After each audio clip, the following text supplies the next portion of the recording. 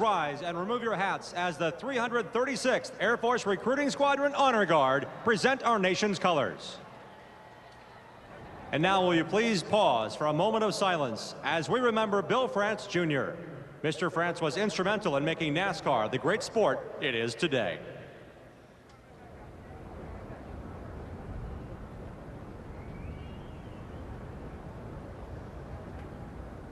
Please remain standing as Pastor Tim Mann from First Baptist Church, Daytona Beach, Florida, offers our invocation. Let us pray. Almighty God, we thank you for the freedom to gather with friends, family, and neighbors to enjoy a great sporting event like the Pepsi 400. We ask you to bless and protect our military men and women who are serving as guardians of that freedom around the world. Bless and protect the drivers and their crews tonight as they strive for victory, and help them to demonstrate sportsmanship in such a way that you would honor their efforts. We pray all of this in Jesus' name. Amen. And now, please join Columbia psycho recording artist and winner of last year's hit TV show, America's Got Talent, Bianca Ryan, in the singing of our national anthem. Oh, say, can you see by the dawn's early light what so proudly we hailed at the twilight's last gleaming, whose broad stripes and bright stars through the perilous fight, o'er the ramparts we watched, we're so gallantly streaming, and the rocket's red glare, the bombs bursting in air, gave proof through the night that our flag was still there.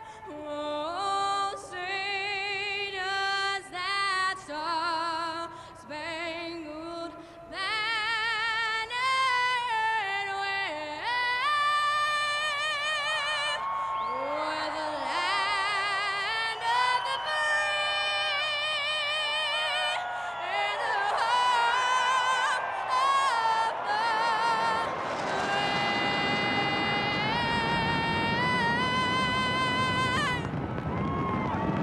Thank you, Bianca.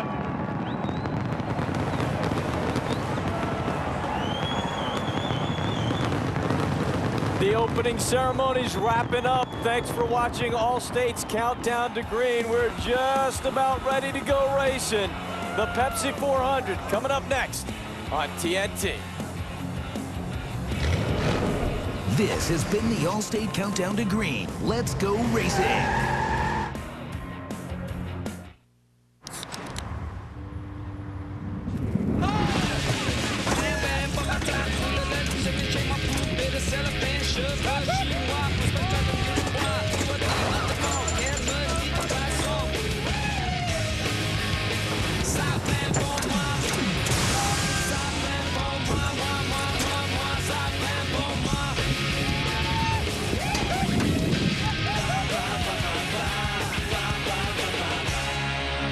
Yeah, that's right, people. I quit. It's the dawn of a new Chad. This box isn't big enough to hold Chad's potential. Get ready, people, because I'm a rocket to the top, and it's time to light that candle. Adios, amigos. Woo! That's not good. Need to keep your car moving? Go to NASCAR.com and click on the NASCAR Performance logo for car care know-how and a listing of NASCAR Performance Network shops near you. I'll walk. Hello, I'm Joel Greenberg, founder and principal of Wealth Advisory Services. Wealth Advisory Services has been in the business of securing generational wealth since 1978. Our independent advisor status allows us to provide our clients with peace of mind. So if peace of mind is important to you, your family, and your business, I suggest you follow me through this door. Contact our offices toll-free at 1-877-WEALTH-8. Wealth Advisory Services, securing generational wealth since 1978. You know, folks, all-natural honeydew fruit smoothies are a deliciously healthy way to beat the heat. We've got fantastic flavors like wild berry, pina colada, and banana that you can even add a little ice cream to.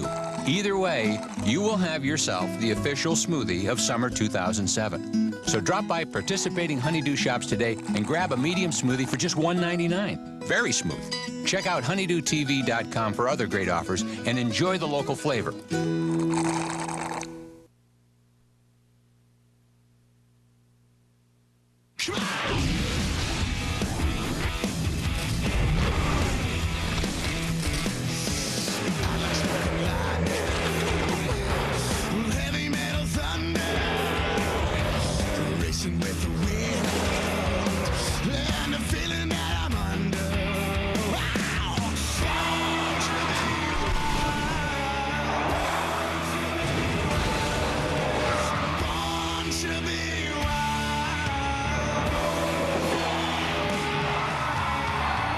Welcome to Daytona.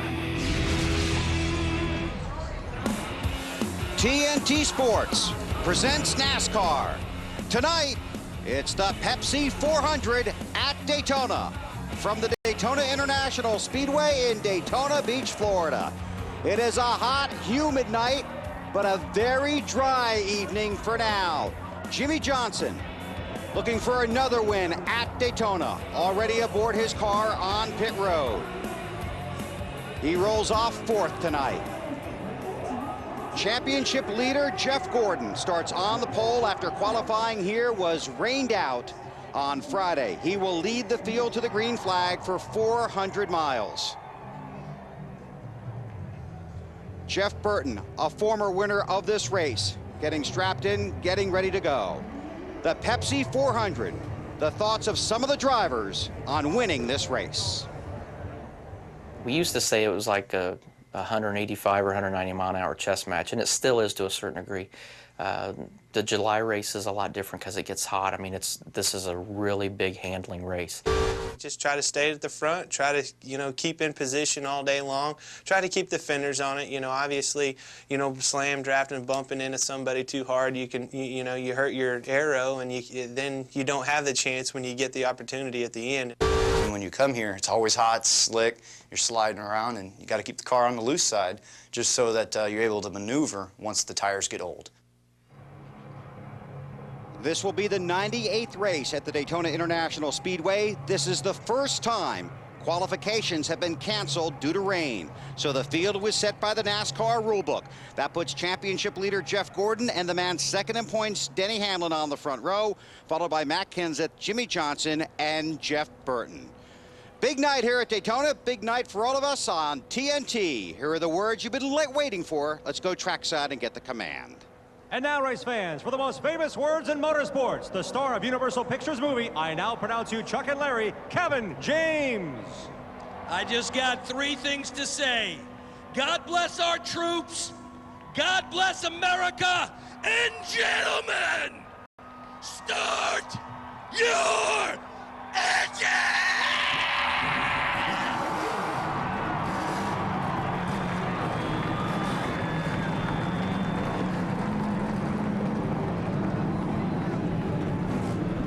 If you ever get the chance to give the command, that's the lesson you should follow. Kevin James with those famous words. And when we come back to Daytona, we will be wide open on TNT. TBS presents an all-new comedy series about one crazy family who's crazy for each other. How is a navel piercing any different than an ear piercing? Because when you wear earrings, boys look up here. The Billing Hall Show premieres Tuesday, July 17th at 9, only on TBS. The high cost of energy. There is something you can do. If your equipment is 15 years or older, you could save 20 to 40% on your energy costs by upgrading to a high-efficiency boiler or hot water maker from Superior Oil. Utilizing advanced high-performance technology can significantly reduce your fuel cost. And because it's Superior Oil, you'll know we'll deliver the best in installation and service. And we still offer competitive oil prices, budget plans, and service for your existing equipment. Call for a free estimate. Now's the time. Call the professionals at Superior Oil. The Ultimate Fighting Championship returns to Sacramento with UFC 73. The Huntington Beach bad boy Tito Ortiz will take on undefeated 50-0 Rashad Evans. The world middleweight champion Anderson Spider Silva will battle Nate Marquardt for the title. Also, UFC World Lightweight Champion Sean Shirk will go to war with Hermes Bronca. The Ultimate Fighting Championship presents UFC 73 Stacked. Live Saturday, July 7th from Arco Arena in Sacramento, California on Events in Demand pay-per-view. Congratulations to Pepsi and Jeff Gordon. 10 years running! 10 years? Has it been 10 years already? It just seems like yesterday that Pepsi and Jeff first teamed up and they took the checker flag right here at Daytona! Woo! Talk about teamwork. And chemistry. It's important. It's everything. Jeff and Pepsi have had it since the beginning. They've had some. Amazing finishes, too. And what better way to celebrate as Jeff goes for his 4th Pepsi 400. Win tonight. Yeah! He's gonna drive the wheels off that 24 car. The Pepsi! And Jeff Gordon! 10 years running? And 10 years winning. Yeah! And here's to many more. Thanks to everyone, this has been a milestone year all around. From the great start our team has had this season, to the celebration of my partnership with Pepsi. This also marks a big year for TNT with the introduction of their new wide open coverage broadcast format. As someone who knows a little something about running wide open, it's only fitting that they asked me to introduce this revolutionary new concept for NASCAR coverage. The fact is, a majority of viewers still watch the race on a 4x3 television. You guys get this. Unfortunately, this doesn't leave much room for in-race stats like running order and other race information. The graphics must be superimposed over the footage. So the director and camera operators are left with very little real estate to capture the action. Now, if you're cool enough to have an HD TV, you get this. A 16:9 image or 22% more picture. And if you know anything about watching NASCAR, that 22% makes a huge difference. So TNT has found a way to give you guys complete coverage whether you're watching a standard or high-definition television.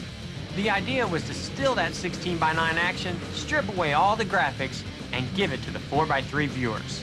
Now, when you watch a 16:9 image on a 4x3 TV, it gives you that letterbox effect.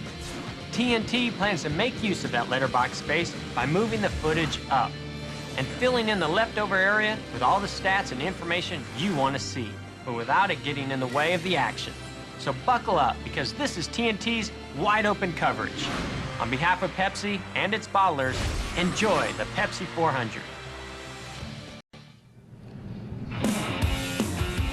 TNT Sports live at the Daytona International Speedway for the Pepsi 400. And now you know the ground rules. We are wide open from green flag to checkered flag for tonight's running here on TNT.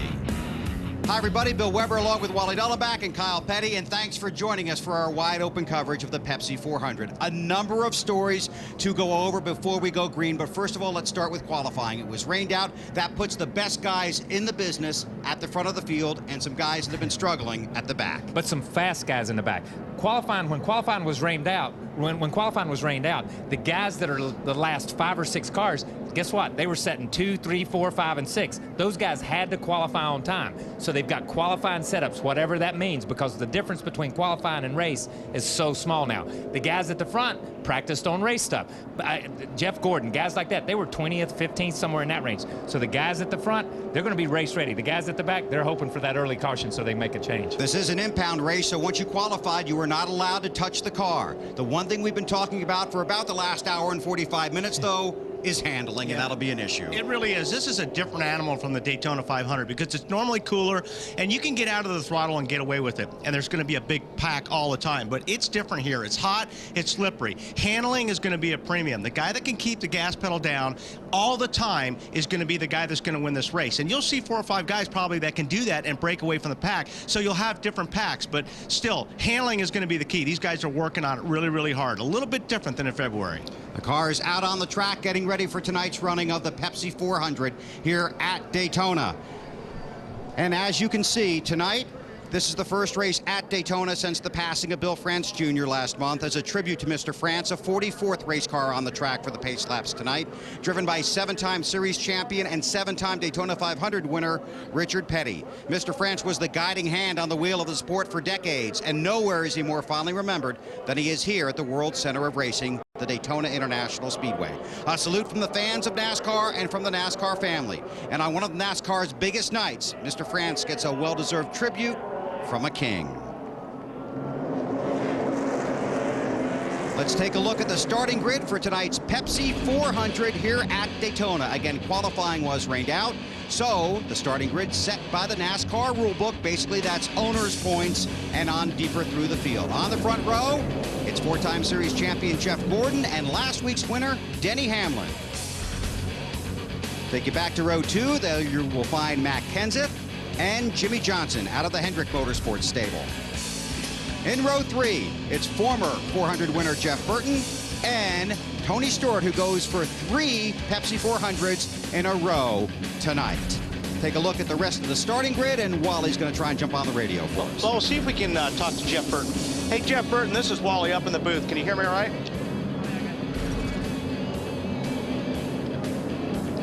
No, I guess not.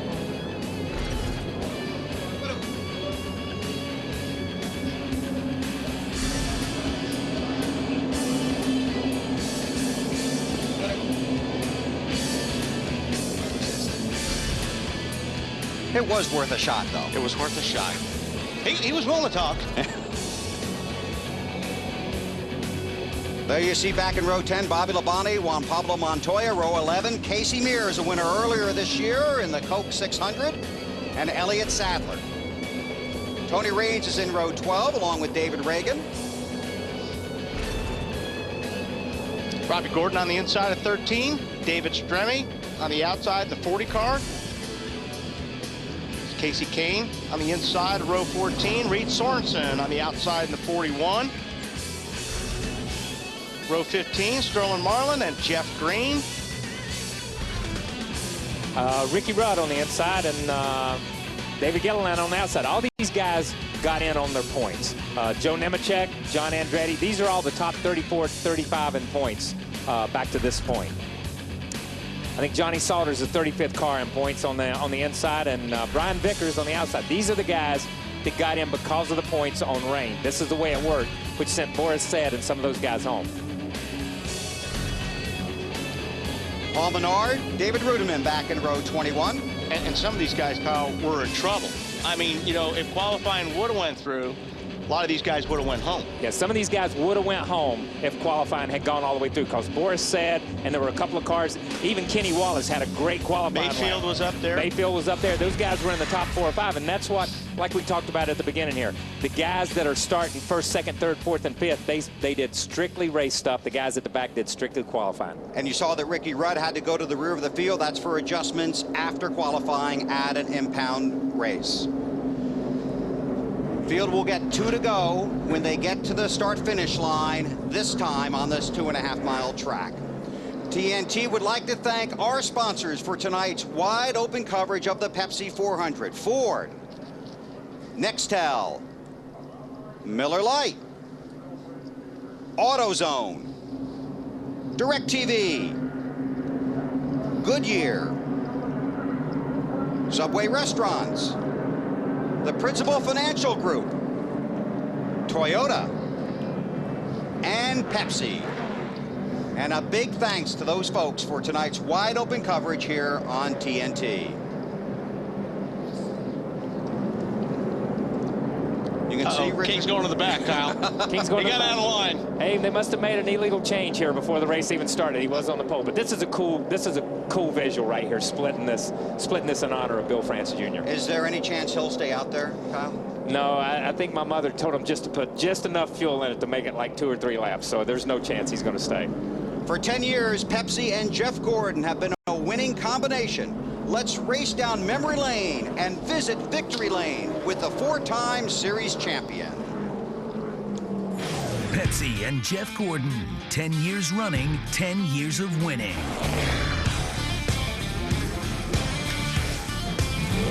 He has amazed me so many times in the car I can't even count. There's no one that has a resume to even compete with Jeff Gordon in the last decade. The record speaks for itself.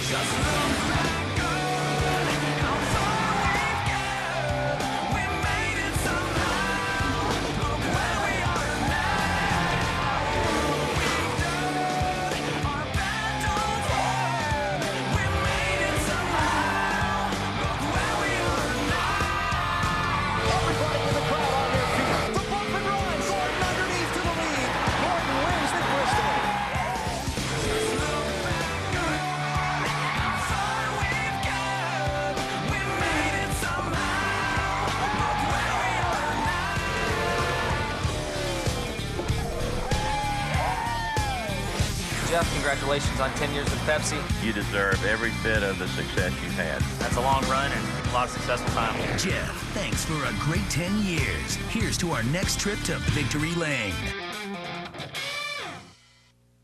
New from the makers of Pepsi, Jeff Gordon, 24 Energy. For a limited time only, it's going fast. Field moving out of turn 4. They'll get the 1-to-go signal this time. So many stories tonight. Last time this car will ever race here at Daytona. Last race for Dale Earnhardt Jr. for DEI at Daytona. Final stories from pit road. Ladies first. Here's Lindsay Zarniak. For Matt Kenseth, Daytona in February is very frustrating. In the past 3 Daytona 500s, his car's been great, but their day has ended in heartbreak. In July is when Matt Kenseth rebounds. The last 2 races here, he's had top 10 finishes. He looks to do the same tonight, starting from 3rd. Ralph Shaheen. This racetrack can get really slick in July. Tony Stewart thinks that can be an advantage for him since he grew up dirt track racing. He just wishes everybody would stop reminding him and his team that they have not won a points race yet this year. They're very confident, they've been very fast, and if it wasn't for some bad luck, they might have multiple victories. That first win could come here tonight. He has 2 points race wins right here at Daytona in July, Matt Yoakum. Ralph, it's been a special weekend for the stars of today, getting a chance to spend time with the heroes of yesterday, but nobody has had a bigger weekend than Kevin Harvick.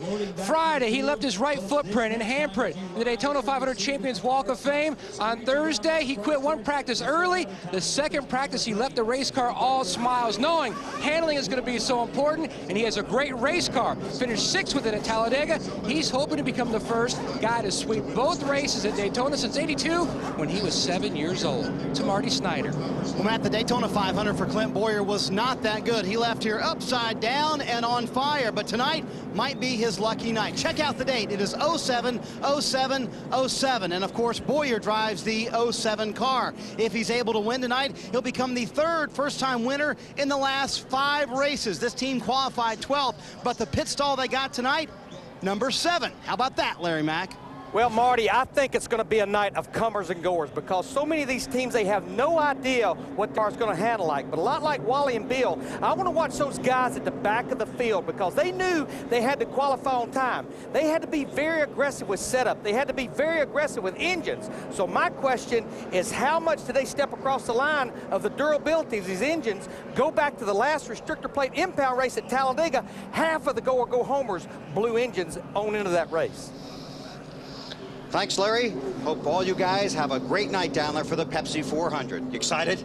This is good racing right here. A lot of fun. It's under the lights, and this is the Pepsi 400. It's the Pepsi 400. Let me tell you something. It's Daytona, and that's what you got to look at. And I don't mean to discount these guys that are at the back of the pack. Boris said, had to qualify last time, set on a pole, and went all the way to the front all day long. So these guys can't come from the back to the front. Elliott Sadler apparently has a problem. No 1st or 2nd gear. Only the 3rd time in the modern era NASCAR has raced on July 7th. The other 2 races were both won by an Earnhardt, junior and senior. We're wide open in green.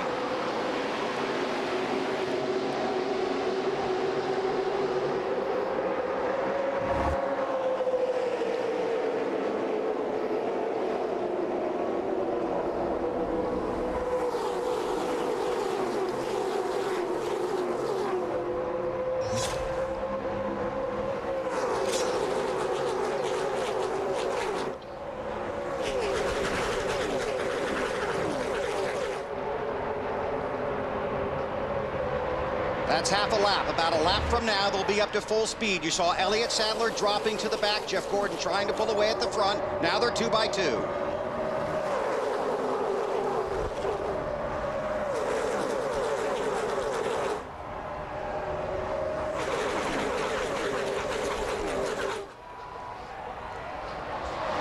Wow, 5 bonus points for leading that lap.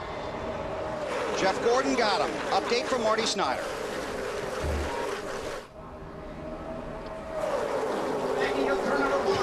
Bill, real quick, Elliott Sadler said before the start, as you mentioned, no first or second gear, said he just wanted to get out of the way. He didn't want to get run over. And I think the reason why he didn't drop to the back, Kyle, is because if he would have dropped to the back, the pack would have left him. He at least got rolling enough to where he's at least hung on to the back of the pack right now. Yeah, and that's a great observation, because if he had dropped to the back, like you said, he started, what, 15th, 18th, 19th, wherever he's at in points, and he dropped back to almost 42nd or 43rd, but he was able to keep a car behind him that kept him pushed up in the pack. What's going to be interesting is if we follow that story for the rest of the night to see what his pit road is, because everything about pit road is second gear at a certain RPM, and if he doesn't have second gear, what's the RPM going to be in third, or how's he going to get down pit road? Well, and also, even if he comes in with a pack of cars, they're going to leave him. If you don't have those 2 gears, you're in big trouble. Sadler started 22nd. I think, you know, after a lap or 2 here, I think you'll start seeing these guys break out to 3 wide. I mean, the cars are moving around a lot. Whoa, Stewart cut it close there on Jimmy Johnson. And they do. There's going to, you could just tell those first couple laps, these guys were already anxious. These guys are pumped up ready for this race because of 2 reasons. And the main reason being they haven't been in race configuration and race conditions since Thursday afternoon when they did all their practice. They just came in Friday and won 1 single lap. And as you know, Wally, you just kind of get out there and run your lap, and that's it. And then some of we got trouble. Jeff Green in the 66 and Casey Kane. And there was a report that somewhere back in the field that someone might have been leaking. Caution is out, behind. That almost looked the way they were hooked there, Kyle, that somebody thought somebody was clear and wasn't. Yeah, it almost looked like, and you can't tell until we see it, but it's almost like somebody jogged left or right when he thought somebody wasn't there. Let's take a look from upstairs. First caution of the night. Yep, and that's exactly what it was. Yeah. Jeff Green thought he was clear. Casey Kane was just up on his right rear quarter panel, and there wasn't enough room. And it's not like you can jump out of the gas really hard or jump on the brakes. You got people right behind you, but you can see Casey Kane was there. Yeah, Casey was there, but I don't think Jeff had any idea that he was there, because this early in the race, Jeff was driving a conservative line. He just swung out a little bit to get down in the corner, and I don't think either one of them knew it. And Jeff had such a solid run last week at New Hampshire. And I'm going to tell you something. Jeff has been taken out of races at Daytona just like this on 2 or 3 different occasions when I was behind him. And not of his fault. This is just a racing incident. Bring right here. And it was nothing. It was so close. I mean, just... All right, going to have a wreck here behind us. Wave them off here. Wave them off. I tell you what, when we see the damage, if we could get a close-up of the damage on the 9 car, you'll be surprised at how little damage it really is on the right front, on that front. It's just barely caved that corner in over on the left side. His biggest damage is on the right side. Yeah, they could get that left front fixed. That's Larry, I mean, as you know, they've got to get that part of the car fixed because of the aerodynamics. I mean, there's no question, Wally, the most important part of that race car is the front fenders and the rear spoiler. But the one thing I want to point out, we talked in the pre-race about how important the spotters on top of the grandstands. Where those guys were going out of the triangle down to turn 1, it's almost the worst situation for the spotter because they're actually driving away from the spotter. All he's looking at is the back of the car. And I know when I've spotted here, what I've told the guys, you're on your own for a second till I can get you down into turn 1. You know, also, Larry, right up against the wall, along the front straightaway, you're in the shadow if you're up right against the wall. Tough situation for the spotter right there. So Kane on pit road early, 5 laps complete here in the Pepsi 400. Contact with Jeff Green. Get the left front. Green to the garage. Yeah, Green's got a little bit more damage there than Casey Kane. Marty? Yeah, Bill, the damage not really as bad as they thought it would be for Casey Kane. They're really focusing here on the left front. They've already taken right side tires. They put on left side tires just now. They're going to patch with Bear Bond this very left front of the car for Casey Kane, get him back out on the racetrack to update his teammate Elliott Sadler. He said in first and second gear, sounds like there's a real bad rattle in the transmission, so he's not there. So he has to start in third. As you guys pointed out, he is very concerned about pit road. Thanks, Marty. The only full-screen commercial content in tonight's race broadcast comes from our local cable partners. We're required to give them 3 breaks an hour. Here comes the first one. It's under caution, and our wide-open coverage continues in 90 seconds. Every lap, every driver, all on your computer. The all-new Track Pass Race View only on NASCAR.com. Try Track Pass for free during the Pepsi 400 at Daytona. How is it that we have a DVD player, a CD player, TiVo, and a cable box? Where the hell's the AM radio? What's AM radio? The all-new TBS comedy series, The Billing Ball Show, premieres Tuesday, July 17th at 9, only on TBS.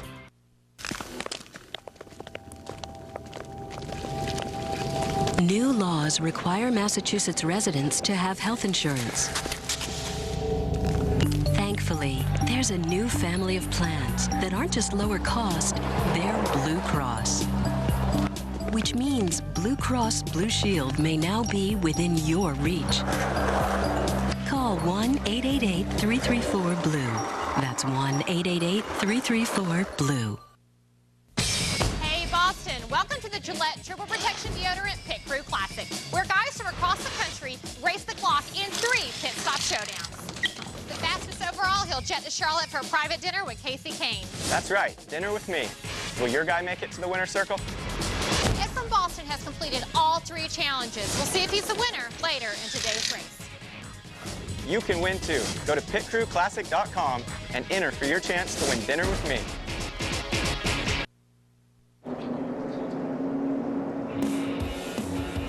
TNT Sports live in Daytona Beach for the Pepsi 400 at Daytona under our first caution after contact between Jeff Green and Casey Kane. Casey Kane will be heading back to pit road. Field will get the 1 to go this time when they get to the start-finish line. Denny Hamlin is the race leader, then Jeff Gordon, Matt Kenseth, Tony Stewart, and Kevin Harvick. Yeah, you know, we go back and look at the 9 car here. We talk about, and Wally's talked about handling. Part of handling is the aerodynamics, but part of aerodynamics is shape.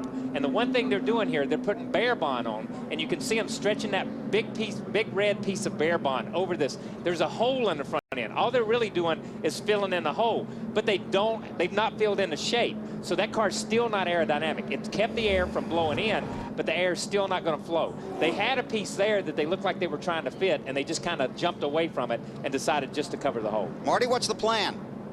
Well, guys, one of the keys also stay on the lead lap, and that's what they're trying to do. They sent him back out on pit road, trying to catch the rest of the field. He caught up to them and then came to pit road once again. Now they're putting on that second patch that you wanted on, Kyle. There's damage also further down the right side. They're worried about that. They've got to clear that from the right side tires, or else they'll have a fender rub the entire night, and that won't work very well either.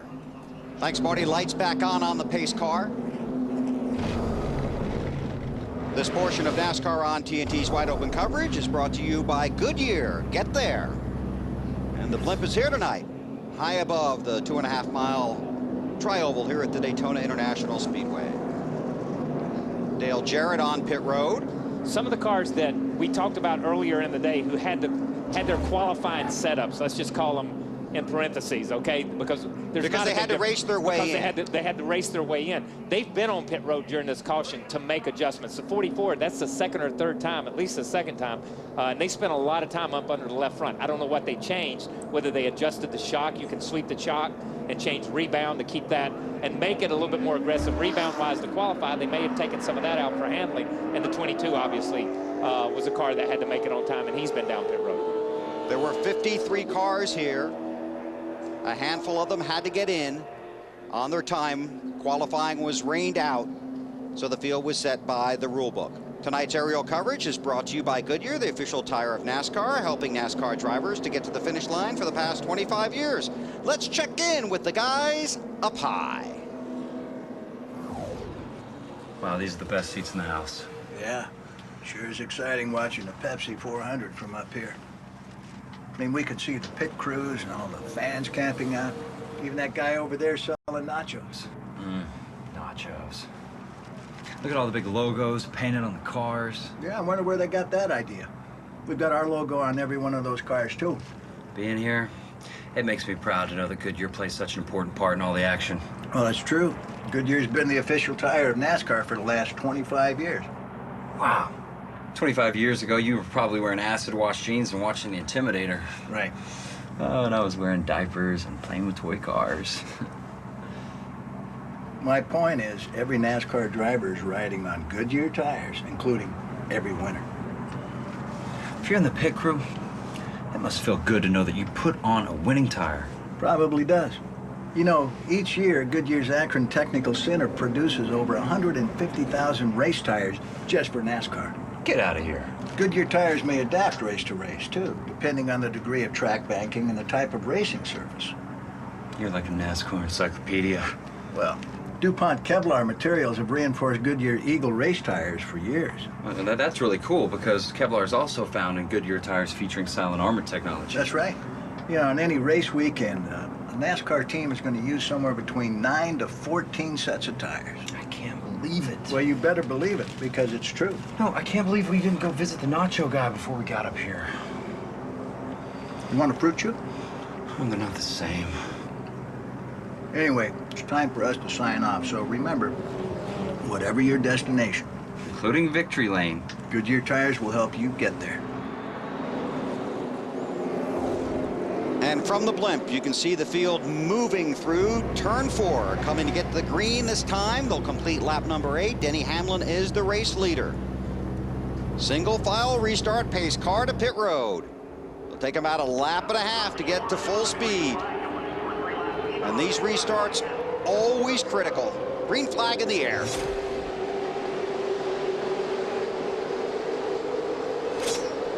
Yeah, normally you'll see somebody, if these guys get a run on the leader, like you see right here, they're going to make their move or they're going to look. Now, Hamlin's going to block a little bit.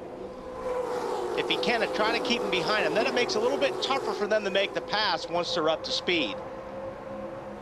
But the best way to jump out on somebody is on a restart, especially if you have help. That's one of the few times you have help is on a restart. Because once they get in line, these guys are afraid to pull out on each other, especially this early in the race. You just want to kind of maintain. And as soon as I say that, Jimmy McMurray pulls out on all of them and goes to the inside. McMurray trying to pick up a couple of spots. There's Clint Boyer. Gordon taking a look. He's got help. Gordon trying to recapture the lead from Hamlin. I don't know if he's got enough help, but Stewart's got a pretty good run. I would thought he might jump up, but then he's on his teammate as well. So that's a pretty strong line right there down on the bottom. Yeah, and you know, we talk about the racetrack being slick. Right now, the tires, because you're just coming off of a caution, have had an opportunity to cool back down. So they've still got pretty good grip in them right now.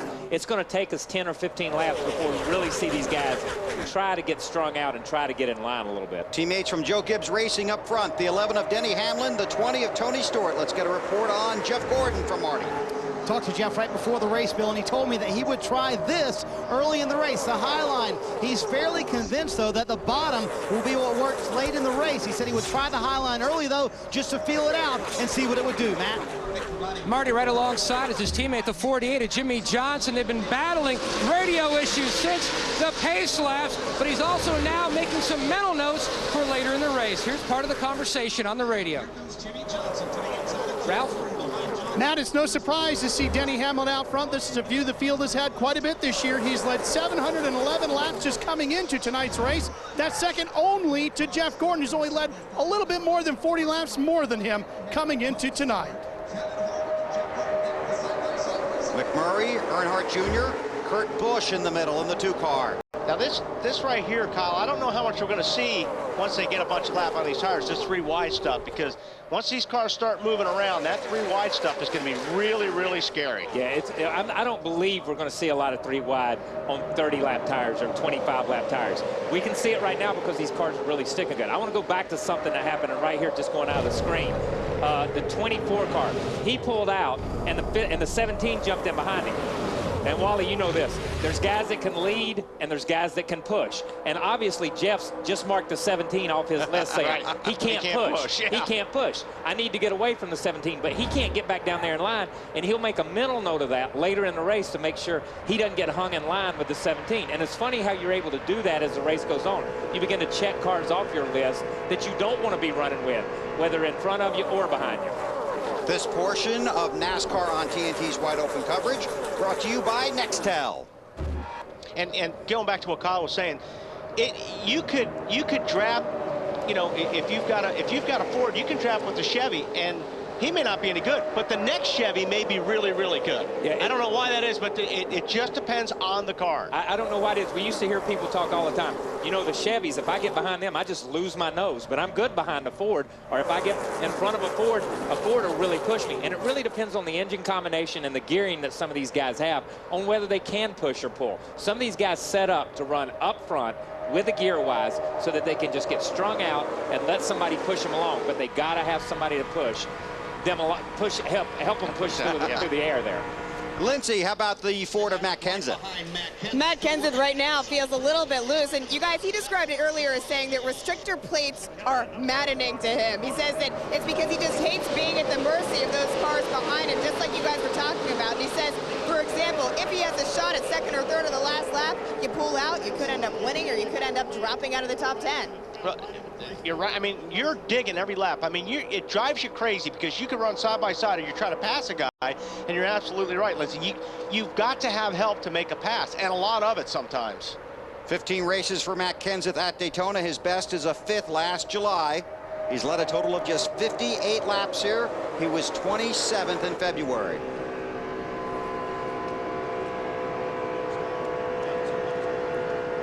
Three wide. Oh, Hamlin. Teammates, Denny Hamlin and Tony Stewart. Stewart, who was going for his 3rd straight win.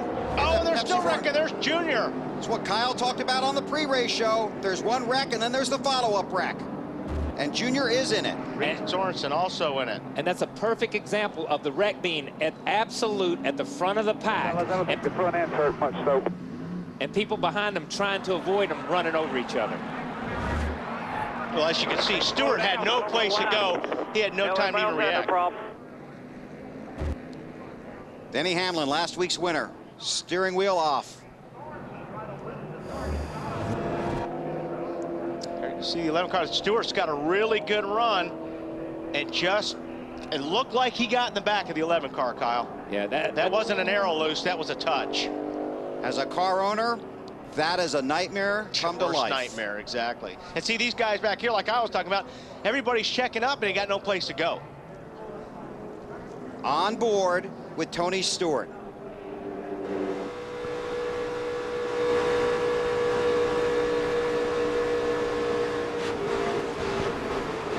Yeah, there's definitely contact there. They just, you know, he had a good run. You know, that's when you're making time up on a guy like that. You know, sometimes when you're coming up on him, especially in the corner, you'll get that guy loose. And Hamlin may have had to lift just a little bit because Tony Stewart got him loose to begin with. But still, in the end result, he hit him. And you don't expect somebody to lift that late up off a corner either. Now, I'm going to give Tony the benefit of the doubt on that one. Once you get out that far, you figure you got 15, 20 feet to catch it if it jumps out from under you. It's not going to go all the way to the top of the racetrack. Look how many cars are on pit road over here to the right. Look how many cars just came down pit road, locked it down, and came down pit road. You can come down pit road. You must make an attempt to reduce your speed. You can also go below that yellow line, which is out of bounds normally, but you can go below it to avoid the wreck. Matt Kenseth through the grass, Greg Biffle through the grass. Larry? Guys, let's go back to the Daytona 500 in February. Obviously much later in the race than this, but it was almost reversed. Tony Stewart was leading late in the race, right there in turn 3 and 4, got a little loose. Kurt Busch gets into him. Both of those guys get taken out, and they had the 2 best cars in the Daytona 500. Ralph Shaheen. Well, Larry, the 20 is into the pit road here, and they're thinking now they're going to probably have to go to the garage. They've got heavy damage to the left front of this car. They've got the right side of the car jacked up. There's heavy damage over there as well. This car is going to have a lot of work done to it, Marty. And further up pit road, Ralph Dale Earnhardt Jr. sits here trying to get his race cars fixed as well. Jr. actually said, let's take our car to the garage and maybe fix it there. Tony Eury Jr. overruled that a little bit, trying to keep him out on the racetrack as much as he could. You see them trying to bang out that damage on the right rear. There's also more significant damage on the left front of the race car, right behind that left front wheel. They're gonna have to work on that as well. They're trying to get the right side fixed here first. You see them working on that damage. They'll put on right side tires, send him back out, and the next time they would like to come and work on the left side. But you can see that right rear significantly wrinkled up on the Budweiser Chevrolet. It's going to take a lot of work to get that car raceable once again. Thanks, Marty. Stay with him down there. This is at the back of Junior's car. You see, he Come in front pulls of you, off the go low, throttle. go low, go low. Oh, and that's what happened. Somebody drilled the 43 car, Bobby Labonte, and ran into Junior. And you know, on one of the replays, I thought Bobby had done a great job staying out of it, but evidently Reed Sorensen got into the back of the 43, it looked like, drove the 43 back into Junior, and then the 41 of Reed Sorensen got into Junior. But that's what we talked about earlier. There were two distinct crashes there, two totally different wrecks, but all the cars ended up in one big pile right down here in the grass. The first one starts, and then the second one breaks out. I need a patch made for that fender right there. You know, and you heard him say something about Junior as they come to pit road about wanting to take it to the garage area. As a driver, you don't know how bad the damage is, but they preach to you in the driver's meeting. Minimum speed. If you can't maintain it, they're going to park you. That's your big concern. Lindsay. I don't have Jeff Burton is in, and he was saying before they were just a little bit tight. There you see them working on the left side of his car, changing left side tires. Matt. Jimmy Johnson wants to try to stay ahead of the curve, making a track bar adjustment, knowing this racetrack will get tighter later on. The 29 of Harvick, no adjustments. He hit pit road in the lead. Jamie McMurray into the grass. Boy, a couple guys in the grass. Jeff Burton also in the grass. We saw that earlier in the day during the Busch race, but the clarification that we got from David Hoots from NASCAR was you can't just come at somebody and pull out on them and pass them in the grass just because they're running slower than pit road speed. But if you're forced out into the grass because somebody pulling out, then it's okay to escape into the grass. And I think that's what we saw there, was people escaping into the grass. David Hoots, the series race director. Elliott Sadler very slow off of pit road. Remember, he has no first or second gear. It's Kevin Harvick.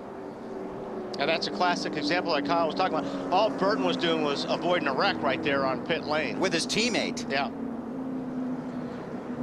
Nextel Cup fans, the Sprint Speed Million presented by Motorola sweepstakes is coming your way on July 15th.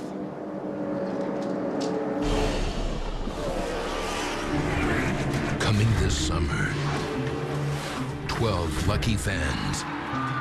$1 million at stake.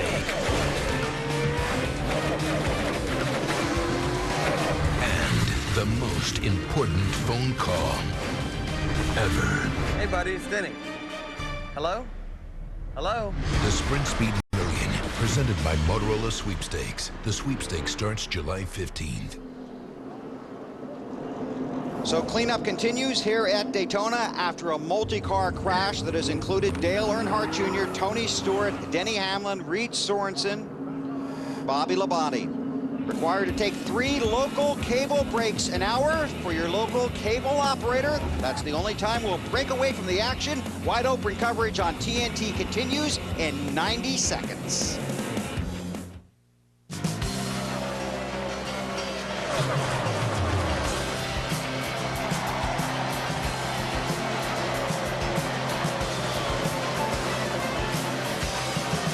If you're finally ready to roll with Chicagoland's fastest growing sports tradition, call 815-727-RACE or visit ChicagolandSpeedway.com today. Chicagoland Speedway. Roll with us. Last summer, Bernard Hopkins shocked Antonio Tarver and the world. And new light heavyweight champion of the world! After Winky Wright dominated Felix Trinidad, he exploded on Jermaine Taylor. Now Winky lets his hands go again. Both men rule the ring. Hopkins is bigger, stronger. Wright is quicker, tougher. Both men are armed and coming to fight Saturday, July 21st, live on Events in Demand pay-per-view. Get a front row seat right in your living room on Events in Demand. Six Flags is completely amazing. Superman, it's It's like the biggest ride ever. Thomas the Tank Engine, Wiggles World. Hurricane Harbor is the best water park ever. It's our family time. The park is so clean, everyone's so friendly. I love what they're doing here. Act now and save $15 with a coupon from select Wendy's. Plus, the all-new Thomastown Kids area is now open. Six Flags New England, you are here.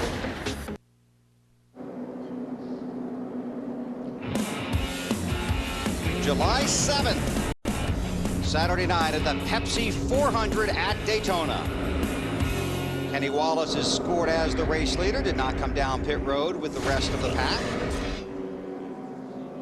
This portion of NASCAR on TNT's Wide Open coverage is brought to you by NASCAR Hot Pass, only on DirecTV.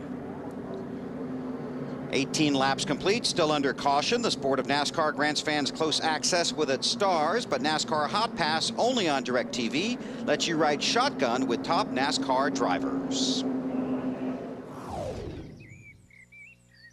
Rise and shine, race fans. It's the day we've all been waiting for. Hey-o! Race day. Race day. That's right, Pete. It may only be 7 in the morning, but it's never too early to start talking racing. I mean, NASCAR Daytona, this is what it's all about. This is what it's all about. You know who I've got my eye on? That number 29 car of Kevin Harvick. Oh, yeah. I think he's definitely the one to watch today. I cannot disagree with you there, but the field is going to be tough. I know I just can't wait for the green flag to drop at Daytona.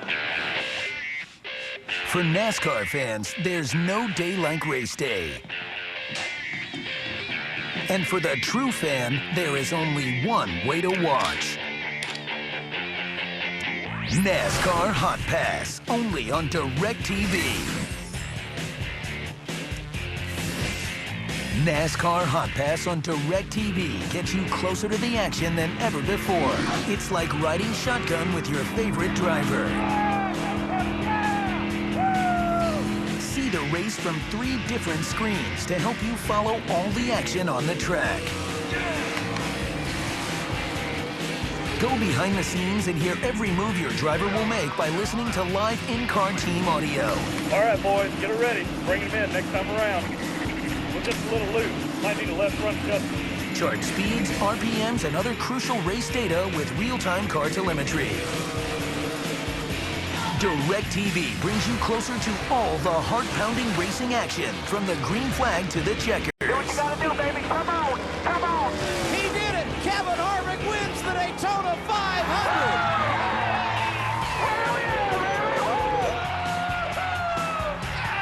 NASCAR Hot Pass, only on DirecTV. The only way to ride shotgun with top NASCAR drivers.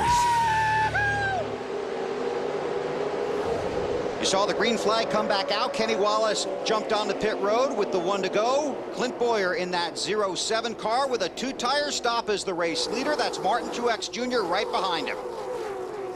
And this is a perfect time to try 2 tires, if you're going to try 2 tires. And I think we'll see some in certain situations as the night goes on, and this was a perfect time to see what 2 does versus 4. You watched the action on the track. Let's check down in the garage. Well, we're with Tony Stewart. Tony just crawled out of the car. What happened out there? The 11 car decided to stop for some reason right in the middle of turn 4, so I'm sure he was getting tight because for 3 laps in a row we were catching through the center and the exit of the corner, and all of a sudden he just stops on the exit of 4 in front of 42 cars and I guess expects all of us to drive around him. So I don't know. He's tore up 2 really good race cars. He tried to crash us on Friday in practice and didn't get it done, so at least he finished it off today. Has there been some difficulty between the 2 of you?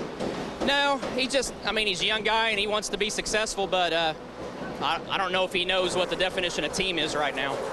Lindsay? Well, Ralph, I'm standing beside Denny Hamlin. Tony was just voicing his frustration, saying that you slowed down there basically for no reason. What was your perspective of the incident? I don't know. I mean, I haven't seen the replay, but I know, I'm looking out the front windshield, and it's just the car was starting to lose its handle there, as was a lot of cars. But myself, I really didn't slow up, any more than I had, lap before. But I think he was just a little bit closer than what he had been in the previous laps, and got into us. It's not too big of a deal, I don't reckon. Bill? Thanks, Lindsay. Caution on the track. Tony Raines. That was... Come on, let's go to the garage here. Man, That's just unusual. I mean, really, this is unusual. We don't normally see this. No, and this racetrack must just be incredibly slick, and these cars are either pushing real bad, and I think Denny said something really... I don't know who it was, got into the back of you off the 4. I think Denny said something really that's telltale sign of where the night's going. We'd only run 10 or 15 laps, and he said the car was already losing its handle. 10 or 15 laps into a race, when the car goes away, you're in trouble. Larry? Guys, we talked about this during the entire pre-race. And Kyle, you ran the Daytona 500. And even though we know the track has a lot less grip in July, this track did not have a lot of grip. And there were a lot of ill-handling cars in February. And I think you throw the impound race in on top of these guys with only 2 practices on Thursday, I think we're going to have a lot of ill-handling cars throughout this entire 400-mile race. I got to agree with that. And then throw the heat and the humidity on top of all that. I'm going to tell you, man, we got a lot going on out here right now. Okay. Keep coming. No, got to spin. He's up high here. Okay. All right, 44's with you. Slow down here. There you go. Brian Vickers on board. But that really didn't have anything to do with handling. No, that had something to do with somebody running into each other in a straight line. Right. I'm going to tell you that. That's exactly right. Somebody punted the 96 car. We don't have a good shot of it yet, and hopefully we will. But somebody absolutely punted the 96 car in the short shoot, in a straightaway, where you've already made it past the point where Denny and Tony seem to have their problems. Dale Earnhardt Jr. in the 8 car will be the lucky dog. He was involved in an earlier caution here in the Pepsi 400. 22 laps are complete. 22 laps are complete. Take a local break, and our TNT Wide Open coverage will continue in 90 seconds. How is a navel piercing any different than an ear piercing? Because when you wear earrings, boys look up here. The all-new TBS comedy series, The Billing Ball Show, premieres Tuesday, July 17th at 9, only on TBS. If you're a pet lover like me, you probably use these medications from your vet to keep them healthy. But why? When you could use these from 1-800-PET-MEDS. They're exactly the same, except they cost a lot less. And I save a trip to the vet's office, because they're delivered right to my door free with a money-back guarantee. I trust 1-800-PET-MEDS. It's a great way to take care of your baby. Call today or order online. America's largest pet pharmacy. At Friendly's, sharing has never been so easy. Try our honey barbecue or our kickin' buffalo chicken strips. Stop in and try any of our chicken strips baskets and chill out with an iced latte made with a bold blend of Sumatra coffee mixed with fresh light cream and finished with a sweet mocha drizzle in a variety of flavors. This summer, grab a bite and chill at Friendly's. Now Friendly's is the late night place to be. Come in and order a 3-scoop sundae after 8 p.m. and we'll give you a second sundae free. It's only at Friendly's and only for a limited time.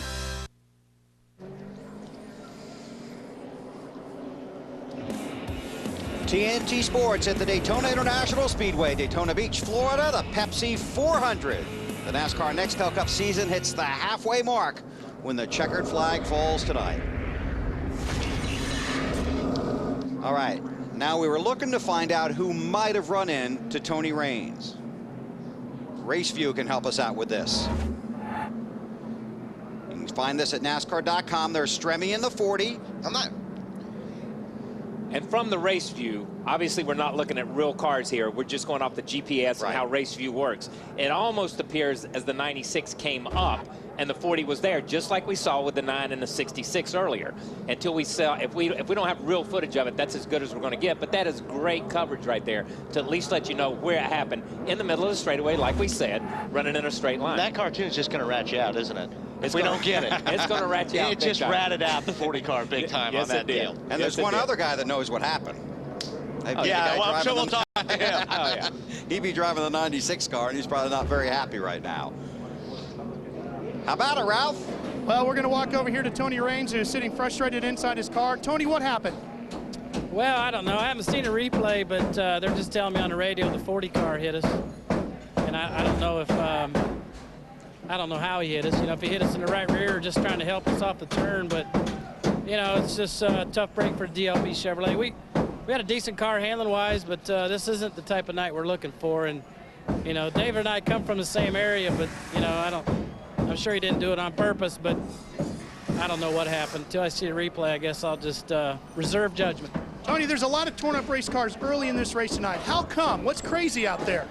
Well, it's just slick. You know, it's typical July race. You can't get your car to handle real well, and you're running inches from each other, and one little slip, you know, you let off, and somebody can't get woed up, and they bump and bang, and I don't know. Everybody's just trying to get to the front, and there's only one spot to run in the front, and there's 43 of us. Yeah, that, you know, and that was a good point. That's what I was just going to bring up. You see these guys bump draft, you're not going to get away with it tonight, as bad as these cars are handling. And as slick as it is, you're not going to be able to bump draft the guy, and it's going to be a lot tougher for him to recover. The difference in bump draft in the night goes back to the handling. The differential in speed from what your car may be running and the other car, they're just knocking each other out of the way. They're not able to ease up on each other and bump them forward and do it that way. And I don't know if that's what we're seeing early in the race or if we're just seeing incidents where guys don't know other guys are there. Field has gotten the one to go. This portion of NASCAR on TNT's Wide Open coverage is brought to you by the all-new full-size Toyota Tundra. Go green when we get back to the line. Let's check with Larry.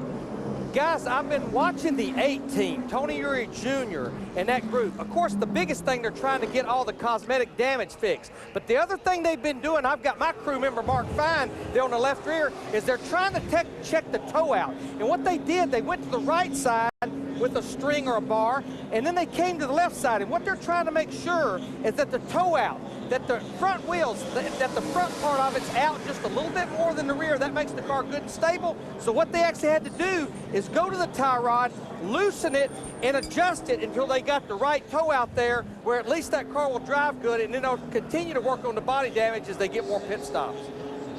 Marty. Well, Larry Mack, that toe was knocked out about 1/8 of an inch. They've been coaching Junior, trying to cheer him on to keep him out on the racetrack. They tried to keep him on the lead lap, Larry Mack, but they were not able to do it. So as a crew chief, what's your job now trying to coach your driver for the rest of this race? Marty, the good thing is we have the free pass. We have the lucky dog. So what they need to do is just coach him to just hang in there. We have plenty of racing left, and we will get a caution, and we'll get that lap back. Then we're going to make that race car where we can go back up there and race. Go back a few years ago at Talladega, that car was almost destroyed, and they fixed it, kept working on it. Guess what? He went on to win the race. Pace car to pit road. You might have seen Earnhardt shoot by there, trying to make up his lap as the lucky dog. Green flag in the air. Clint Boyer is the race leader. The one thing the lucky dog rule has allowed to happen is a car like Earnhardt Jr.'s, who needs extensive work. If he continues to catch early cautions, he can get this thing fixed and get back in the race. He's not out of the race by any stretch of the imagination at this point in time. Now, if this was a little bit later in the race, yeah, color him gone. He's out of here. But right now, he can continue to come down pit road and adjust on this thing until they start lapping other cars. But he doesn't have any friends right now, does he? No, he doesn't have any friends, and they're gonna. And if this thing goes green for any amount of time, they will. This pack will catch him and put him a lap down. But once again, he's the lucky dog candidate again. You know, at that point in time. Yeah. Right now, Riggs is ahead of him. We'll see how the scoring trips when they go by this time. I'm going to be honest and tell you, I never even saw Riggs get a lap down, unless he was in one of these last incidents or ran over something. Marty? Bill Clint Boyer up front with the lead on 2 tires. His teammate Kevin Harvick in third with 4 tires. Harvick wondered, hey, teammate, how are those 2 tires working out for you? How'd your car feel there on 2 tires? Harvick was wanting to know. Come on, we'll talk after the race. We'll email and talk to him. It's fine. 10-4. They said they would email during the race, and then he would talk to them after the race. No secrets, or actually there are secrets, even between teammates, right, guys? Yeah, I got to give him that. That basically what he was saying when he said we'll talk after the races. They're doing pretty good at this point in time, and I don't want him to try them and get up in front of me at some point in time, which was good. You know, like I said before, when we came back from break a minute ago, now's the time to experiment and try stuff. When you can get away from it and at least run in a pack, or get away with it and at least run in a pack and be swept along with them, you don't have to fight the car. Well, you see Nemechek right there in the middle in a 13 car. Boy, that car does not look stable in between those cars. And Wally, you know what that does is when you're in the 1 car or the 42 or the 6 and you're watching that 13 pinball back and forth, you're thinking, oh my God, gas brake, left, right. I don't know which way to go. So it really backs up the rest of the field. But your eyes are wide open. Wide open, man. Down the backstretch, headed into turn 3. Harvick out of line. An update on his teammate from Lindsay. Jeff Burton came on the radio and said that he was feeling a little bit tight, but the track is much, much quicker than he expected it to be early on. So I know a lot of the drivers down here are saying that. And guys, something else that these teammates are looking to communicate about is just how those new engines are doing, the RCR-DEI combination. I talked to Richard Childress earlier, and he said that's a big test, and they want to gain all the info they can from this race. And a number of cars running that power plant here this weekend. Well, you saw Harvick just go straight to the back there when he got out of line. Right now, it looks like these guys that are running the bottom right now are able to keep that gas pedal down. They're handling good, and that's why they're being able to stay on the bottom. I think the guys that are handling not as good are up on top because they're having to crack that throttle, get the car to turn, then get back in the gas. And you know, the funny thing that you hear, if you listen to what everybody down pit road has said, what Lindsay said and what Matt said and Marty and Ralph, what everybody have said, they're talking tight. Nobody's saying my car's loose. Exactly. Nobody's saying I'm loose, I'm free. We heard Tony say, well, maybe Denny got a little tight coming up out of the corner. So the racetrack must have a tendency tonight to be a lot tighter than what it has been in the past, because these guys are running, oh my God. That took my breath. These guys are running all over the racetrack looking for new asphalt to get some grip. Boy, and all over the racetrack, it's the right turn. That was a right-hand turn in the middle of the corner. This portion of NASCAR on TNT's Wide Open coverage brought to you by Miller Lite. Jamie McMurray in that 26 car hunting the lead. And look at Burton up the track. Well, the 12 of Newman got right. Oh, I'm telling you what. These guys are flirting with disaster right there. And what you know, Burton's trying to say, is that hole still there? Is that still down there? And Newman's like, no, it's not here anymore, man. I closed that door. But Newman did the right thing. He eased up a little bit and let Jeff back. But then you see the outside lane, how they freight train just from those guys checking up just a little bit. This is a give and take race. The first 120 laps is all give. The last 40 laps, all take. And the 26, McMurray takes the lead. I'm going to tell you, this 26 car has been impressive from the time we saw him go 3 wide early on. And we've not seen the Fords be that strong at a place like this, at the restrictor plates in some of these places. It's been Chevy, Chevy, Chevy all year long, but this Ford has come up through there. 166 races since Jamie McMurray went to victory lane, Ralph. Well, the key to that move, too, Bill, is the fact that he got some help getting out front. Now he's got everybody tucked up behind him, and he's going to try to stay there for a while. He says the car's a little bit tight. On the last pit stop, they took a half round out of the track bar, put 4 tires of fuel on it. He just said just moments ago, even with those changes, Scar is still a little too tight. But boy, is it fast. Key word tonight would be tight. McMurray up front. You watch the action for your next tailgate party, summer cookout, or night out with friends. Miller Lite is always a good call. Miller Lite is the original light beer.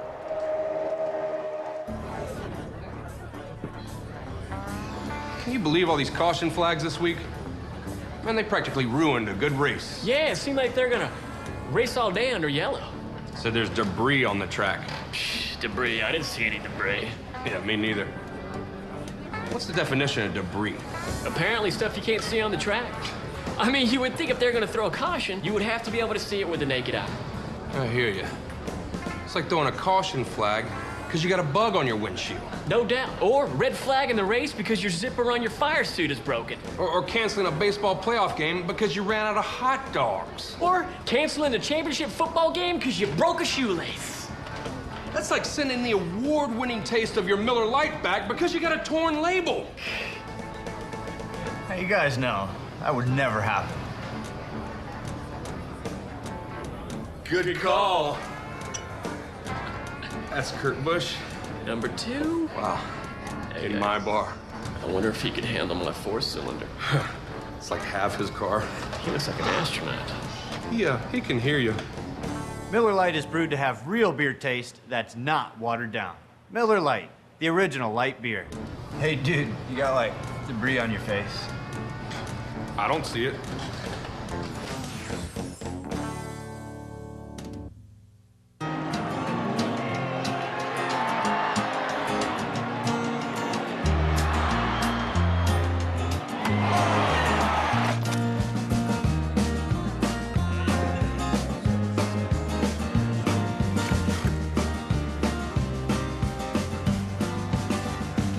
Here's to the light beer that wins award after award, year after year. The original and still the greatest, Miller Lite. Good call. You saw we remained under green here at Daytona, but we also showed you Jamie McMurray going down pit road. He was black flagged for going below the yellow line and improving his position. Watch McMurray, third car in line there. That's Jeff Gordon in front of him. He went to the right and he had a good run on. He's below it, man. If you get the left sides below that yellow line. Even though Jeff gave him room, when he faked right and moved left, you see Jeff move to the right a little bit and give him room.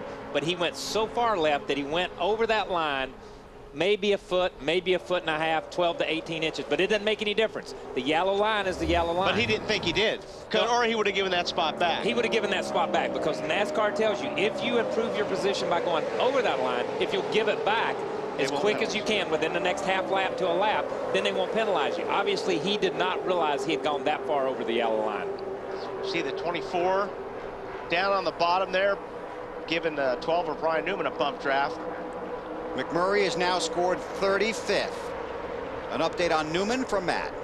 Bill, 62 races since Ryan Newman last went to victory lane. Had a great run going here in the 500, running third when his radiator had a malfunction, costing him a good shot at the win. Right now, he's hugging the bottom, but he says, I need a little more help with grip. The air pressure adjustment helped, but right now, a lot of guys complaining about their cars tightening up a lot earlier in the run than they had expected. Well, these cars all over the track. You saw the field blow by Dale Earnhardt Jr. There's Jr. in the 8.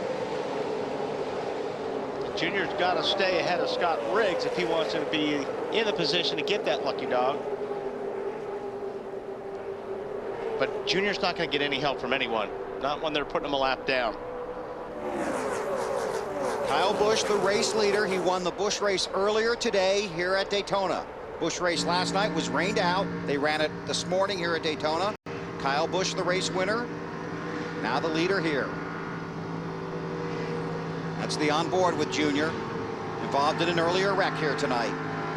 And you would think, as big as this racetrack is, that you could get out of the way, but there is no place to get out of the way. And we see Scott Riggs coming up to pass the 8 car, which would put Scott Riggs in position for the lucky dog.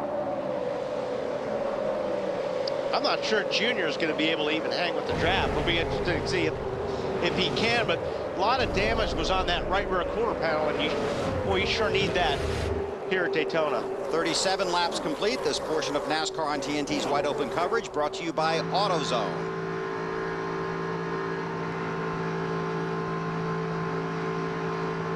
On board with Junior. And I'll tell you, another guy that's going to be worried about going a lap down is going to be Jamie McMurray.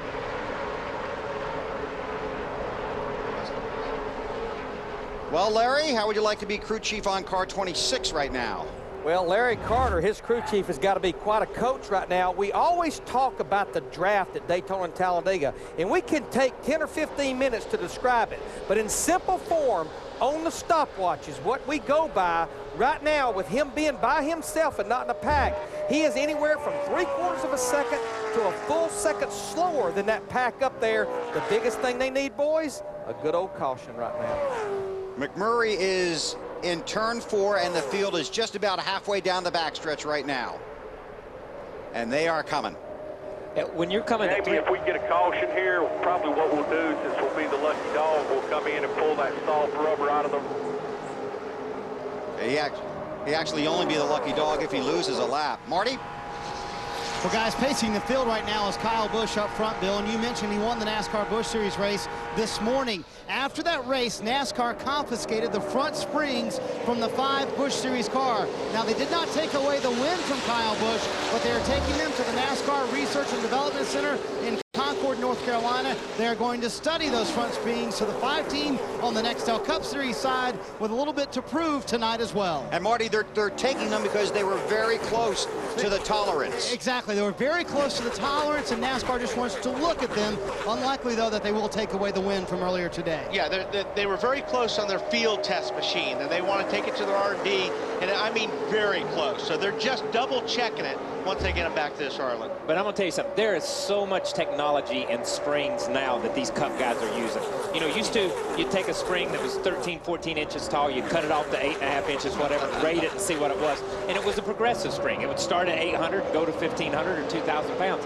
These guys have 8.5, 8.75 inch spring or inch springs that are flat linear springs. They'll be 800 pounds all the way out. So it's pretty spectacular to see how the technology has changed in that area. Clint Boyer pushed to the lead there. Yeah, no kidding. Carl Edwards helping out.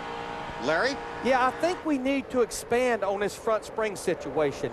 When you look at the Nextel Cup cars, there's really no rule on the rate of the front springs. You can do whatever you want. Now, they mandate the rate of the rear springs at 375 pounds. That keeps that rear spoiler up in the air. But the difference in the Busch Series, they mandate the rear springs, but they also mandate the rate of the front springs. The full total rate of both front springs cannot be softer than 3,000 pounds. And what I'm hearing is those rates on those front springs in Kyle Busch's Busch car, they were a little marginal. Always good to have the crew chief on your pit box. You can see how close they're racing here at Daytona in the Pepsi 400. Fans, for your next automotive pit stop, get into AutoZone. AutoZone helps you get the job done right the first time, every time. Here comes the number 21 AutoZone car. Boy, that car is really moving today. All right, boys, let's get her ready. We're bringing her in. It's got to be fast. When you're in a hurry and you've got to get in and out, you've got to have AutoZone, powered by ZNet. ZNet gives you pictures, diagrams, and instructions. It's innovative technology, helping you get what you need faster, so you can do the job right the first time, every time. Good job, guys. Good job. AutoZone, powered by ZNet. Don't miss out. Get to AutoZone to take that new ZNet system for a test drive. ZNet provides vehicle-specific repair information that gives you step-by-step instructions. Whether you work on vehicles every day or just getting started, ZNet provides the advice you want. ZNet, available only at AutoZone. Get in the zone. AutoZone. Still under green here at Daytona. Two-time Daytona winner Dale Earnhardt Jr. to the garage. Involved in an earlier wreck. There you see him make the turn. Marty? Well, Bill, I think when they went down the lap, what we just saw a moment ago, they finally just said, you know what, guys, let's just take it back to the garage. It was Junior's suggestion, actually. Let's go back there. Let's fix it, make it right, then get back out on the track and be competitive. You guys know, Kyle and Wally, no fun running out there when you're absolutely not competitive at all. Well, I thought he was going to have a problem. When I saw all that damage on the right rear quarter panel, I didn't think he was going to be able to hang with the draft. And I think they've got that body so out of whack, they can't stay with the pack, so they may as well, you know, get it worked on. And I'm going to tell you, as much aero damage as he has, and you know how it is, when a pack comes up on you and the air begins to juke your car around, it can turn it left, it can turn it right, and if the toe end's already out, so you've got a handling problem and an aero problem, then it takes your breath when the pack passes you. You just want to be safe. You just want to be safe. And I think that's what Junior's doing, is say, let's make this thing safe for everybody, not only for myself, but for everybody. Sorry about that, Kyle. Also 12th in the championship standings. Matt? Bill, Jimmy Johnson was complaining earlier his car was a little too tight in traffic. Moments ago, we just came on the radio and said, my car is just so good on entry to the corner that I'm losing grip in the center because of that. Right now, just riding along in 7th. Thanks, Matt. This portion of NASCAR on TNT's Wide Open coverage is brought to you by Jeff Gordon 24 Energy, new from the makers of Pepsi. And Kyle, as you predicted, they are starting to get strung out a little bit. They're strung out, and as you watch some of this pack run, especially Kenseth at the back of this pack, when they get to the corner, they go low, he goes high. As we look through the corner, these guys are using up the whole racetrack. Some of them are still on the bottom, but some of them are running mid-pack or middle of the racetrack, and some of them are running up the racetrack. You see the 48 right in the middle, right along in there, you see the 17 all the way, and when they come around, you see the guys behind them. They're not really racing with each other. They just run through the corner and then get back in line as they come down the straightaway. And they're running up the racetrack because they need it all. The cars are sliding that bad. As we ride on board with Jeff Gordon, these cars are just in a big four-wheel drift, and they're using all that racetrack. A lot of times when you listen to a guy's radio, he'll say, man, I'm just having to pinch the car off the corner. I need the whole racetrack. And that's what Wally's saying. These guys need the whole racetrack to get their car to drive good, rotate good, and to be able to use all their engine. It's Juan Pablo Montoya in that 42 car that jumped in front of Gordon, now slips down a little bit to the inside. You could hear Jet working the throttle right here. Right there, he lifted out of the gas just a little bit. And it's funny. And you can see he got back in it right there. Right there. But it's like Wally says, the trick is, and really when you listen to these guys, the good guys let off getting in the corner, get their car to set, and then go back to the gas as hard as they can. You'll see these young guys, they'll drive it in the corner until it almost hits the wall in the middle of the corner, lets off, and it makes the front stretch slow and the back stretch slow. These guys make long straightaways out of the corner, and they're able to suck up on people, just like we saw Jeff Gordon pull up on the back of that car a minute ago when we were watching. And the reason why you lift out of the gas is because the car's not turning. By you lifting out of the throttle, it gets grip back in the front of the car. Once you have that grip back in the front of the car, then you can get back on the gas. Meanwhile, back at the front of the field, Clint Boyer with Kyle Busch right behind him. Then Ryan Newman. Jimmy Johnson is there in the 48. Kurt Busch in the 2.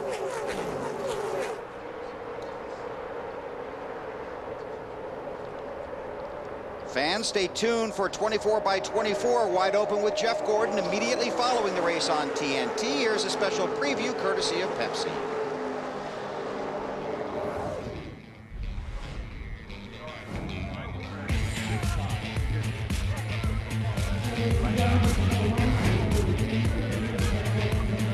Are you guys excited about this premiere? Go Jeff! Jeff Gordon, come on out here. I live a pretty cool life. You know, life is good. You know, there's hard work that goes along with it, but it's a huge reward and payoff at the end of the day, and it gives me the opportunity to do some really cool things over the years. So that's why we're here tonight. You know, I hope everybody gets to see something that you just don't get to see every day. It was awesome. It was awesome. It's crazy. Best I've ever seen. Jeff Gordon's typical day at the office, 4 hours and 500 miles. The rest of the week is up for grabs. Going in. 24x24 wide open with Jeff Gordon. You won't race for second. If you see that checkered flag, there's no greater feeling than that. Buy the extended version on DVD to experience over 30 more minutes of feature action. Plus behind the scenes and deleted scenes. In stores everywhere July 10th. Clint Boyer continues to lead. They are racing all over the track and using all of the track. Yeah, they're saving their life all over the track by the looks of it. NASCAR is also keeping an eye on the bumper cover of the 43 car Bobby Labonte. And we saw Bobby get in the accident with those guys earlier, with Junior and a couple of those guys, was turned into the outside wall, and we never really followed up on it, but obviously he's got some damage that they didn't get fixed, and now they're wanting NASCAR's taking a good look at it. So you see our race summary.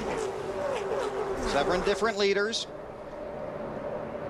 12 caution laps. There's Tony Stewart. 34 laps down. But at the same time, and you say, why does somebody go back out when they're 34 laps down? Right. It's a 160-lap race. You know, if something happens here and takes out a bunch of cars, he moves up in position. And even though it's 3-point increments, when you're trying to stay in that top 12, and you know, we saw a good example of it earlier. The 78 cars stayed out and led a lap. And you say, well, what difference does it make if Kenny Wallace leads a lap? Let me tell you, he got in this race after the rain because of the points, and those 5 points were important. So every point in this chase is always important. Carl Edwards working hard. Yeah, I mean, this is a great shot. Cautious with that dude, Carl. He almost crashed 5 times in the Busch race. This is going to show you, you know, I mean, it looks fairly easy when you're sitting in the grandstands or at home watching these cars go around. They look like they're driving smooth, but they're not. You're wrestling these cars, especially on a night like tonight when the racetrack is hot and slick. You turn down in the corner, and you're sawing on that wheel. Look at his eyes. Oh, I'll tell you what, that 42 car looks like he's got his hands full right there, and that's exactly what the crew chief was talking about, was watch out for that 42 car, because he actually looks like he's loose. It's Juan Pablo Montoya in the 42. That was Carl's spotter, and Carl just went ahead and let Jeff Burton jump up in there to take the blow if there's going to be a blow delivered here. But you hear the 99 just lifted out of the gas. So 99's got a little bit of handling issues right now. This portion of NASCAR on TNT's Wide Open coverage brought to you by Subway Restaurants. You see him looking up in the mirror. 18 cars getting a good run, so he's watching in his mirror to see, okay, where's he going to go? He's going to pass me low or high? Is he going to hit me in the bumper? And he figures he needs to run the high groove. The 99 needs the top of the racetrack, so he's going to say, hey, if you're going to pass me, you better take me down the bottom or I'll wreck you. And you could see Carl. Carl went in under that white line. But the very top takes off, slide the nose big. Under that white line. We're going to do a round of bite out. Half pound out of left side tires. Inside. Talking about the changes they're going to make. Yeah, they're talking about the changes they're going to make, but you saw him go below the white line and slide all the way up next to the wall. Just like they said, they're going to take a round out and let some air out of the left side tires. Taking a round out will free the car up chassis-wise. The left side tires will also free the car up, but at the same time, a lot of times dropping some air out of the left side tires will give the left sides a little bit more grip to help the car rotate. And what I meant by, you know, you better take me on the low, I'm going to wreck you, is just what he said. If you get up on the high side of me, my car's going to push up the racetrack, and I may run into you. It may not be on purpose, but that's where my car's sliding to. Boyer continues to lead. Let's go back and take a look a moment ago at the 5 car of Kyle Busch. Similar to what you guys were talking about. Oh, man, he's loose way in that corner. And I'll tell you what, that's a great, it doesn't look like much, but I'll tell you what, when you're, and he did it twice and saved it. Which he does that a lot. He saves a race car being loose a lot, Marty. How would you race car drivers describe that one to your race team? I wouldn't be able to talk for about 4 laps. I'm just going to be honest with you on that one. He said that was stupid sideways, as he called it. And then he came back on the radio and said, oh, yeah, and it was twice, too. He said he's loose on the bottom, but he's too tight up top. So you got to decide which line you want to run. If you want to be fast, you want to be on the bottom, he's got to deal with that loose condition. Now, the problem is, too, when you're that loose and you've got somebody like Newman on your rear bumper, that's even going to make it twice as bad. So he's going to have to be real careful.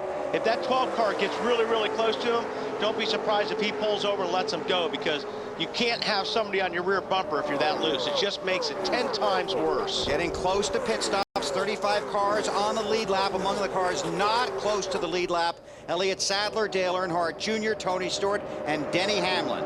Pit road report from Matt Yoakum. Bills are closing in on the next round of pit stops. Now the spotters, especially in the 48 pit of Johnson and the 01 of Mark Martin, they will remind their drivers about their pit board signs. Now Mark Martin said in the pace laps, the signs all look illuminated except for the 01, the 45, and the 48 due to the shadows. Johnson, he had to slow down. And that was, see that coming. As loose as Montoya was, and the 29 was right up next to him, and I think Montoya got loose and got right up into Kevin Harvick, and Harvick slams the wall hard. Harvick won the Daytona 500 here in February. Clearly slowing on the track. Another look. Hit the wall, turn. Yeah, watch the 42 car comes up, and he just slides into Harvick and puts Harvick in the wall. And you heard Kevin right there before we went to replay. I hit the wall a ton, and I'm going to tell you, that is a ton. You don't realize how hard you hit the wall. You see it correct, and bang, right there. It moves the rear end to the left. It moves, it takes all the camber out of the right front, just stands the right front tire up. There's a lot of damage to that car. He's going to have to come in, or this thing's going to, you've got massive tire rub here besides his other problems. This is on board with Carl Edwards. See Harvick's car in front of him. He did a nice job hanging on to that, but you can see the subsequent damage. Harvick trying to slow, get below the rest of the traffic and get back to pit road. I was just going to say, that tire's coming apart right now, and that's not going to be good for anybody. But the caution comes out. Caution's out, caution's out. Caution's out. Now, if he can get in and get this thing changed and get back out, then it's good for Kevin Harvick, but it's not good for long term. It's not, because it's going to tear this thing all to pieces. Yeah, you see the tire coming apart right there. Before it takes the right front fender off. That's a lot of damage. A lot of damage. So the caution is out. Right side tires, guys. Just put right side tires on it for now. And this is Harvick after he's hit the wall once. Yeah, it just won't turn.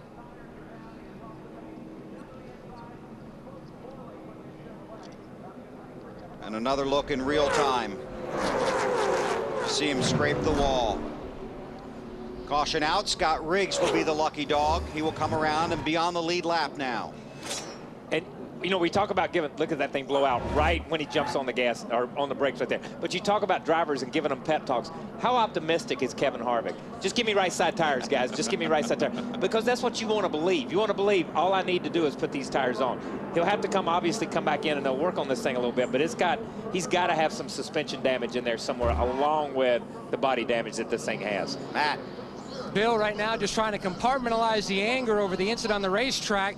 2 tires this time. You can see they're looking over the right side. The game plan is just to put right side tires on now, go out, come back in. You can see that right front still smoking. Try to work on the fender rubs. Yeah, I think they wanted to make sure, too, by just putting 2 tires on, they didn't want to go a lap down because the field was almost 3/4 of a lap behind them.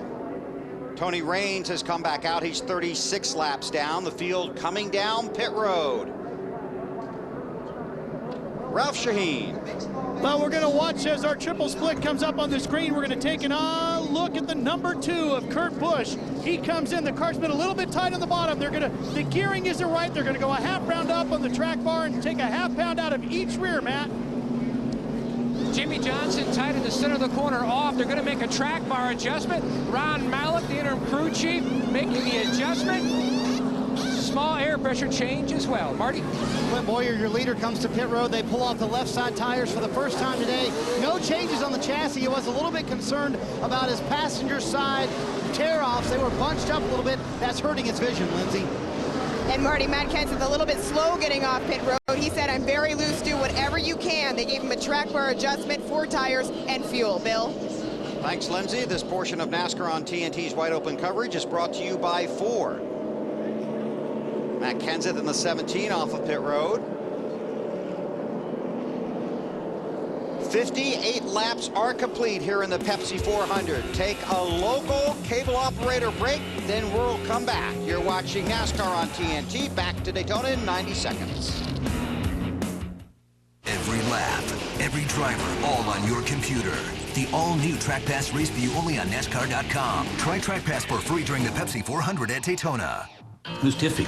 Oh, some pixie-sounding cheerleader who called me ma'am. I am 20 years away from being called ma'am. Yes, ma'am. The all-new TBS comedy series, The Billing Ball Show, premieres Tuesday, July 17th at 9, only on TBS. Moving? Charter moves with you and makes it easy for you to take your digital cable, high-speed internet, and phone service along, too.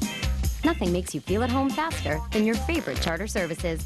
And transferring Charter to your new home is as easy as giving us a call, setting up an installation date, and making yourself at home. At your new home, that is. Whether you're moving across the street or across the nation, one call does it all. And with your Charter bundle, you'll take great savings with you, too. Call Charter today. For nearly a decade, Biagio's Grill has been serving home-cooked food at affordable prices and all from the freshest ingredients. Come and enjoy our Italian-based cuisines featuring pasta, seafood, and steak specialties in the comfort of our dining room. Relax and enjoy a cocktail in our full-service lounge. Hey, look, it's Derek Jeter. And we watch all the Red Sox games all season long. Biagio's Grill, 257 Park Avenue in Worcester. Biagio's, great food, great service at a price you can afford. TNT Sports at the Daytona International Speedway for the Pepsi 400 at Daytona. Under caution, 59 laps are complete.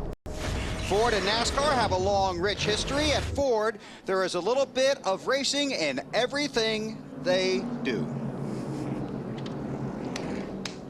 At Ford, racing has been embedded in our DNA. That heritage extends to Henry Ford himself and a race in 1901 that many call the race that changed the world. My great-grandfather, Henry Ford, won his first and only race in sweepstakes. I believe that the DNA of racing started in October of 1901, and it continues to modern day. Sweepstakes was the vehicle that really catapulted Ford and Henry Ford into the Ford Motor Company. That spirit of racing is still here today, as some of the best drivers in the world of racing are invited to Ford World Headquarters to celebrate. Ford Motor Company, good to be here. The day begins with a special visit from the namesake of Ford and continues with a meet and greet with the true heart and soul of the Ford family, its employees. From there, it's on to the proving grounds, the Dearborn Development Center, where racing's finest are truly put to the test. You all tell my mom I love her. Here, the precision and performance of Ford's newest creations will be judged by some of the toughest critics. The foundation of Ford is based on performance of its cars on the road and of its cars on racetracks. What I like about Ford racing is their roots. It's about motorsports, and that's what it's all about. We all love to drive cars, you know, and they have all these new products, and we're driving them all around, and they're asking us for our input. You know, this is just fun to come out here and drive these cool cars. It's a bad hot rod. Have to give old Shelby a big old kiss. Think you're at Darlington, you're up by the wall, you know. That edge, you can put it over the edge. That's the most fun I had out here today. Man, the Fusion's unbelievable. The all-wheel drive, it just handles so good. God, it's fun to drive. It's just neat to come and mingle and drive all the new products that are out there. I can't wait to get back and go out there. I'll see you guys later. When you get a pro driver driving a car that's made for everybody, excited, we've done our job. And we're going to continue doing our job. At Ford, there is a little bit of racing in everything we do. That is how it started, how it is now, and how it will be. Carl Edwards, the highest running Ford at this point. He's in the 6th position behind Clint Boyer, Kurt Busch, Kyle Busch, Ryan Newman, Casey Mears, the top 5. An update on Kevin Harvick's issues from Mr. Yoakum. Bill, the day has taken another turn for the worse for Kevin Harvick. His spotter, Billy O'Day, said they still had a tire rub. They brought him back down pit road. They were working on it. Todd Barrier said, look, let's fix it and fix it right. If we go down a lap, which they have, we will. Right now, they're still trying to work on the cosmetic damage to that right front corner of the guy who won the Daytona 500 back in February. That's right, Matt was going for the Daytona sweep here in 2007. Will not happen this year. Field less than half a lap from going back to green. There are 36 cars scored on the lead lap, but Harvick is about to get bumped off of the lead lap. Bobby Labonte scored in the 35th position. Again, among the cars, several laps down. Elliott Sadler, 8 laps down. Dale Earnhardt Jr. off the track, 23 laps down. Tony Stewart is 34 laps down. Denny Hamlin, 47 laps down. Same for Reed Sorensen, all involved in contact earlier in the race. Coming around to complete lap 61. You see the restart line. The green flag will go in the air in the vicinity of that line on the track. The brothers Busch go with each other, Kyle? You know, I don't know after the Charlotte incident. I don't either. But, you know, earlier in the race, just watching some of the stuff we watched, the 2 pulled over and let the 5 go, and then the 5 run up there a little bit, and he pulled over and let the 2 go. So obviously they're conscious of each other and how each other's cars are handling. And I'm going to tell you something. My hat's off to the Penske Dodge teams. Those guys have been the flagship of Dodge on these speedway races. They run really good down here during the 500. They run really good at Talladega. And I'm going to tell you, that says a lot for these guys. They're in the top 4 right here. Well, I think that almost answered my question because I think Kyle was going to go with Kurt Busch, but it's Kurt Busch in the 2, Kyle in the 5 behind Clint Boyer. This is for the lead, working lap 62. While they get up to full speed here, just want to update that Scott Riggs was one of the cars that started the race on a qualifying setup. Could not hang with the lead pack. That's how he lost his lap, but he just got back on the lead lap as the lucky dog. Riggs drives the 10 car for Ray Abraham. See the sparks.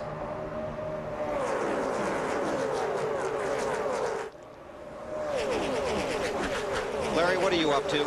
Well, I'm always up to something, Bill. I know Scott Riggs was the lucky dog, but trust me, guys, the real lucky dog, Jamie McMurray in that 26 car, those guys hung on the lead lap after having to come to pit road for a drive-through penalty, going out of bounds. Now he's already back up there in the lead pack in the 29th position. That's the real lucky dog situation. And what kind of adrenaline is pumping through you now after you got back on the lead lap when you really weren't very lucky? A lot, because you've got a good race car. And it was early enough in the race where they know they had plenty of time to get this done, get their lap back, and be patient and get back to the front. And you'll see him there before this race is over. Yeah, I think you will. We saw him drive up in the first part of the race, take the lead. Yeah, he went below the line. He got penalized. He goes to the back, but he's got plenty of time to come back to the front. You make it sound race. like it's such a simple thing. When you have a good race car, it is. When you have a car like his car was driving the first part of this race, if it stays that way, it will be incredibly simple because we've seen these cars separate after 20, 25 laps. This portion of NASCAR on TNT's Wide Open coverage brought to you by Goodyear, the official tire of NASCAR. Report that Dale Earnhardt Jr. is getting ready to come back on the track, and that Denny Hamlin will also be coming back out. And remember, when these guys come back out, good right now. Radar looks good right now. These guys are still asking about weather. Somebody is. When they say radar looks good, yeah, somebody's asking about weather to see if any rain's coming. How hard do I need to go? That was McMurray's team. So, I mean, you see these cars are going in and coming back out. There's a minimum speed. That's why they have to go to the garage area. Used to, you know, and Wally, you know it. If you go back 10, 12 years ago, man, we were out here dodging people. Yeah. And they were running 170 when you were running 200 miles an hour. Now they want to keep everybody running in the same group or at least running in the same speed. And it makes it a lot safer and a lot easier for the drivers that are running fast and a lot easier for the guys that are getting loud. Wow, Casey Mears right in front of Stremme. Here comes Montoya. This is behind a pack of cars trying to break away in single file fashion. Keep on digging right there. You've got the momentum still. Lindsay, you watching all this? I am watching. You guys are talking about the 17. Down here, I'm in the 17 pit right now, and they've had a concern all night because their pit is right next to Sterling Marlin's. The colors that these guys are wearing are identical. Well, that's why Matt Kenseth, when he pulled into his pit stop, came a little bit close to the wall. I'm not speculating, but I'm just saying it could be possible that he did pull in too early because he thought that the pit was his before, but he actually got on the radio and apologized to his crew. Tell you, Usually it's okay driving in here, and I was 4 stalls away, and I thought I was aimed at the right green uniforms, and then he said keep coming. I don't know. I already had the brakes locked up. I guess it didn't really matter, but you just got to come in so slow with these cement pit boxes. You turned off faster than you normally do, and I thought you were turning in the wrong stall. Sorry about that. Good news for Matt Kenseth, though. They were able to put those 4 tires on like they wanted. But that is a concern these guys have had all night long, guys. Thanks, Lindsay. That was Robbie Reiser, his crew chief, the other voice you heard on there. And that is one of the best driver-crew chief marriages in NASCAR Nextel Cup racing. You know, how many times have we heard conversations between Robbie Reiser and Matt Kenseth, and it sounds like they're sitting at their kitchen table talking. They never raise their voice with each other. I don't think I've ever heard them raise their voice with each other. And they were bitter rivals growing up as drivers. And I can tell you, when I was on pit road, I'd have Matt's stall, and he and Robbie would be talking about, you know, what's he doing in our stall? Get him out of our stall. Matt just sees everything. They have a lot of fun. Larry. Hey, guys, we talked at the top of the show and in the pre-race about those 7 cars that had to qualify on time, even though qualifying was scratched. And one of them I've been watching, and he was awfully quick in practice on Thursday, Dave Blaney in that 22 car. I think those guys had those 3 pit stops, Tommy Baldwin in that group, to work on that race car. He has raced his way up into the top 15, so don't count this cat out. No pun intended. As far as being a contender tonight. Hey, no doubt about it. Blaney finished, what, 2nd or 3rd in the Busch race this morning, drove that Toyota up to the front, and he's done the same thing with this cat Toyota. He started at the back, and he's one of the few cars that were in qualifying trim that came in and made some adjustments and has continued to make some progress. Blaney 3rd in the Busch race here earlier today. Snyder? They finished 2nd and 3rd in the 2 Busch Series races here at Daytona this year, guys. And Kyle, you know the work that goes into changing over from a qualifying setup to a race setup. They actually changed on the first stop today the right front spring on this race car. They've also changed spring rubbers. They've done about everything you can to that 22 car. Good call by Larry Mack. They're running well now. Larry Mack's all over that crew chief stuff, isn't he? Hey, when they start changing springs and shocks like that, Larry's right there in the middle of it, man. He's down there trying to help. He's the 8th man over the wall. Hey, guys, let's talk about another car. Actually, that was bumped out of the show of the 39 cars. I knew you were going to get to this. Right behind them, Ryan Vickers in that 83 car. The tale of 2 tapes, qualified good last week at Loudon, kicked out in post-qualifying inspection, and this has been the nature of this team all year long. When they get in the race, They race great. It's just getting in there that's been the challenge for this group. And Vickers is a good plate racer. Well, he won at Talladega in the fall, so yeah, he knows what's happening. Here's see Brian in the 83. On board his car, J.J. Yaley in the 18.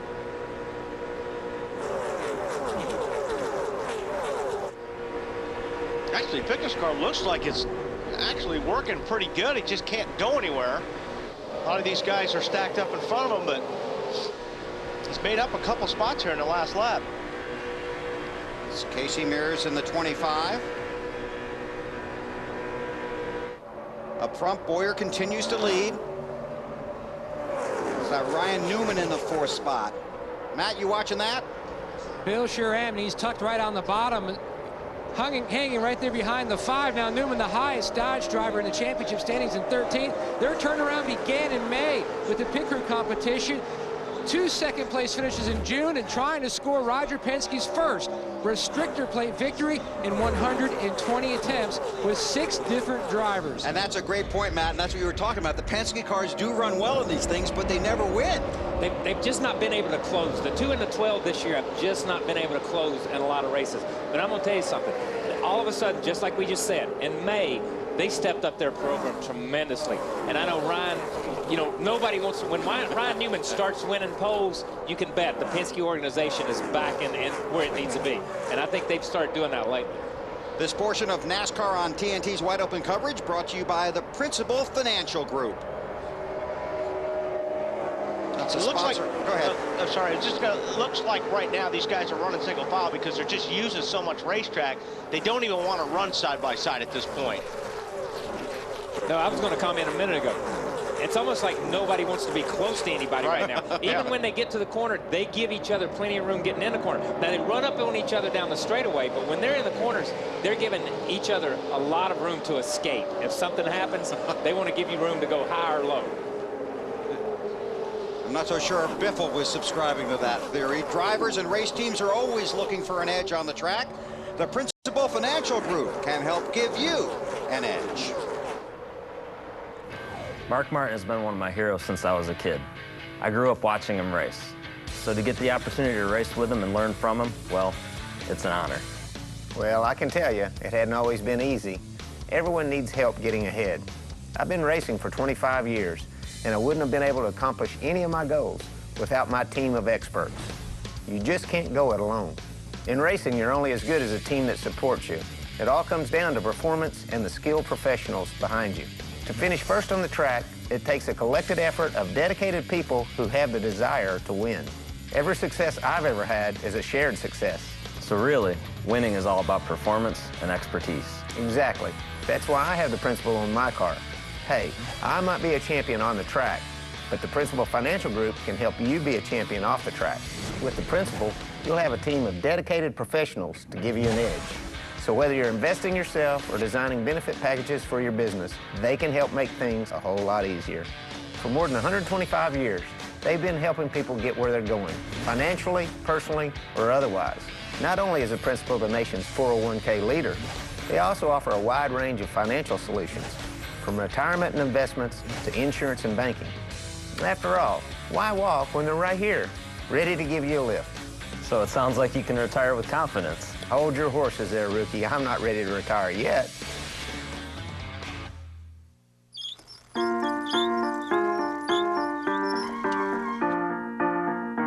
Sometimes just getting to retirement seems impossible. That's where we come in. As the nation's 401k leader, the Principal offers many simple ways to plan for retirement, making it easier for you to get where you're going. The Principal Financial Group will give you an edge. Still under green here at Daytona. Clint Boyer, the race leader. 74 laps are complete. On board with Mark Martin in that Principal Financial ride. Martin sits in 23rd spot, comes up on Ruderman in the 00, gives him a little bit of shot in the bumper. Mark with the heartbreaking second place finish in the Daytona 500, and that's one guy you better know where he's at with 10 to go. Yeah, I think Mark has I think he forgot about Daytona until he saw so many highlights of it this week, sitting around watching what happened in February. And obviously that's playing on his mind a little bit. But I'm going to tell you what, Mark Martin never has to win another race in his whole career to be one of the greatest race car drivers that ever lived. There's no doubt he has that status. Well said. 35 cars are on the lead lap. Denny Hamlin is 61 laps down. He has returned to the track. All 43 cars now are running, but a handful of them, Elliott Sadler, Earnhardt Jr., Stewart, Sorensen, Hamlin, many laps down. Clint Bowyer is the race leader. There you see second place Kurt Busch and his brother Kyle. With 76 complete, approaching halfway, let's take you around the field, starting with Marty Snyder. And up front is Clint Bowyer and Kyle. And Wally, I would bet the best sound you can hear at a restrictor plate race over your radio as a driver is absolute silence. Mike Dillon, the spotter for Clint Bowyer, said, buddy, I tell you what, unless anything happens, I'm not going to speak for the next little bit. So far, not a word on the 07 radio. Very happy with it. He's starting to get a little bit too tight for him in the corner zone. Ralph? Marty in second place is chassis number PSC 068. Behind the wheel, Kurt Busch. This car ran very good at the Daytona 500 back here in February before it was crashed in an incident involved with Tony Stewart. They took it back to the shop, put a new body on it, sent it back to the wind tunnel, and it still put up great numbers. Marty? Kyle Busch has been on a streak lately, Ralph, with finishes of 11th or better in 4 straight races. On that last run, he was tied on the bottom, loose on the top. They went down half around on the track bar. Kyle currently running in 3rd, following his brother, a combination that has worked pretty well in the past. Lindsay? And Marty, Carl Edwards is pretty happy with his car also. Bob Osborne, his crew chief, just said be calm, be focused. On their last stop on lap 58, they gave him 4 tires, fuel, made a wedge adjustment. Carl says it feels good. Matt. Lindsay, the top 3 cars had pulled away from the 99 and the 48 of Johnson, but they've slowly reeled them back in. Jimmy says his car is just too tight, already formulating their game plan for their next stop. Meanwhile, the 12 of Newman. Something's wrong with the 07. Bowyer. He was the race leader, now clearly off the pace. That's switch or something. Coming outside. Hearing that it could be an electrical problem for Clint Bowyer. Yeah. Ignition box? Ignition or have to swap boxes? No, I just saw boxes. 2 ignition boxes in the cars. You've got 2 boxes. You've got a spare. If one of the ignition boxes go out, you just hit the switch, goes to the backup ignition box, and you keep on running. Fortunately, he's lost a lot of spots. You're not kidding. This portion of NASCAR on TNT's Wide Open coverage is brought to you by AutoZone. We'll keep an eye on Clint Bowyer. Let's check back in with Marty. Well, you guys heard what he was saying on the radio. He said something happened. He had to switch boxes. The suspicion by Gil Martin, his crew chief, is that he accidentally hit a switch on the steering wheel that switched boxes for him. They switched back. Everything is fine. The 07 back up to speed, but he went from the lead, Bill, all the way back to 19. Yep. You know, the one thing a lot of these cars have now are dual boxes, dual coils, and dual distributor settings, so they can go back and forth. So you may run an A with a B with an A, as far as an A box with an A distributor with a B coil in it. So right. There's multiple combinations. It's not just flipping switches. So when something like that happens when you're leading, I'm gonna tell you, man, it rattles you. You don't know which way to go. And it's ugly. It's ugly looking in there. It's ugly looking when you're It's ugly looking when you're leading a race and everybody's coming at you. I'm gonna tell you, it's ugly then. There you can see some of the biggest stars of the sport have had a tough time here tonight. Past the halfway mark with Kurt Busch scored as the race leader. Led 95 laps here in the Daytona 500 in February before he was taken out in a crash with Tony Stewart. 2 second-place finishes for Kurt here in 13 races. It's his brother right behind him in the 5. Carl Edwards in the 99. Busch's teammate, Brian Newman in the 12. And then Matt Kenseth, who really has come racing forward after the problems on pit road.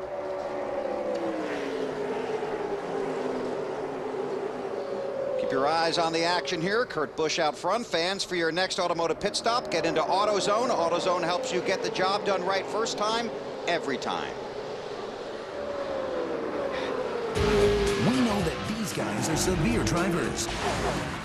You're probably a severe driver too if you drive in stop-and-go traffic, drive in extreme heat, or make frequent short trips. Most vehicle manufacturers recommend that severe drivers change their oil every 3,000 miles. That's right, every 3,000 miles. So battle your severe conditions by getting to AutoZone today.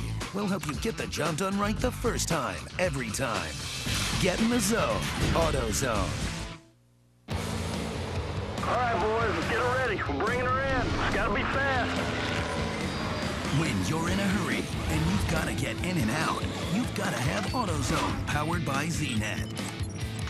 ZNet gives you pictures, diagrams, and instructions, helping you get what you need faster, so you can do the job right the first time, every time. Good job, guys. Good job. AutoZone, powered by ZNet. We're past halfway, and the race is underway here now. Front three guys were trying to break away, but that second pack of four, which is now settled down, was really wild. I don't think anybody's going to be able to break away. I mean, because the handling, it's not like, I don't even think these guys are handling that great. No, I don't think they're handling that great either. The only car, and I made a comment about him earlier, not being able to push when he couldn't push the 24, is the 17. He is driven from mid-pack back up into the top, running from the middle of the racetrack to the top side. His car may not be handling the best, but he's comfortable with driving it where it's wanting to run. Did he just pat himself on the back there? No, I said he couldn't push. I was discarding him at the front of the first of the race. No, I'm not patting myself. I was saying, hey, this guy's not going to be in the race. And the next thing I know, he is in the race. Okay. I was just showing you I was an idiot. Lindsay, how about the 17? You don't have to show us that. I just want to say, it's fine if Kyle wants to pat himself on the back. I say go for it. The 17th of Matt Kenseth. Right now, he does feel pretty confident about the car. He did say it is a little bit loose getting into the turns, though. And 99, of course, Carl Edwards right now falling backwards a little bit, but Bob Osborne did get back on the car a little bit ago and did say you got a couple of bushes up ahead of you. It's past halfway point, time to start racing. That's for sure. How about the 99, Lindsay? The 99 of Carl Edwards. Yeah, that's what I was just talking about. Right. Exactly. Thank you. You're welcome. Wow. Carl Edwards is really lifting out of the throttle there. So, oh my goodness. I mean, he's running in 5th spot, but he's out of the gas a bunch.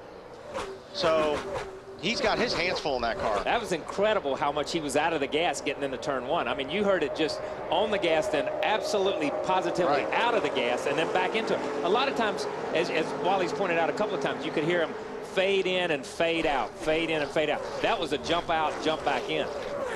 Larry. Well, guys, let's talk about the problem that Clint Boyer had a while ago when he thought the ignition system failed. Right over here on the right side of the dash in every race car, this is where you have your 2 ignition boxes, 2 rev limiters, 2 coils. Well, you don't have a chance to try to figure out which one of those systems has actually failed you. So what you can do, the driver reaches over to this switch, flips it up, and that pretty much changes everything about the ignition system. You go to ignition system 2, and it eliminates boxes, coils, and the rev limiters. That's what Clint Boyer had to do, I might add, under green at over 180 miles an hour a while ago. Wow. I'll tell you, 48's got to be careful. Kyle Busch is pinning the 48 down pretty hard. He's not giving him any room. By doing that, he's going to make him loose. If you get right on a guy's right rear quarter panel going through the corner, you're going to make that car on the bottom extremely loose. You got to be careful when you're doing that. You want to give the guy room. You don't want him getting loose or sliding up into you. And that 11 car of Denny Hamlin that you saw in the shot a minute ago, more than 60 laps down. Oh, our local cable operators a break. We'll be gone for less than 90 seconds. Then our wide open coverage will continue on TNT.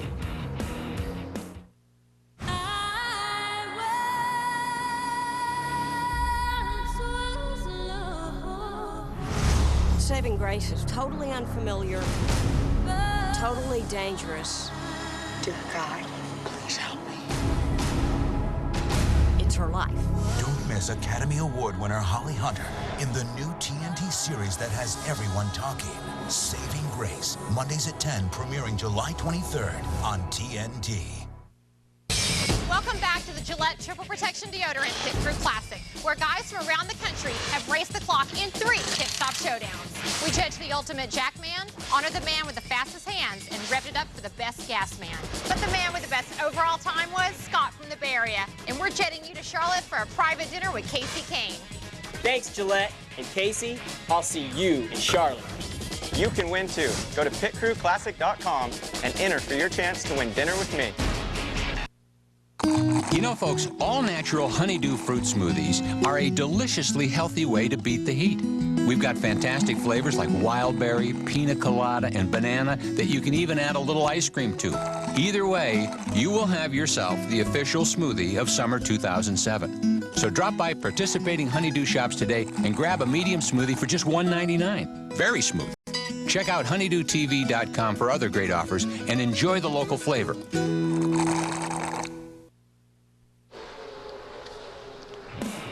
8 laps past the halfway mark, and the Pepsi 400 at Daytona live on TNT. Didn't miss a thing. Kurt Busch continues to lead. His brother is behind him. But Jimmy Johnson's between them. Go ahead. Kyle, this thing, to me, is looking like it's getting uglier and uglier the way these cars are getting through the corners right now.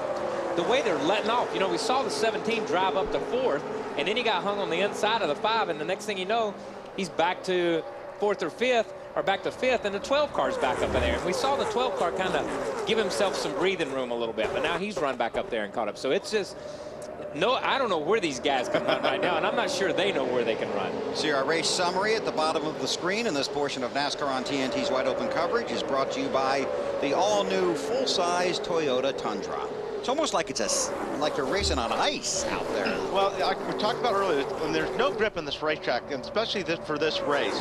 But I mean, just look, you look at down on the bottom, Casey Mears down there. I mean, he's just hanging on. And that's why they come off the corner.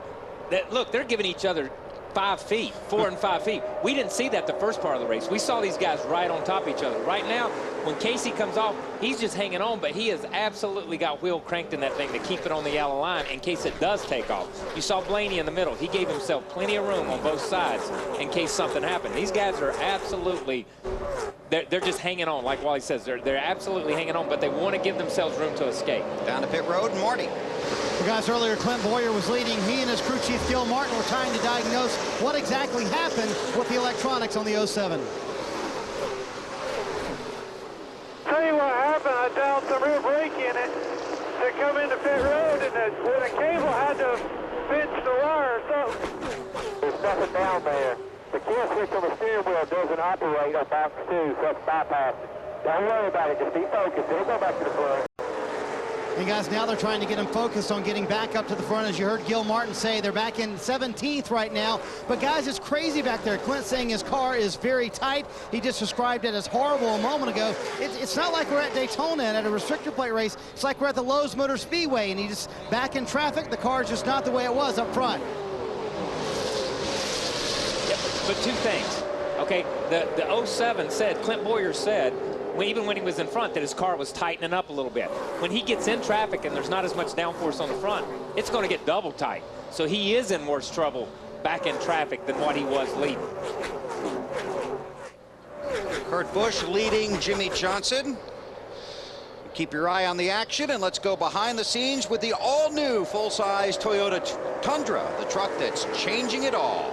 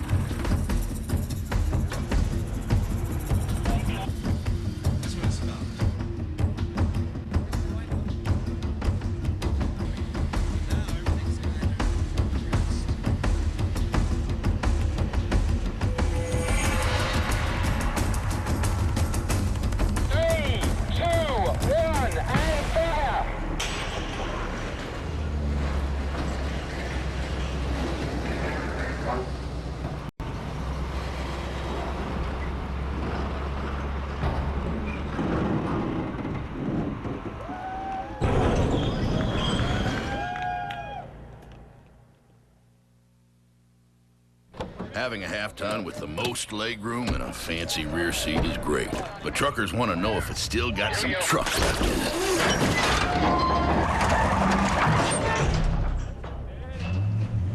Put it this way, if it'll drop bar pull 6,400 pounds of dead weight, towing 10,100 pounds is a walk in the park. Hello, Dolly. Available on the all-new Thunder Crew Max, the truck that's changing it all. The truck's impressive, but so is the guy driving it. No kidding. Man, oh man. Need a camera on his face. That's Yeah, all. that's right. I just want to see his eyes when that thing jerks one time. Kurt Busch is the race leader, Mr. Shaheen. 17 does not look very happy with the 5 car. They have been waving back and forth the last few laps. Ralph, you got something for us, bud? Well, you know, the number 2 car of Kurt Busch is pretty much exactly the worst kind of nightmare a crew chief can have here, and it's exactly what you get at Daytona in July. Chasing that setup all day long. Early on, he was a tick loose, then he got tight. Now, once again, Larry McReynolds, he's gotten loose again. They're going to work on taking a half turn out of the right rear in this next stop. But really what you're working on, Larry, if I get this right, is that final stop and getting the setup balanced as good as you can for that last run to the checker. Well, and that's the good thing. It sounds like pretty much that group right now, they're sitting there where they can make that car go one way or the other. Now, the bad thing about it is that last pit stop, Ralph, is not that far away. We only have 65 laps to go. We may only see one more pit stop, so that could be the stop that you have to get it right. We'll watch for that, Larry.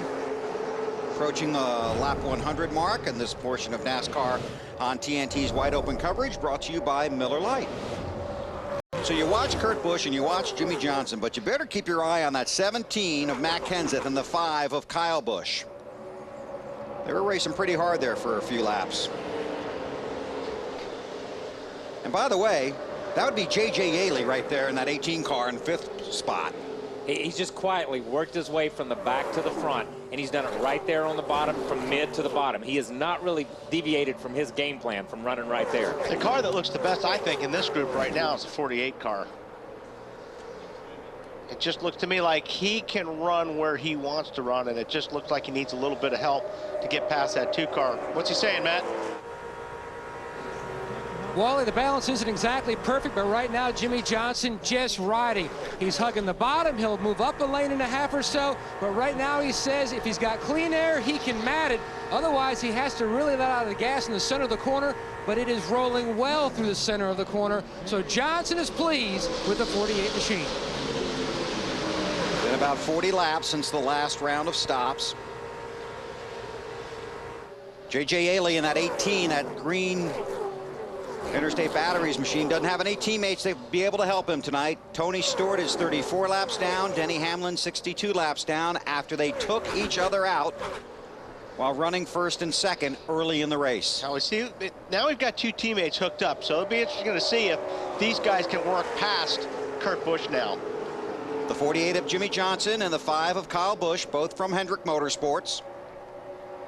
Kenseth in the 17 drives for Jack Roush. The 18, Yaley, drives for Joe Gibbs. Race leader Kurt Busch for Roger Penske. Marty? Well, guys, you know, I observed it from up there in the booth. Kyle Busch and Matt Kenseth, who are now side by side, were nose to tail a moment ago and not very happy with each other. The Kyle Busch side of things, he said over the radio, you go find the 17 spotter and ask him how he wants to drive my car. I'm getting sick of this on the racetrack. Patience, boy. You know, I mean, you know, when these cars aren't handling and you're racing like this, the frustration level gets up to the top a little bit quicker than normal. And Wally made the call a minute ago. The 5 car was keeping the 48 really tight in the corner. And he did the same thing to the 17, and the 17 didn't appreciate it. That's all it boiled down to, was Kenseth didn't appreciate him leaning on him like that. Lindsay, how about that 17? Well, you guys are exactly right, and especially Kyle, what you just said. They don't appreciate it at all. And the fact is, they feel like they are getting no help whatsoever from the number 5 car. And every time they try to get close to him to make something happen, Kyle goes up into him and gets about inches from his door.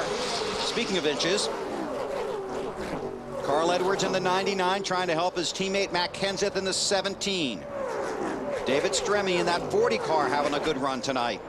And Wally, you know, They're the 99, pushes the 17 off into the corner, and you think, my God, he's going to clear all these guys. Yeah. But when your car drives that bad or it won't turn, you can't use it. I don't care if you run in the corner 20 miles an hour faster than somebody. If you can't get it turned right there where you heard him rolling out of it, you're not going anywhere. Yeah, if you're going to bump trap here tonight, you need to do it early on the straightaway, not when you're getting to the corner. If you do it like right now or early in the straightaway, you can recover. But when you do it right before you get to the corner, you just go sailing off into turn one about 5 miles per hour quicker than you have all night, and the car wasn't turning when you were going slower. It's really not going to turn now. You know, this place begins to be and race more like a short track, the worse the handling is. You got to pass people coming off the corner, get position on them, and go by them down the straightaway. You can't pass people going in the corner like you can at Talladega and places like that, or like at Atlanta or a place like that. So it becomes more of a short track. Even though it's a 2.5 mile racetrack, you have to kind of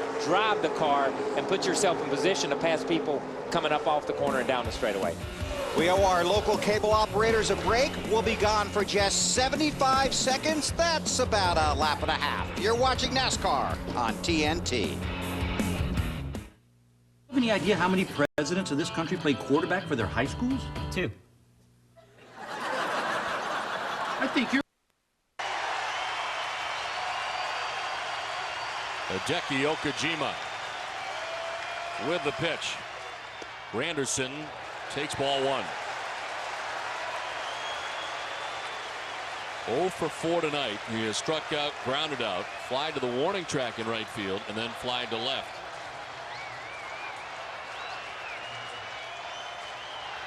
Ivan Rodriguez at third base.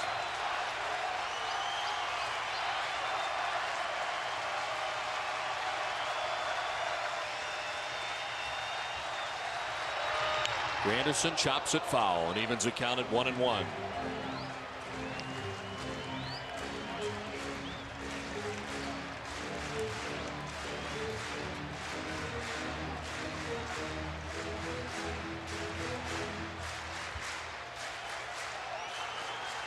the Red Sox in, only around in the infield. The chances of doubling him up pretty remote. He's not grounded into a double play all season.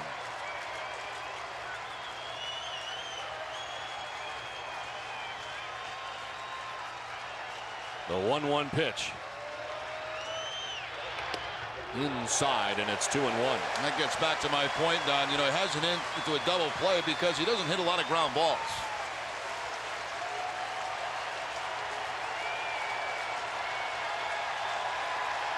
Infield in, the outfield very shallow. Manning very shallow and left. The winning run 90 feet away for the Tigers with 1 out.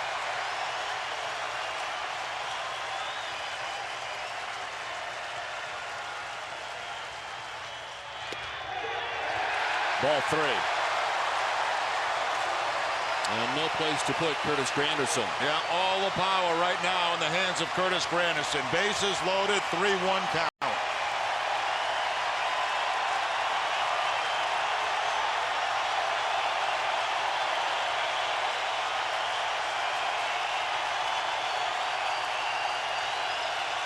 $44,193.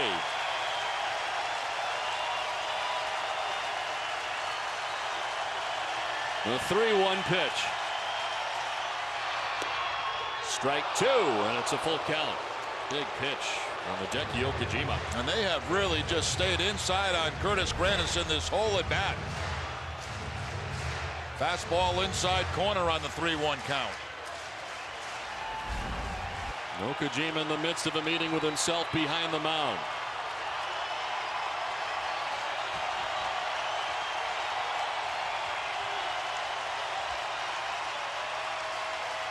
Three and 2 the count.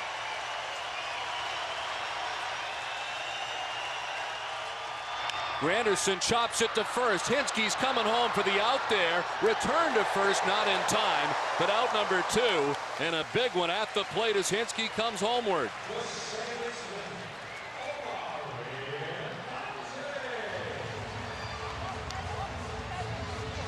Now they do get the ground ball from Granderson, and Hinsky, of course, in front of the bag, makes the short throw to home to get the out. Not in time to get the double play, but a big out for Okajima. fell behind Granderson. Granderson had control of that at bat with a 3-1 count. Now Omar Infante. 48 has the second spot for a moment. But you know what? If that 5 car will pull the 17 car up, they'll become best friends. You know, you can hate a guy for about 5 or 6 laps, but if it works in your favor, all of a sudden you're good friends. Yeah, we'll see. David Stremme to pit road. We knew these pit stops were coming. Lindsay. David Stremme's car is in, and you see they're working on the right side tires. David had said his car was a little bit tight. Right now, he's just thankful to be able to be in this race. He had his best career finish at the Daytona 500. He ended up 11th in that race. At the time, it was his best. David is away. Field on the backstretch heading into turn 3. Larry, what are you thinking? I just wanted to ask Kyle, or make a statement to Kyle. Kyle, the next time John Andretti or Bobby Labonte tells you their car's loose, show them a video of the 5-car Kyle Busch here tonight. That car has been loose all night long. I was just getting ready to say, Larry, when you said that, that would be a simple.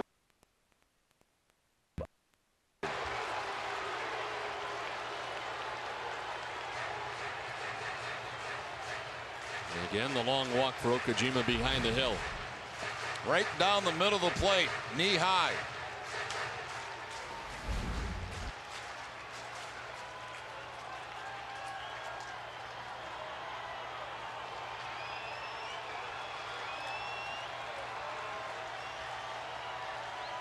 Marcus Thames with his walking lead off third base. As Okajima stares in for the sign. The 0-2 pitch. Infante sends it out towards right center field. Crisp on the run. Coco will get there.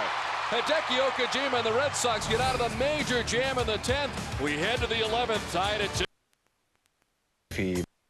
And the 17 pulls in. Their plan is to give him 4 tires, give him fuel. Matt, like we said before, had been saying that he was a little bit tight, but last time, like we told you about, he pulled too close inside of the pit wall. They were able to get those 4 tires on last time, but of course he was late.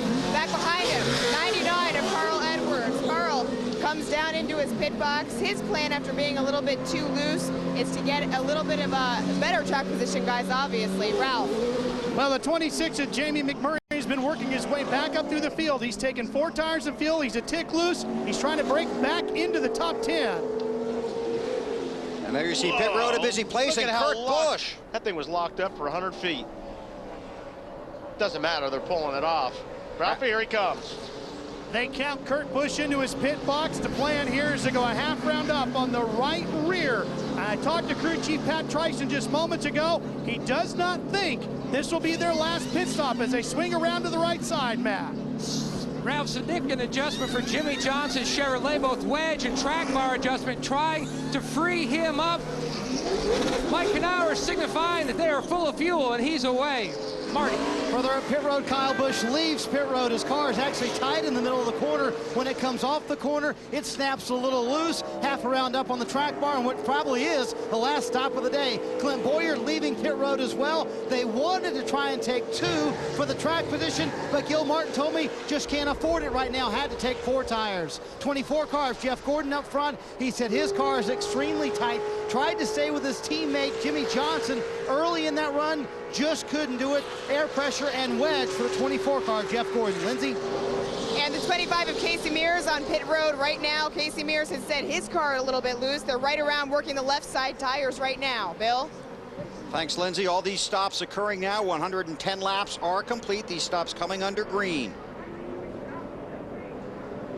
Matt? And David Gilliland, who's had a couple of great restrictor plate races, some top 10 finishes, working his way to pit road as well. His service already complete. Mark Martin's service already complete. Both cars on the tight side.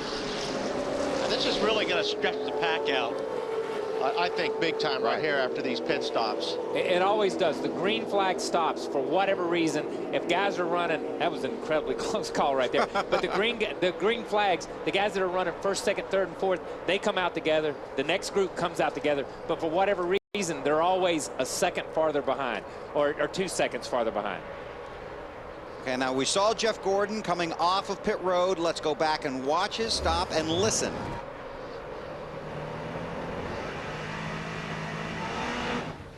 Oh, he stalled it. Go, Nick. Straight out. Outside, clear, all clear. And that right dig there. Dig hard, you got one outside. Cost him about 200 yards on the racetrack. On the racetrack, that's exactly right. You know, what's interesting to watch these guys come down pit road. Well, and you made the comment, the 2-car. My God, he locked it up for 150 yards.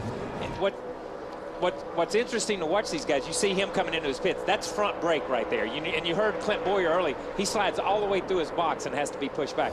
But what's interesting, when they come off turn 4 and they try to get in the pits, you've got nobody in front of you to judge off of. Right. You're the first car, so you got to make that move. And those guys, we saw the 2 do it. We saw the 17 do it when they pitted by themselves, but the guys behind them didn't lock up. Why didn't they lock up? Because they're judging off that guy in front of them. They're just pacing themselves, and you're able to make better time if you're not the first car sometimes. Field a little spread out now. Kurt Busch is the race leader, then Johnson, Kyle Busch, and Stremme. Fans, fast food doesn't have to slow you down. Race over to Subway restaurants today. Subway, race hard, eat fresh. Welcome back to NASCAR on TNT Live. Mark Fine alongside Larry McReynolds and Wally Dallenbach. And guys, what a race we have for fans today. Wally, let's get right into it. A lot of strategy in this race. What should we be looking for? Well, I think it's always going to be about fuel strategy. Man, am I hungry. I knew I should have eaten something earlier.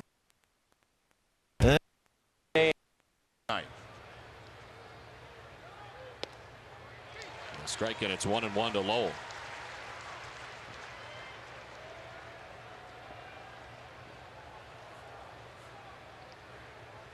And Ramirez with a couple of chances tonight, frustrated. Grounded into a double play in the 10th inning. Coco Crisp was at third base.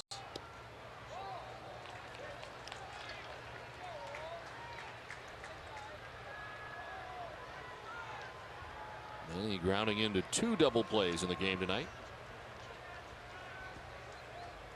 And had a chance with a runner in scoring position in the 8th, grounded into a fielder's choice, and the chance in the 10th. This is on the ground right side.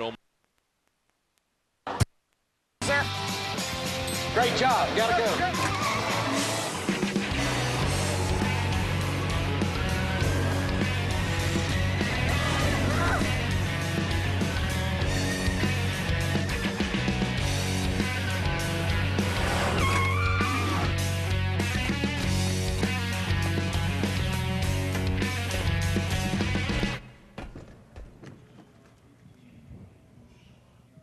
And we're back. Welcome back to NASCAR on TNT Live. Mark Fine again alongside Larry McReynolds and Wally Dallenbach. And again, guys, we talked fuel going to be such a big part of the race today. Fuel up today at Subway restaurants, where you can grab fast food that will fill you up without slowing you down. Subway, race hard, eat fresh. Hey, pass the mustard, would you? McReynolds wasn't acting. That's all I have to say about That's that. a natural. Oh, Marlin. Caution is out. Wow. Oh, there's the follow-up wreck. You blew a damn tire. And there you have it. And that's what it did. And that's what it did. So. And that's what you feel like when you. And I'm going to defend Sterling Marlin until the end of time for that, because that's what you feel like after. Because he was having a great run. Yeah. He was having a great run today in that 14, and he is great at places like this. This portion of NASCAR on TNT's Wide Open coverage is brought to you by the Principal Financial Group. Watch how fast this thing comes around. Oh. Just got into Ricky Rudd, too. So Rudd will have some damage as well. He knows this. He knows he's in trouble right here. Right there. Elliott Sadler 8 laps down is the lucky dog. You know, if he would have missed Rudd, he may have missed everything. Yeah. He had that thing spinning down the left there pretty nicely. Okay, go to the garage. Go to the garage, guys. So Sterling tries to limp it back to the garage. You saw the battle for the lead just before that happened. So Kyle Busch now scored as the race leader. Kurt Busch's brother second, then Jimmy Johnson, Stremme, All right, we need to talk to Larry. What are they going to do, Larry? I think he's getting something to eat. Well, here's the deal, guys. I think you'll see a lot of the leaders stay out because we don't have that many laps on tires. We see a little cat and mouse going on here. Looks like it's about a split decision, but if you were doubting if you could make it on fuel, this obviously will give you the opportunity to make sure you top it off and go the distance. So you knew the guys from whatever, the first one that came in that bunch back was all going to come in. Lindsay. David Stremme in the Coors Light Dodge comes in, says he feels a little bit free. 4 tires, fuel, and a half pound out of the left side to Marty.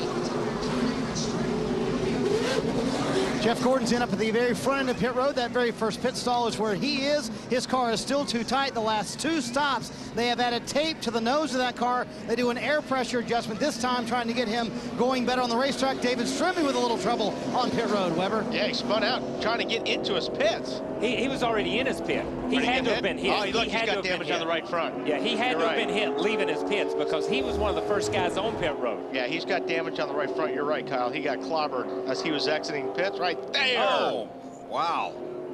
And wow. Paul Menard in the 15. But I want to, when you see this happening from this angle, bang. I'll tell you what, Stremme came out pretty hard. He made a hard right-hand corner there. And he was trying to clear the car in front of him. Was running in the top 5. Need to get on a local break here. We'll be back in less than 90 seconds on TNT. Every lap, every driver, all on your computer. The all-new Track Pass Race View only on NASCAR.com. Try Track Pass for free during the Pepsi 400 at Daytona. And this is your heartline. I never really looked at my hands before.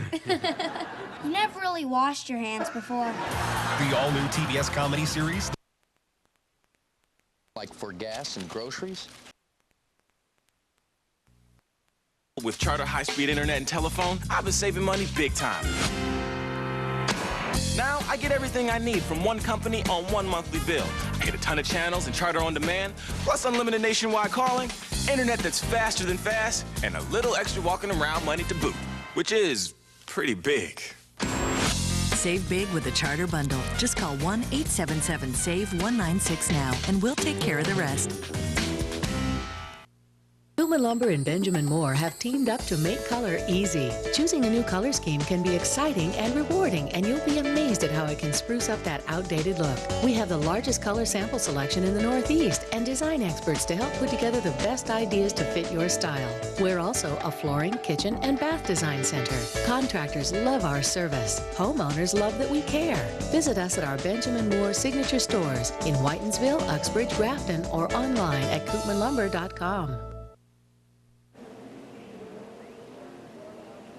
Mark Fine and Larry McReynolds with you now as we are still under caution here in Daytona. The Pepsi 400 time to check your Pepsi leaderboard now. And the Busch brothers up front in this one with 43 to go. Kyle Busch and Kurt Busch, both 1 and 2. And we're going to take a look at a little race recap for you as well. Didn't take long, Larry, for issues to happen in this race. Casey Kane and Jeff Green into it lap 3. No, we didn't get started good, but the good news is they kept working on this 9 car of Casey Kane. He has now worked his way back to the top 20. Lap 14, couple of teammates getting into it. And these guys were leading the race, and based on their interviews after this wreck, I think Joe Gibbs make a little trip down, talk to the boys about teamwork. Yeah, they were not getting along, that is for sure. Jamie McMurray, 3rd time he's led laps this year, and he's black flagged, and not obviously happy about that. A drive-through penalty under the green, but he got back on the lead lap, and now he's up in the top 10. Kevin Harvick and Juan Pablo Montoya. Harvick's guys were telling him watch out for that guy. He had issues in the Busch race. And then Sterling Marlin, lap 116. This we just saw a short while ago. And now we've had problems on pit road as well. But that was a shame on Sterling Marlin right there. His 51st start at Daytona, and he was running up at the top 10 when that happened right after a green flag pit stop. All right, let's get it down to the pits now. Marty Snyder standing by. Marty? Well, Mark, for the leaders up front, a lot of debate as to whether or not to pit that last time for Kyle Busch. The decision was to stay out. Here's the radio traffic. You sure? Yeah, bud. I didn't think we could go that far on 22-gallon cells. Yeah, we're good. Wait a second. We used to have 13. Oh, it's all making sense now. It's all making sense now. And back last year, they had 13-gallon fuel cells. Alan Gustafson up here on top of the pit box. The decision was to stay out. Any doubt in your mind at all? No, we're good on fuel from there. That's only 4 green on our tires, and that would have cost us about 10 spots. This Kyle's CarQuest Chevy's been running real good. Pit stop's been good. Kyle's been doing a well job driving the wheels off that thing. So we'll just click off these next 42 here and see if we can't get us another win here at Daytona. I assume you want to keep that 48 right on your bumper, but also he has his brother back there too, so it seems like he's got a lot of help. Yeah, I think we'll have a lot of help to about 5 to go, then they'll go away. So. A lot of help until 5 to go. That's always the case, right, Larry Mack? Yeah, absolutely. I mean, I totally agree with Alan Gustafson because he was on pit road at lap 109. This caution comes out about lap 114 or 115. We've talked about the safest places out front. We just need to make a note. These cars hold 19 gallons of fuel, and with that carburetor restrictor plate, especially in a draft, they get about 7.1 miles to the gallon. I think a lot of these guys can easily go 50 laps, especially with saving fuel under these cautions. Is he thinking again? I'm working my calculator. I'm good to go. You're not backing, that beeping sound, that isn't you backing up, is it? No, but it's me just finishing my Subway sandwich. Oh, okay. Top 8 cars did not pit. The lights are out on the pace car. Get the green this time by Kyle Busch, Kurt Busch, Jimmy Johnson, J.J. Yaley, Ryan Newman, Casey Mears, Mark Martin, and Brian Vickers stayed out. The top 8. This portion of NASCAR on TNT's Wide Open Coverage brought to you by Nextel. Pace car to pit road. Restart right about there. Green flag goes in the air. 41 to go. I think you'll see some guys trying to make a move here. Got 41 to go. Patience is running out. And the way these cars are handling, and as much track as you're going to need after you get 25 or 30 laps on these tires, Kyle, I think you're going to want to try to get as close to the front as you can. Yeah, and we saw it right there on the restart. These guys flared as soon as they passed the start-finish line. You see guys jump left, you see guys jump right. They got to get it on the restart because that's a perfect call. They got to have the whole racetrack 20, 30 laps from now.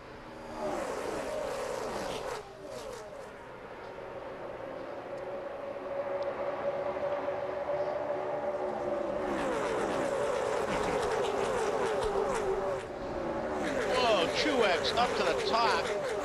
3 wide right there. He got squeezed up against the wall. It's darn close to 4 wide. That's Vickers there in the center. Yep. Brothers at the front. And Casey Mears jumps out there to the high side. He's going to need some help out there. Yeah, he's looked in the mirror and hoping he would have some. There's Vickers pulling up behind Truex. Wow. Kyle Busch in the 5, Kurt Busch in the 2, then Jimmy Johnson. Is that McMurray right there in 5th or 6th spot in that Welcome 26 back. car? Yeah. Well, we said he was going to make it to the top, and he did. Was black flagged earlier in the race for passing below the yellow line. This is what we were watching a moment ago. Yeah, just especially coming off a Ford, just things narrow up a lot. Cars are jumping around. Yeah, this will look tighter from this shot. There's nothing on the outside, still in the middle.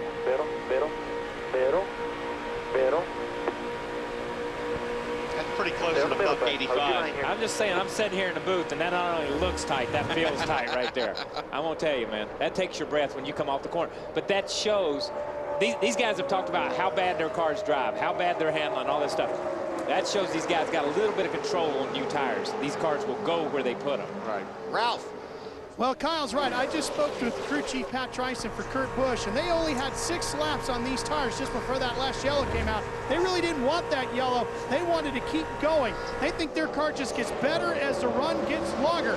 They're also hoping that the 5 car gets worse as the run gets longer. They think his car starts sliding up the racetrack, and he's going to come back to them as this run continues to the checker. This is going to be, I'm sorry, this is going to be fun to watch, though, right now. I was going to say, that 17 and that 26 car, that might be dangerous to everybody right there. Because I think if those 2 guys hook up, it's going to be tough for everybody else.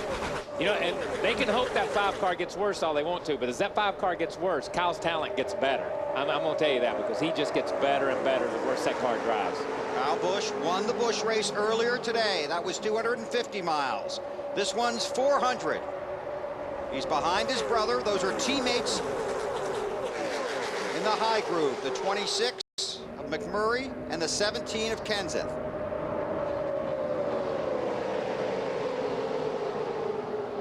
Wow, wild at the front. Fans get more done with Nextel only from Sprint. One phone, two powerful networks. All right, guys, we've been preparing for this all year. There is no room for error. Jerry, are you listening?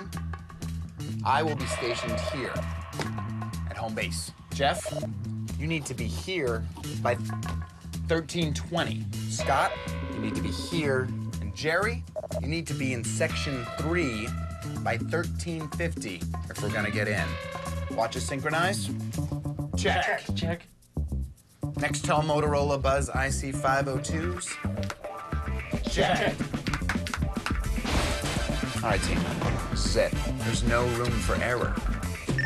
Gentlemen, this is home base. What is your position? Alpha 1, in position. 4 hats, 4 shirts, secured. I'm en route. Beta 2, all systems go. The food is in the bag. Gamma 3, status check. Hey, Beta, Jerry checking in. What is your status? I'm in line. I will have the tickets in just a minute. Over and out now. Jerry, this entire operation hinges on your success. What is your status? Where's Jerry? He hasn't checked in yet. Jerry, status check. What is your status? Gamma 3, status check! Jerry, where are you? Nextel helps NASCAR fans get things done with the new Motorola Buzz. One powerful phone, two powerful networks. Nextel, only from Sprint. Starting to get rough. Sure glad you didn't have to miss that. Starting to get rough. It's Clint Boyer in the 07. You saw the contact. But you know, the thing is, one lap you go down there, your car sticks. The next lap you go there, your car doesn't feel the same. And by the time you get back again, it's a totally different car. That's where these tires are so special. And that's why you want them. But I mean, my God, these guys are hung in this position right now. They got what they got. Yeah, I think you see Mears there on the 20. I don't think he wants to be there right now. I think he'd like to get out of the middle and get either in the high line or the low line. And anywhere but where he is, yeah, right? The middle is not good. Larry? Oh, boys, the guy that started on the pole, Jeff Gordon, in that 24 car, looked like when this race started, he kind of found him a place back in the field. But now with 34 laps to go, Big Daddy's on the move. I'll tell you what, though, McMurray's also another really good story in that 26. Wow. Kyle Busch trying to take second. It's McMurray in the 26. This portion of NASCAR on TNT's Wide Open coverage is brought to you by NASCAR Hot Pass, only on DirecTV.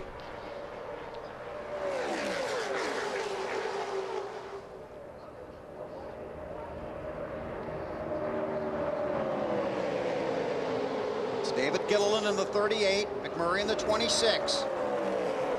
Ooh, Boyer right on the bumper. Yeah, he took a look down there. He kind of got blocked a little bit, had to get out of the throttle a little bit. But there was enough room between him and the 48 to where it didn't cause too much of a problem. You got to give Boyer a little bit of a call. He worked his way back up in here because he dropped absolutely to the back of the pack when he had that ignition trouble earlier. Truex now up to third spot. I just don't think, I think the 26 got a good car. I just don't think he's got enough help up on the high line there, Ralph. Well, Wally, they're going to try to work together. Matt Kenseth in that yellow 17 and his teammate Jamie McMurray just in front of him in that yellow and blue number 26. In fact, Matt's been kidding him on the radio throughout the race about him getting that penalty earlier on. They're going to work together. He said, I'm not going to shove you all the way off the track down in turn 2, but I'll help push you to the front, Matt.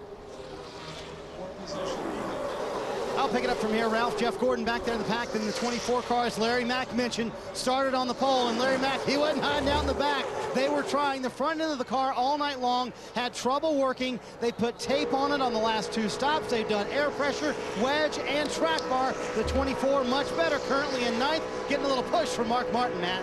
Marty, Jimmy Johnson not giving up the bottom. He is hanging with it. And really, the decision was to stay out. He was one of those cars that didn't pit because they didn't want to take a chance of having some kind of incident on pit road that happened to David Stremme right now. Just being patient, waiting until the final few laps. Hard to be patient right about now. Yeah, it really is. You know, getting back to what we were talking about between the 17, I don't think the 17 is good enough to help the 26 right now. No, I don't think he's good enough. He wasn't good enough to help the 24 at the first of the race on cold tires. I think the 17, the 26, if we go back to the first of the race, those guys came on after about 20 or 25 laps. I think best case scenario for those two cars, or the Roush cars in general, is to finish the race under green, to be there towards the end, because those cars the handling seems to stay with them a little bit more. Tires are overcoming handling right now. Obvious the way these guys are jumping around, but tires are overcoming that. So you're saying a longer green flag run? A longer green flag run, I feel, is going to benefit the 17 and the 26 more so than the 5 and some of the other cars. Marty. Well, guys, up front, Martin Truex Jr. has found his way to the front. Midway through this race, he said the car won't run anymore. He was wondering what was happening. Well, what happened was he fell back in the traffic. Once they got back up front, the car has come back to life for Truex. I talked to him yesterday. He told me he left here in February feeling like he left some unfinished business at Daytona. Had a car that could finish in the top 5. Running up front right now, maybe he might win again, guys. Tell you what, that 38 of David Gilliland restarted 17th.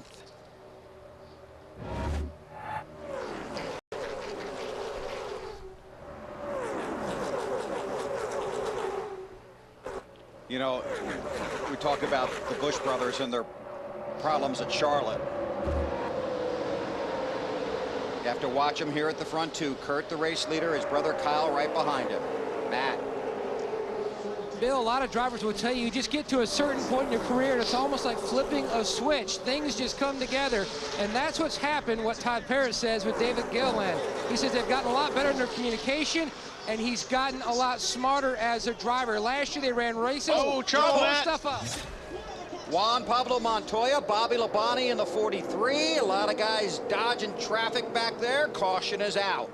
Inside of 30 to go. John Andretti. All right, take it easy. Slow down and take care of the tires. You're not that bad. We'll fix the fenders. Keep going here, okay? Don't blow the tires out. Billy Wilburn, crew chief for John Andretti. John was running in the 27th position last time by. Ooh. Oh! Montoya with the wild ride. Who was at the hit of the wall first? Well, I think, did Labonte get into somebody? Yeah, or? No, it looked like the 00. Got into the outside wall. Bobby, it looked like turned left. Stayed up top. Well, but he was already wrecking there. But yeah, that was just a chain reaction. And Bobby turns left and checks up, and then Montoya just runs all over him. David Rudiman. But Montoya's got no place to go. Let me be clear on that too. It's not that he ran over him, but he did. Yeah, literally. What part was it where there's a lot of damage to that 43? You can see that. In front of you, James. Go high, go high, go high. That's Earnhardt there, isn't it? That's Earnhardt yeah. again. That's the 8 car again. He's having a wonderful night. Yeah, 26 laps down, having all kinds of fun. That's why when you're 26 laps down, you don't want to be running in a pack, because you just get gathered in somebody else's stuff, man.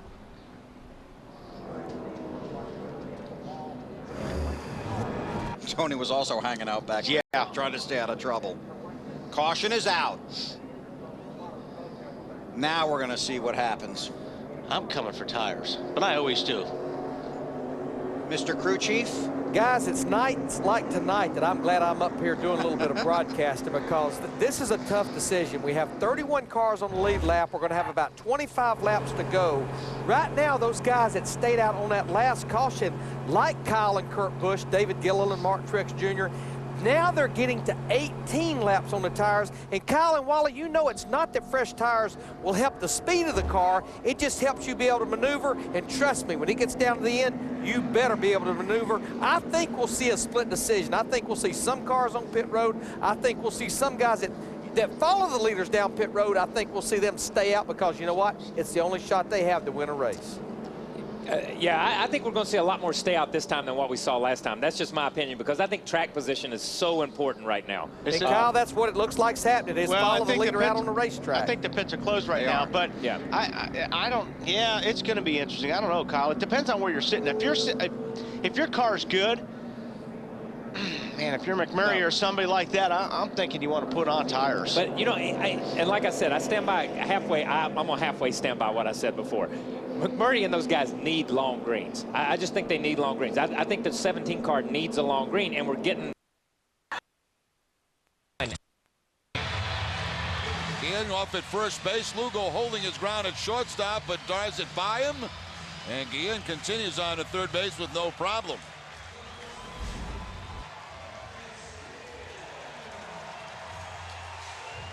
So it is the second straight inning. They had it in the 10th. They've got it in 11th. Winning run 90 feet away at third base for the Tigers as Marcus Thames comes up. Thames 1 for 4 tonight, singled in the 10th. And is 0 for 1 against Mike Timlin in his career. Timlin got the first 2 outs, but the 2-out walked again. Now the single for Ivan Rodriguez. Thames takes ball 1. By Pepsi. Under caution after a multi-car crash. I should. No, let me go back. no. I'm going to halfway stand by Marty. I'll take it back. I hope everybody pits. I hope everybody. No, I hope everybody stays out. I'm going to go with them. There, I'm still halfway in. I still don't know what you said. Oh man, pits are open this time by, and Kyle's going to be right no matter what. So. Yeah, because we're all confused. I'm telling you, some of these cars, I'm telling you. I mean, I'd just about be willing to stay out. But it looks like everybody's going to come down pit road. I think you're going to be completely wrong on this. I am. That's what I said. Marty and I were right, though. Ralph. Good call, Marty. Well, when Kurt Busch saw the caution come out, he said to his crew chief, Pat Tryson, all right, Pat, this is where you make your money. Pat said, bring it on in here. Let's put 4 tires, make no adjustments, take some fuel, and get back out there and win this race, Matt. Debating a 2-tire change in the 38. He definitely wanted a track bar adjustment. The car just too much on the tight side, and he stalls it, trying to get around the 5. He's away. Marty. Kyle Busch, he leaves pit road, Matt, with 4 fresh tires. He said he was a little too free at the beginning of that run, so 3/4 of a little too tight at the beginning of that run. 3/4 of a round up on the track bar, trying to free it up just a little bit. Lindsay.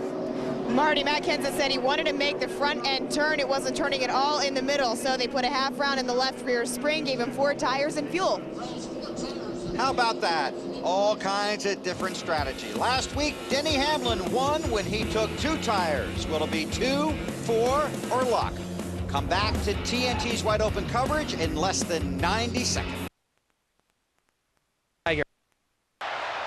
Veritek and Bailey. Veritek and Bailey makes the catch. And the Tigers are unable to score in the 11th. We head to the 12th, still tied at 2.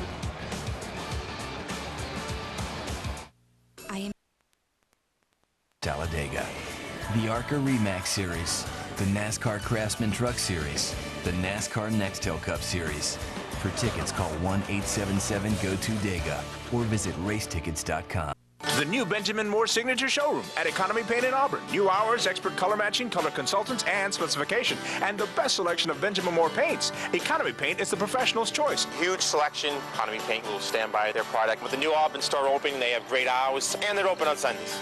Equipment problems? Our industrial spray division will get you back on the job fast. Service is great. You get the sprayer back within 2 to 3 days.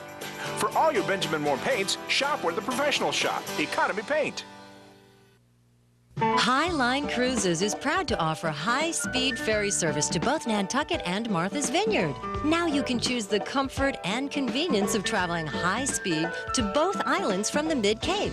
And by cutting the travel time down to just 1 hour, you can experience all the beaches, boating, fishing, restaurants, and shopping the islands have to offer. For reservations, call 800-492-8082 or book online at highlinecruises.com.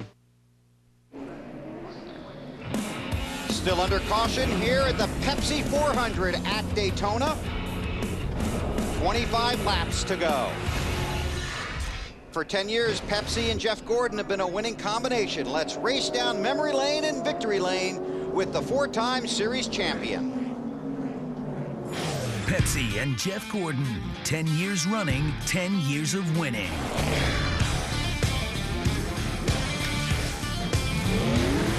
amazed me so many times in the car I can't even count. There's no one that has a resume to even compete with Jeff Gordon in the last decade. The record speaks for itself.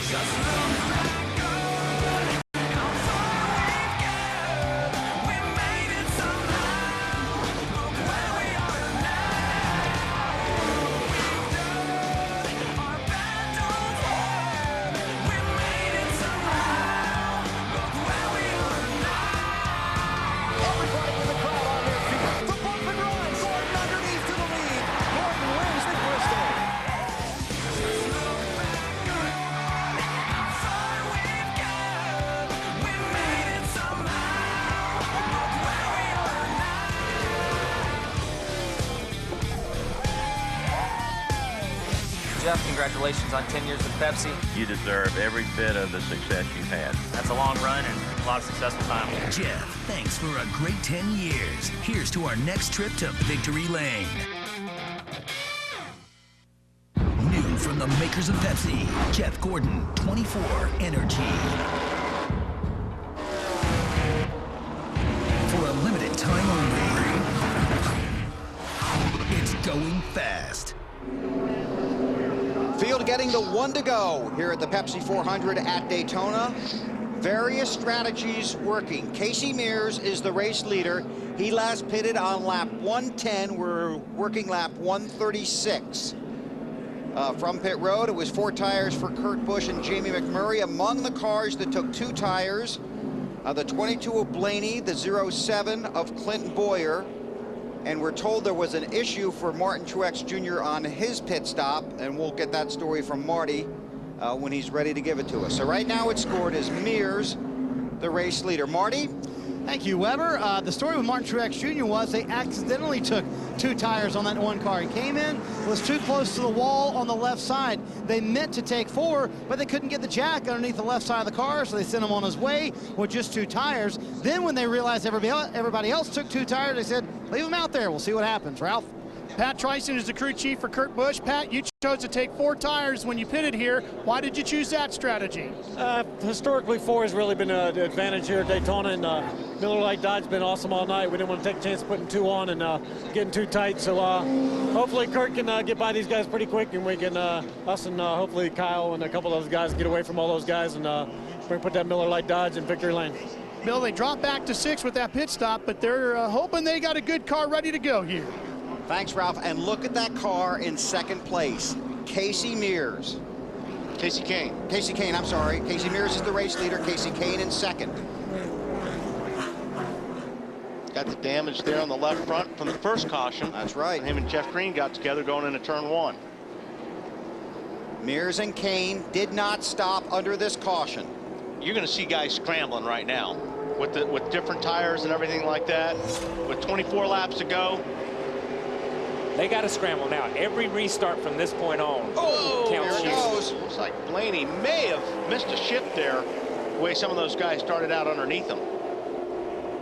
And Gilliland almost ran right over Martin Truex.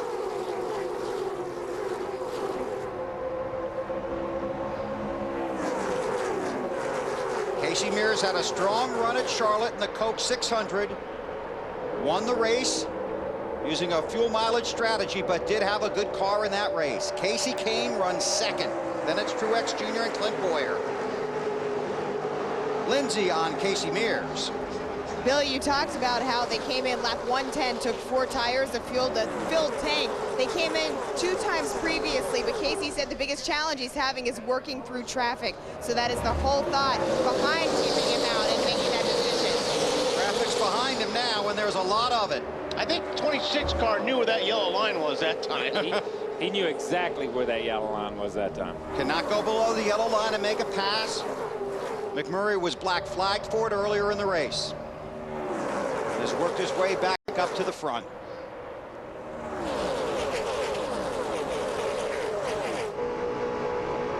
On board with Jeff Gordon. Wow, yeah, no kidding. It's McMurray, the 26. Biffle, his teammate in the 16. Jimmy Johnson in the Lowe's Chevy, the 48.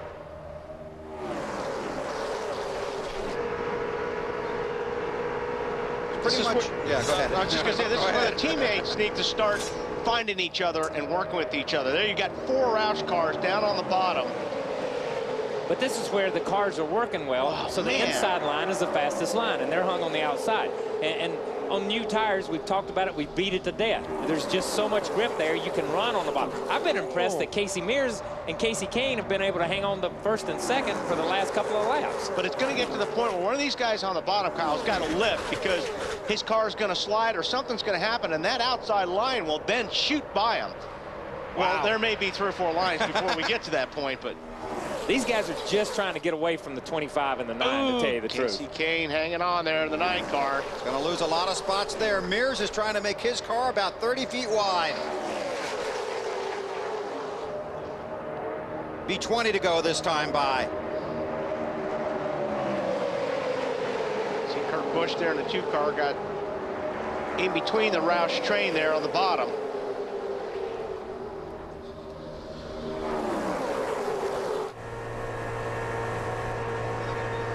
You know, right now the cars that are up front, the 5, the 07, the 48, those cars, they're the guys that have been up there. So these guys have worked their way back to the front of this pack no matter what. Most of these guys that have been in the top 3 or 4 all night long have worked their way back up to that point.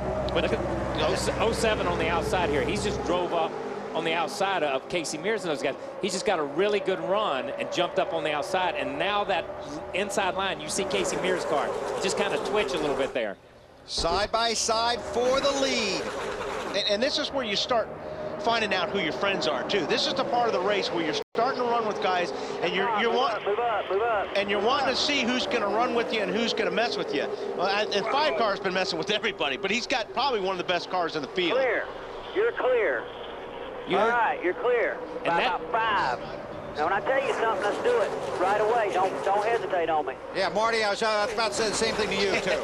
Yeah, exactly right. Clint Boyer back out on the lead after he fell back after that electrical problem midway through the race, was back in 19th at one point. This is the same exact scenario they tried earlier in the race. 2 tires, about 14 laps on his left side tires. Boyer out front once again, Bill. But those Hendricks cars are 2nd, 3rd, 4th, and 5th right there. Which tells you? Nothing. Absolutely nothing. Because I'm going to tell you what, that 4 car is screaming about that 25, or that 5 car is screaming about that 25 car right now. And vice versa. Yeah, vice versa. Because that 5 car is getting that 25 car awfully loose right now. He is driving right up on the rear bumper of his teammate. Kyle Busch drives for Hendrick Motorsports. He's in the 5. Will leave that organization at the end of this year. That's his current teammate Casey Mears in front of him in the 25. And Jimmy Johnson in the low Chevy, another Hendrick car. I'm going to tell you, if you're leading this thing, if you're the 07 leading this thing, which line do you pull? Do you try to pull the inside line? Do you try to pull the outside line? You know, he's got a little cushion there with the 25 car on older tires. The outside line's got fresh tires, and if he starts pulling those guys will come back to haunt him exactly. later in the race, is what I'm trying to say. So that's why you want to be down on the inside. Make it harder for the guys that are on really good tires to get there. Yeah, make them use their tires up a little bit, running that outside group, running a little bit longer line around the racetrack, putting a little bit more heat in those tires. Let them run them off a little bit before they get up there and can race with you. Jeff Gordon. Oh, there we go. Gilliland round. Oh, I cannot believe that's a single car accident. I cannot. That's incredible. And let's wait for the follow-up. Caution is out. Hey, good job, man. Okay, keep going, keep going. It's okay, guys. I think we talked in one of the pre-race shows about being lucky getting through all that stuff. Tires. Man, that was lucky. I'll tell you, that's some luck and some Coming great in right driving. now for tires. Man, don't tear the front valence off. Take it easy. All right, let's go upstairs and take a look. Now you see him in the center there. Biffle down on the bottom. Biffle going to slide up and get him. No, he just lost it right in the middle. Oh, just lost it. Oh, look how close he came taking Biffle out. Almost got Edwards, too. I'm going to tell you, right into the door of Blaney here. You see this thing get out from under him, and he turns right up into Blaney. Boom. Caves Blaney's door in. And Blaney's car never even looked like it moved from the helicopter. It looked like it just drove straight. John Andretti in the 45 car, the lucky dog. Again, you're watching right here.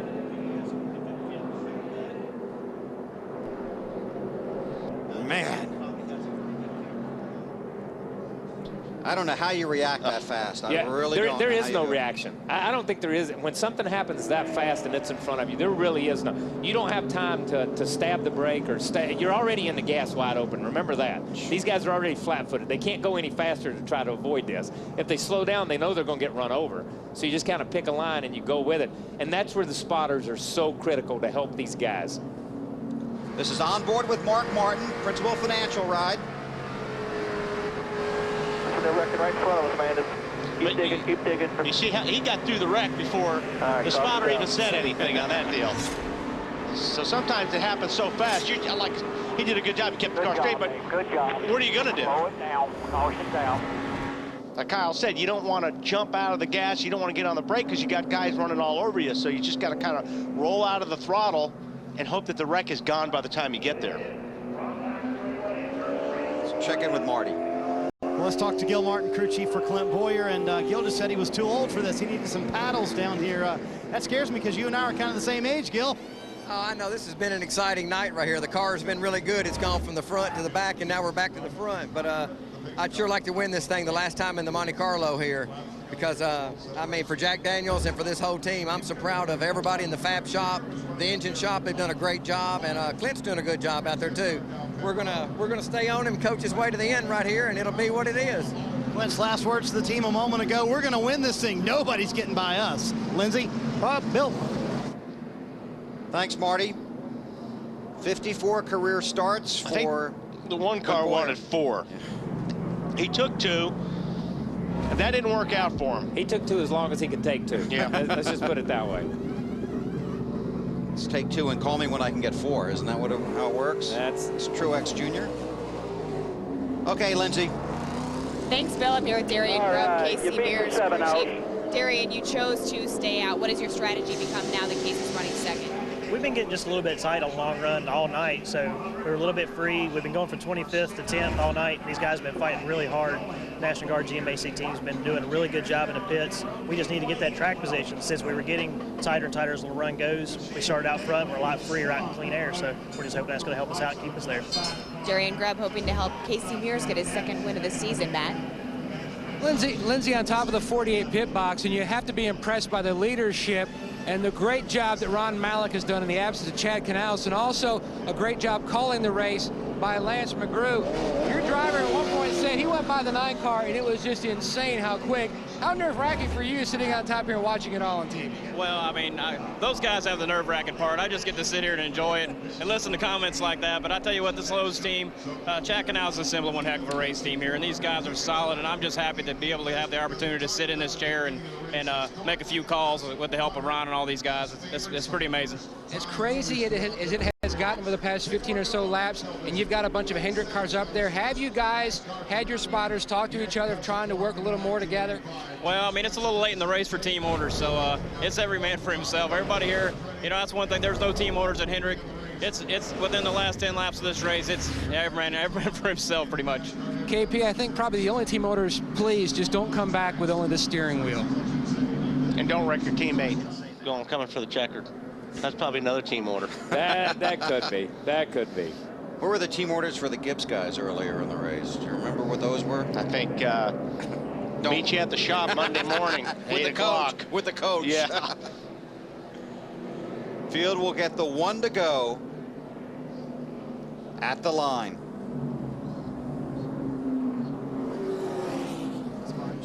Marty? Yes, gentlemen, the Martin Truex Jr. had to come down pit road, Bill. That accident actually happened with David Gilliland right in front of him. He had to get on the brakes really hard, was worried that he flat spotted the tires. He also didn't like the decision just to take 2 tires that last time. So just to be safe, they came down pit road, put on 4 brand new tires for Truex, but now he's back in the field and gonna have to work his way back up through the field. He's gonna have a chance to finish in the top 10, running 23rd right now, Bill. Thanks, Marty. Field getting ready for the restart, half a lap from going green, be 13 to go when they get to the line. We're done with all of our branded content for the rest of the evening. So we'll be able to take you to the checkered flag, and you can see the sponsors in the lower left-hand corner of your screen. I want to thank them for being part of our TNT wide open coverage of the Pepsi 400 tonight here at Daytona. Okay, now on this restart, it's going to probably be the most desperate restart so far of the night. Again, if you're going to make up a couple spots, here's the time to do it, if you can. It's like we talked about on the last restart. They get more and more desperate. They start spreading out sooner, faster, farther. I mean, everything's just accentuated in these last few laps. And you'll see here what guys can get away with laying back as much as possible. Because if you can lay back on a guy on the restart, it actually gets you a run so you can pull out and have some momentum going by a guy. Casey Mears in that 25 car has not stopped since lap 110. He's in the second spot behind Clint Boyer, who stopped on lap 134.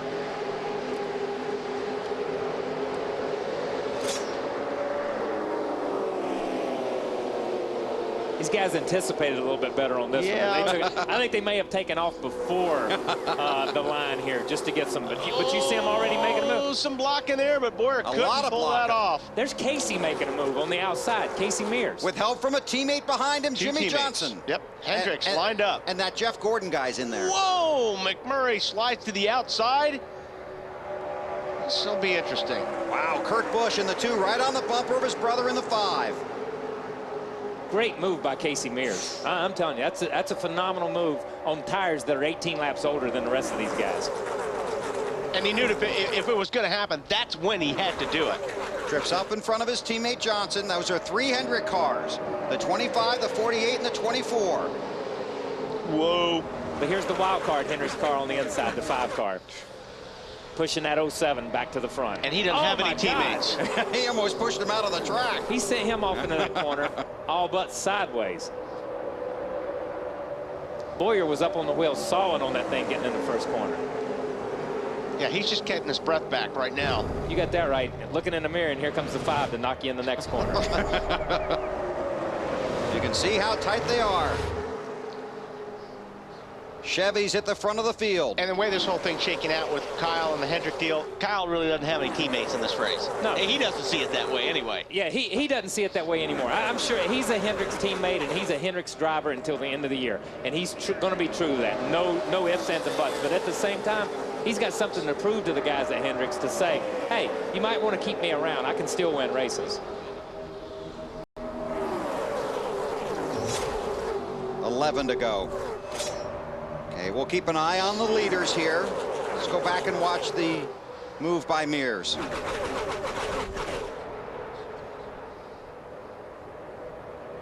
Trust me, they tell me it's coming. All right, there you see it. Now, Boyer's looking in the mirror right now. He's going to try to block the 25 car, but he can only do so much because also the 48's coming. That was just a perfect restart pass. And that's a perfect restart pass, and that's a power move right there. Those guys did it coming up through the gears. That's just a power move. Remember, Mark Martin had his mirror full on the last lap of the Daytona 500. Oh, Jimmy Johnson. Oh, he got a guy on the wall. Here we go. Nemechek and Vickers gets turned. Nemechek down on the bottom. Caution's I thought out. those guys were going to save it. I thought they both had it saved there for a minute. There's Brian rolling again. Oh boy, another restart. Yes. Let's go back and take a look.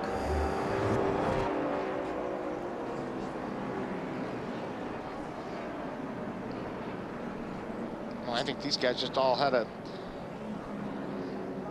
I thought they were going to have a whole big run there, but I think Nemechek he just lost downforce on that car and slid up into Vickers. Yeah. And they made contact the first time and got away with it. It was the second time overcorrecting that they got up into each other. And all that happens within about the length of a football field. Right. I mean, you're left, you're right, you're left, and then you're into somebody, and then it's over with. You're just hanging on, trying not to do any more damage than you can. It's our 8th caution of the race. Oh, just clipped him.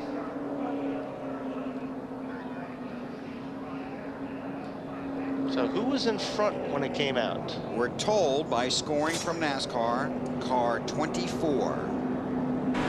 This is on board with Vickers. No help right now, still 3.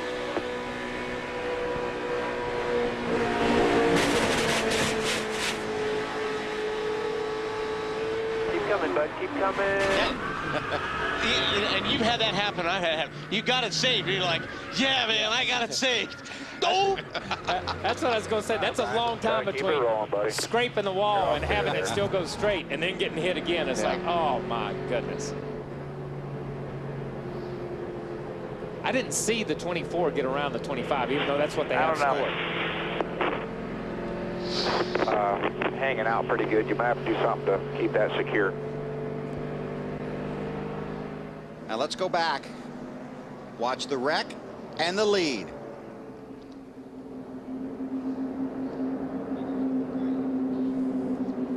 That's Gordon in the 24. On the high side of Mears. Yeah, 24 was past him for most of the way. You know, there was a loop there somewhere. Yeah, there is a scoring loop over there which picks up where the cars are. And that's when the caution comes out. They're right. Yeah, there are 18 scoring loops around this 2.5-mile track. NASCAR reverts to the previously passed scoring loop for scoring, except at the end of the race when they will use video to determine the running position. Did I say the last restart was going to be the most desperate? Yeah. I didn't mean that. I want a halfway stand by Okay, that. halfway stand by that one.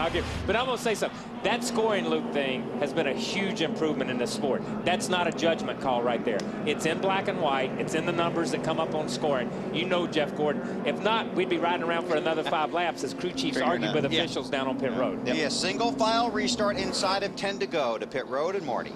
Well, Jeff Gordon's team, Bill, has worked extremely hard on this 24 car tonight, and they've made several changes to it. You're out front now, believe it or not. Who works best behind you?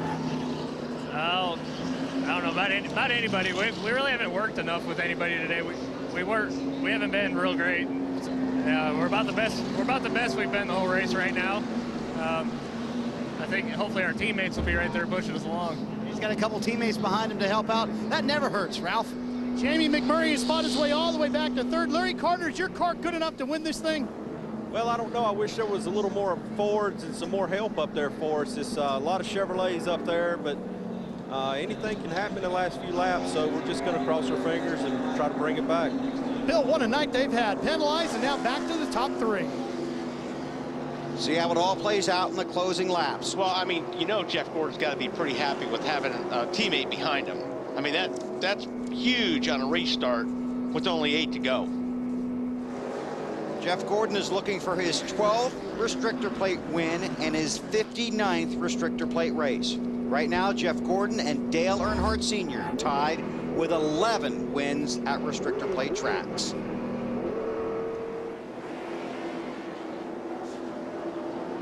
Saw Jeff Gordon with Richard Petty before the race. Richard, 10 wins here. Gordon with 6. He's the race leader. They come to the line. They get the green flag. 7 to go.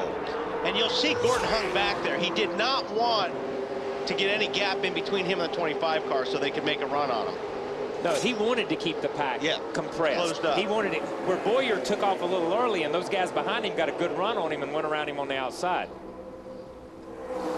I think if McMurray's going to have any shot, he's going to have to jump up there on the high side, and hopefully somebody's going to come with him, but Johnson won't. But maybe the 07 of Boyer could get there. And they've already worked over Boyer going in turn 1, and 2 or 3 of them have got by him like instantly, and that totally catches me off guard because Boyer had been protecting that inside when he was up front. He protected it like it was gold. Chevy, Chevy, Ford, Chevy. You know, McMurray's just going, oh, man. Looking out the windshield, looking in the mirror. Where's Carl? It's all Hendrick cars.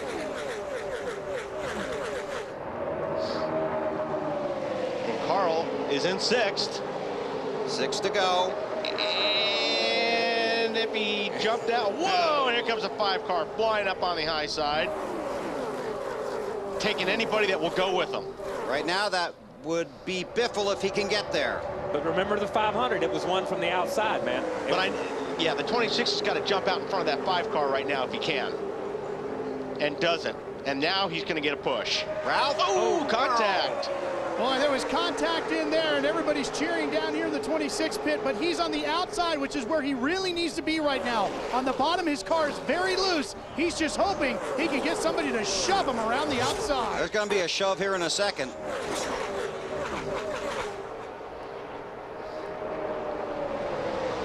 Mayor's the loser. I mean, Look at the Kyle 5. Busch, she turned left, man. Left, right down across the hood of the 48, and he's going to be leading this thing in a minute. Kyle Busch in the 5 car, trying to win 2 NASCAR races on the same track in the same day. How cool would that be? I don't care. That would just be phenomenal. You're fine, you're fine, you're fine. 2 to these guys back here. Now, which way is the 48 his teammate going to go? I was just thinking the same thing. He's got 2 Hendrick teammates behind him, the 48 of Johnson and the 24 of Gordon. Gordon's in the high line, behind McMurray. Oh, man. That 5 car loose. And he's still in the gas. He doesn't know any other way. He has driven that car that way all night long. He's done it down here with the Busch car in February. Every time he comes to this place, he drives the car looser here than anybody I've seen. Now, here's where it's going to get hairy. I mean, 48 is on that 5 car, and he's on his bumper really close to the corner. It'll turn that 5 car, and I think that's probably why the 48 is backing off when they get to the corner. He's trying. The 48, by backing off a little bit like that, is trying to help the 5 car get into the corner. More than anything else. He could run up there, and if the car was a little bit better, all but bump draft. Oh, nice move by Carl Edwards. And Kurt Busch going to try and come along. Oh, Busch gets a little bit loose. He's got his teammate behind him in the 12, Ryan Newman. Kyle Busch didn't want to see that. I'm going to tell you that. He don't want to look up and see Carl. I don't know if the 5 has really looked in his mirror in the last 100 laps. I'm not sure he has a mirror. I don't think he has. I mean, I don't really think he cares who's behind him. Gordon pushing McMurray to the lead while his teammate in the inside lane loses the lead. But he has to. That's the lane he's in. You know, those guys committed to the high line for right now, and they've got to push who's ever in the high line, whether it's your teammate or not. It makes no difference. Jamie McMurray in that 26 car won in his 2nd career start. Has not won in the last 166 races. Look at him go. Now this is dangerous though for a leader. When they get out front, then that pack will charge up and they'll have a really good run on him, and that's where Jamie's got to make sure that he doesn't get too far ahead of this pack. Jamie needed that on the last lap, not 3 laps ago. But if these guys can, if they stay pinched off and they can keep them run down here on the bottom like that. They're getting a run right there. Boy, Carl Edwards in that 99 car had a run on the 5 car. Less than 2 to go. Kyle Busch is still hammering that thing right down on the bottom, sideways. That's incredible. He is doing a great job. See, I think if Carl will get a really good run here and he could give the 5 a push, it would take the 99 to 2nd. McMurray in that 26 car led early in the race, was black flagged for passing below the yellow line. Had to do a pass-through penalty, caught a break on a caution, has worked his way to the lead. Side by side with Kyle Busch as they come to the white flag.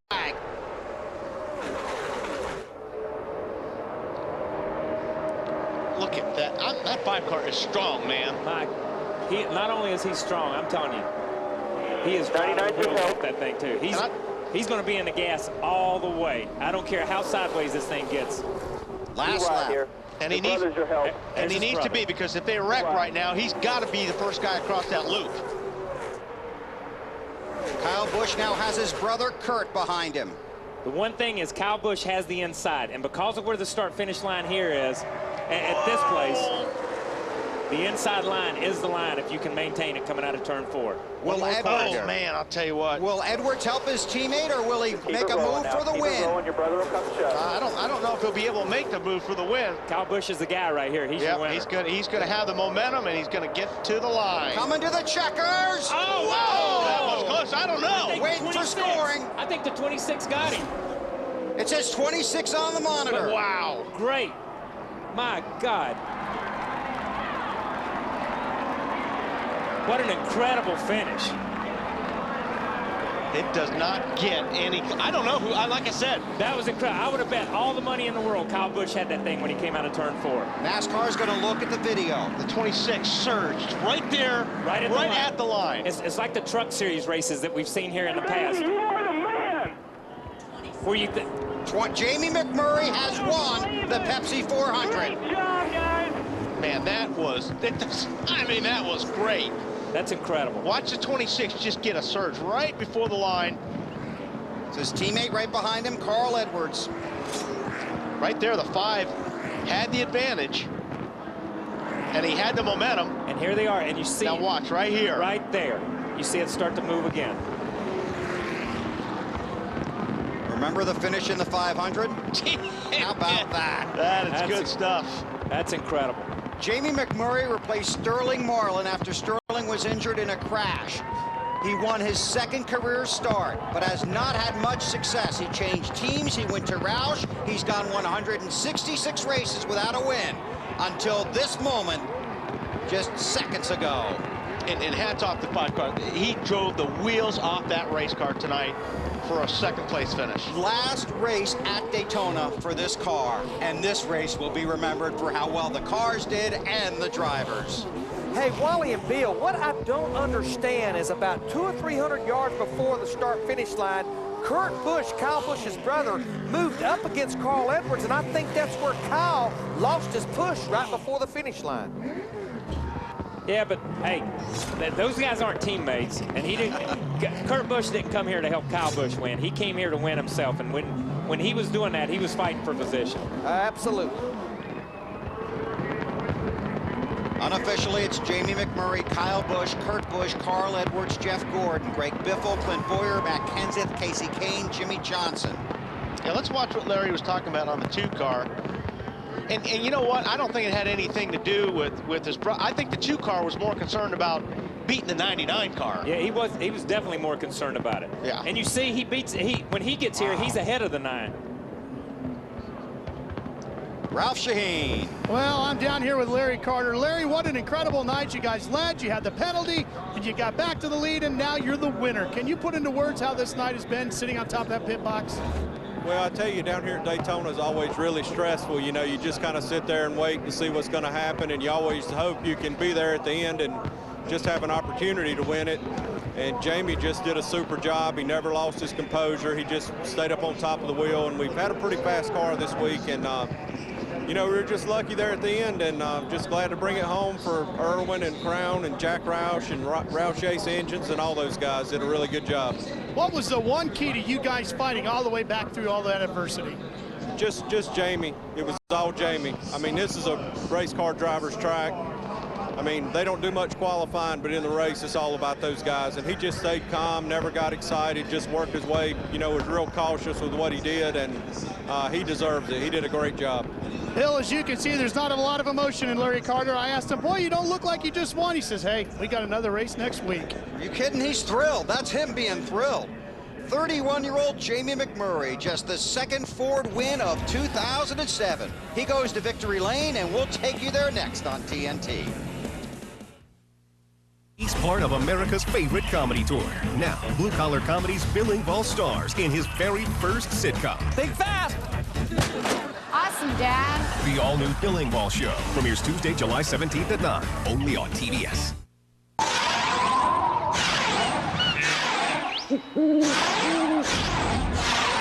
Wouldn't it be nice if targeting your customers was this easy?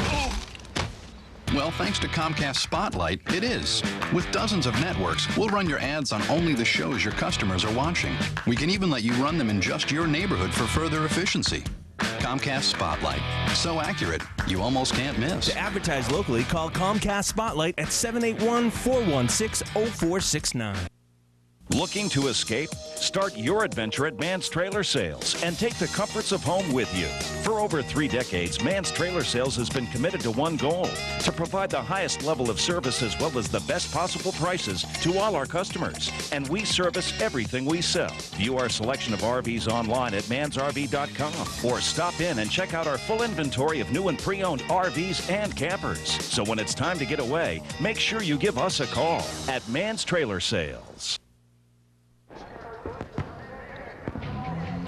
TNT Sports is live at the Daytona International Speedway. Pepsi 400 at Daytona. Time for the Pepsi post-race show.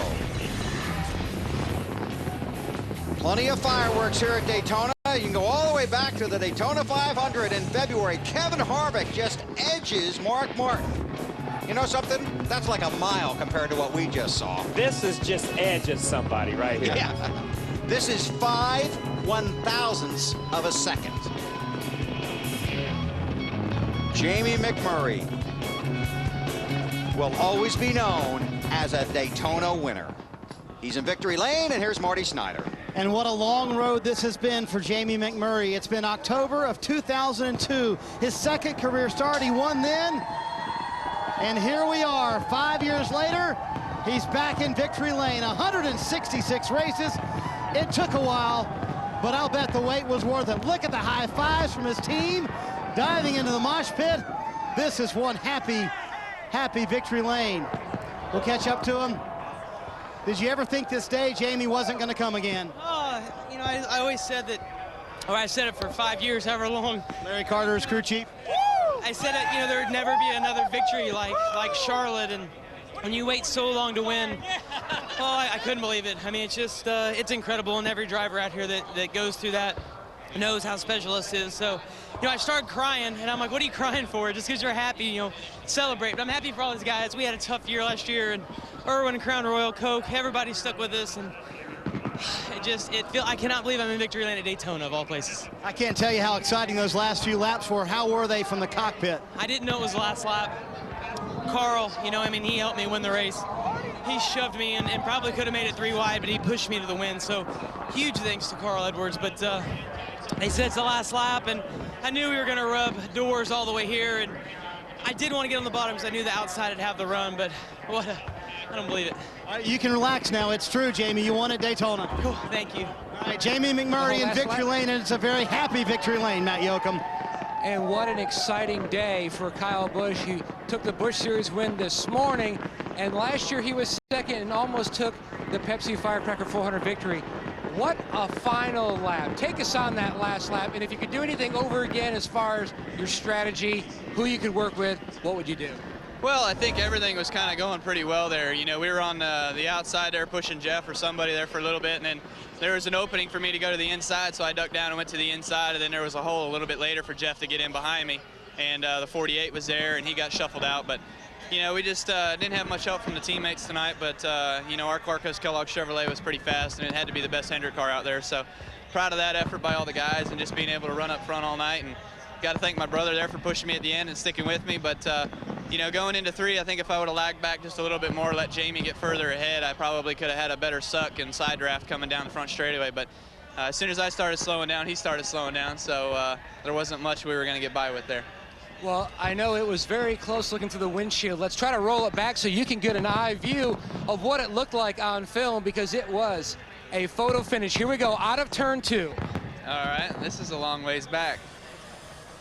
I knew that he can beat me however much he wanted to down the back straightaway. I was just kind of relaxing at that point and looking at my mirror, making sure to see who I had behind me. And getting into 3, I figured, well, I'm ahead now, so he better slow it up and get back closer to my brother's front bumper and let him get ahead. So that's what I'm doing right here, is just trying to whoa up. And I figured, all right, that's probably good enough. I better get rolling here and come up and get the side draft off him. And I guess I must have got it a little bit too soon or something, but I don't know, maybe if I would have held it down low, I would have won the thing. From that angle, I won, I don't care. Hey, great night tonight. All right, thanks. And here's one more look. Take a look at this little picture here. That is how close the final race in this car configuration was at Daytona. Look at this. Yeah, that's pretty close. There ain't much there. ain't much I could have done different, I guess. As BP would say, man, oh man. Yeah. Wow. Yeah. Ralph? We're down here with Kurt Busch. Kurt, just like you and I talked at New Hampshire, this team's been building a tremendous amount of momentum lately. And you got another third-place finish on a restrictor plate track here tonight. Where's all the momentum coming from? Well, it's just good to run at a restrictor plate race. For us, we were really close most of the night, really good on the long runs, but on the short runs, it seemed like all the cars could gang up and be there at the end. And for us, with the Miller Lite Dodge, well, it was a great run. Whether we won, pushed Kyle to victory, I really wanted to do that, just couldn't quite get there at the end. So I'm real happy with third place. Plate track's been good to us. We just need a little bit of luck the next few races. Lindsay? Clint Boyer rode to a 7th place finish. Clint, what are your feelings after leading there towards the end? I was a little bummed out, actually. We just got too far behind. Had too many teammates behind us teamed up on us there at the end, but you know, Gil and everybody on a Jack Daniels Chevrolet just brought me a heck of a race car and gave me a good chance. We about got there. I'd say we was out in the lead, and the ignition box of all things just cut out. And, you know, that was so weird. It took me a second to figure out. Fireworks, of course, going on.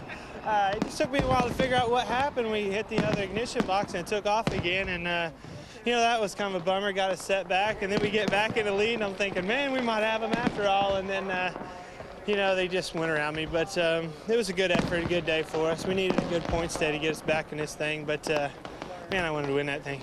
And Matt, I know that Clint is not superstitious, but is it any irony that it's 7-7-0-7 and he ends 7th? Matt? Could be, and Jeff Gordon had a great top 5 finish. At times it seemed like we were at Talladega. At other times it seemed like we were at the Lowe's Motor Speedway. How crazy a night was it for you? It was nuts, man. We weren't very good. You know, we really struggled, and I got to give a lot of credit to this race team because they never gave up. They made great adjustments, and you know, this DuPont Pepsi Chevrolet was pretty awesome there at the end. You know, I got into the outside lane, made some good moves, and you know, then I was just kind of stuck there. And I made a bad move when I tried to go around the 26th outside. It was too early, and I thought I was in big trouble. But you know, I had the momentum, so I tried to go with it. Luckily, I got back to the inside and got back up in the top 5. And the top 5 is a great finish for us tonight because we had about a 12th, you know, 15th place car, and that was a great effort. Typically here, you always have a certain lap in your mind. You need to start making your way to the front if you're at a certain point in the field. Was it different tonight? I was trying to get the front every single lap out there. You know, luckily the cautions fell right for us where we got to get 4 new Goodyears, and you know, when the cautions fell, we were able to either come in and get 4 more, or we stayed out that last time, and we had track position, and you know, then we were able to get the lead. And I mean, unfortunately, I lost my drafting partner, Casey Mears, and also in Jimmy Johnson. Looked like, you know, those tires finally wore out on Casey, so I knew I was a sitting duck at that time. Thanks, Jeff. Yeah, great job to Jamie McMurray, too. He drove the wheels on that thing. He was completely out of control, but he got into the finish line first. That's all matters. Jeff Gordon, 5th here at Daytona, Ralph. Well, we're down here with Carl Edwards, who had his best restrictor plate finish of the year. Coming into tonight, he hadn't done better than 23rd, now a 4th. What's made the difference? Well, through a lot of the race, it's just my team. You know, the stops were great. My teammates worked with me really well. Now, let me tell you, I came here to win this race, but I've never been so excited to see somebody else win. You know, to see Jamie McMurray and that 26 team get a win, that's really special. And, you know, there at the end, I had a decision. In turn 3, I thought, man, I could make it 3 wide, or I could push him. And I just thought I'd push him. He's a good guy, and he deserves the win. He works hard. Just awesome to be a part of a race like that. Dale, it's been kind of a tough year for the Roush team, but tonight, 2 cars in the top 5. It almost looks like those guys had fun tonight. You know? Well, now that it's over, they're having fun. Okay, got a couple things to sort through here. Jamie McMurray led early in this race, but watch here, he's going to go down left side tires below the yellow line. Got black flag for that. Had to make a pass-through penalty, and basically was a half a lap behind the pack. Caught a caution at the right time to stay on the lead lap. Then worked his way to the front, and then this is the finish. NASCAR began electronic scoring in 1993. Since that time, this ties for the 2nd closest finish since they began electronic scoring in 1993. It ties with an Earnhardt. Dale Earnhardt win over Ernie Irvan at Talladega in July of 1993. The closest finish was at Darlington in March of 2003. Ricky Craven beating another Busch, Kurt Busch. So Jamie McMurray in victory lane. So we certainly want to thank all of our sponsors that participated in our TNT wide open coverage. Ford, Nextel, Miller Lite, AutoZone, DirecTV, our friends at Goodyear, Larry Mack and those hardworking people at Subway restaurants, the Principal Financial Group, Toyota, and Pepsi. Let's check in with Larry and Mark Fine. Yeah, Bill, I just got done wiping some more mustard off his face. Larry, let's talk. Definitely an eventful race tonight. No shortage of excitement. We know the winner was black flagged early in the race. He wasn't the only one with issues, though, but just because you had issues didn't mean you weren't going to obviously have a chance to compete. Well, I think those guys had to keep their focus. They had their cheerleader and their spotter cheering them on, coax them. Hey, we've got a good race car. We can make it back. I think it's been documented about Jamie McMurray going out of bounds below the out-of-bounds line, having to do the drive-through penalty. We talked to Clint Boyer. Ignition box failure there right in the middle of the pack. He flips that back and gets back up to the front, leads that thing late in the race. Give a call to Casey Kane and Kenny Francis. That car, the 9 car for Evernham, pretty good crash there on lap 3. That kept fighting back, and who would ever believe this would only be his second top 10 finishes? But I think, all in all, Mark, you've got to give a huge call to the Roush Fenway group. This is a racetrack that Chevrolet has been normally the dominant manufacturer over the last 5 or 6 years. They've won 11 of the last 13 races. The Cat in the Hat, Roush Fenway, all 4 of their 5 cars up there in the top 7 or top 8. Yeah, 11 of the last 13 coming into this race, and 7 straight before Ford got the win today. Bill, back up to you guys. Thanks, you guys. Hope you enjoy the race. It was fun to watch and work with you. You saw the finish order on the ticker at the bottom of the screen. We're running the points for you now. Jeff Gordon now 277 over Denny Hamlin. Dale Earnhardt Jr. in 12th, but just 49 points ahead of Jamie McMurray. That's the final spot, obviously 12th, to get in the chase for the championship. This is why they sell tickets at Daytona and Talladega. Well, it's a different race than we see in the 500 in February, and I think it's a funner race to watch, Kyle. I mean, because, you know, these guys are working a lot harder. Their cars are sliding around. And, well, it obviously doesn't get much more exciting than the finish we had here tonight. Yeah, this had everything. This had, you know, a slick racetrack, so drivability was critical here, more so than the aero that we talk about all the time when we go to Daytona and Talladega.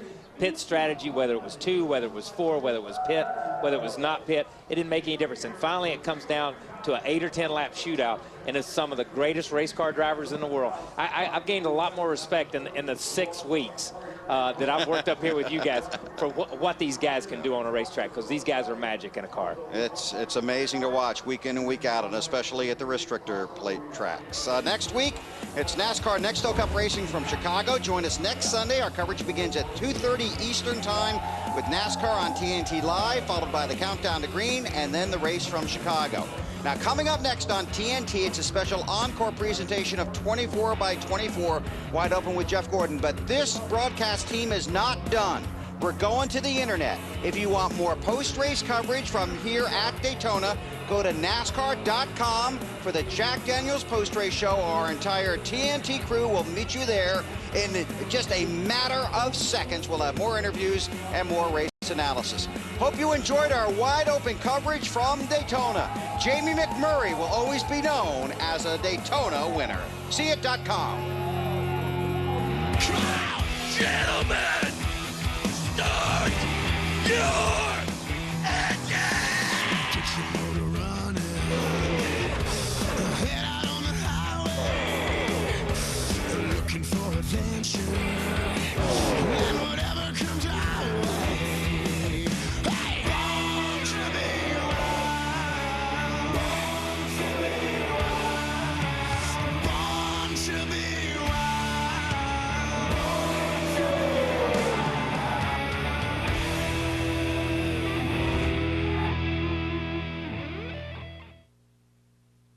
This copyrighted telecast may not be reproduced, retransmitted, or used in any form without the authorized written consent of NASCAR Broadcasting. NASCAR would like to thank all of our loyal fans for your continued support, and we hope you enjoyed today's broadcast.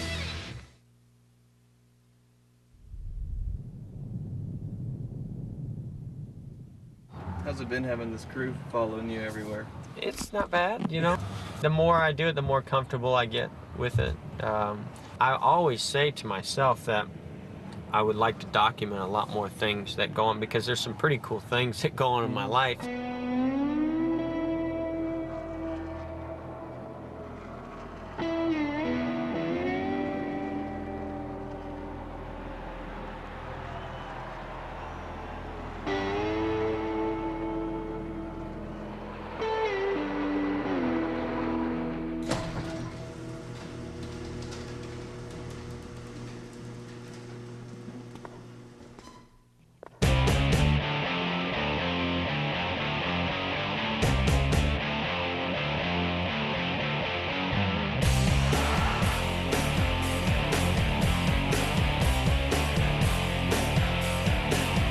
He was different. He was something special we hadn't seen. He gave it a face and an accessibility that hadn't been seen in the sport. This sport is healthier today because of a guy like Jeff Gordon. What happened with Jeff very quickly was you either loved him or hated him. You know, anybody that beats Gordon.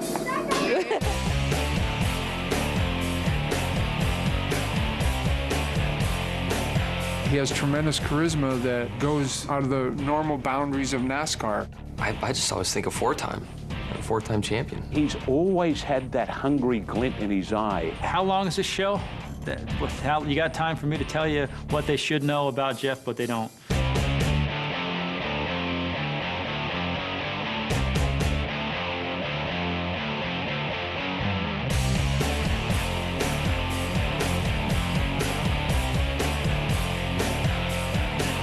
The only reason I started watching NASCAR was because of Jeff Gordon. He's a good guy. He's got a good sense of humor. Race drivers are dealing with something that most of us are not. You know, that like that, it can all change.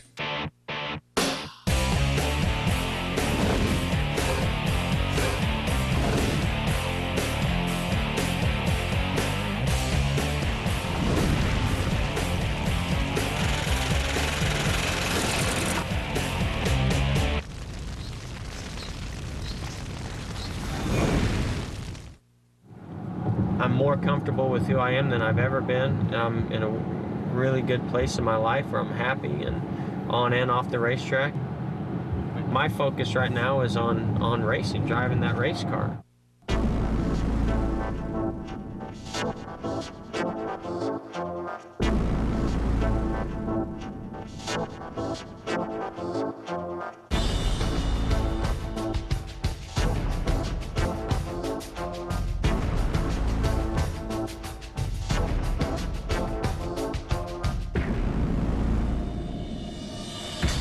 You don't want to think about points this early in the going, but every race is important, every position, and truly every point is important. There's so much going on this year. Every race is important, but every race isn't the season. You know, you got to be good at those Impala races, good at the Monte Carlo races, and today we're going to be good at California. That's our goal today, and we'll work on the other ones when we leave here. That's how we have to do it, one race at a time. That's right. Bow our heads. Well, we just thank you for this new season that brings a lot of anticipation and excitement, and we just ask for your blessings to be upon each and every one of us as we go out there and do our jobs. We ask for safety to be upon not only the members of this team, but all those who are part of this event. And that we're thankful for all that you give us and allow us to do. And for this in Jesus' name. Amen. All right, guys, ready? 1, 2, 3, trophy!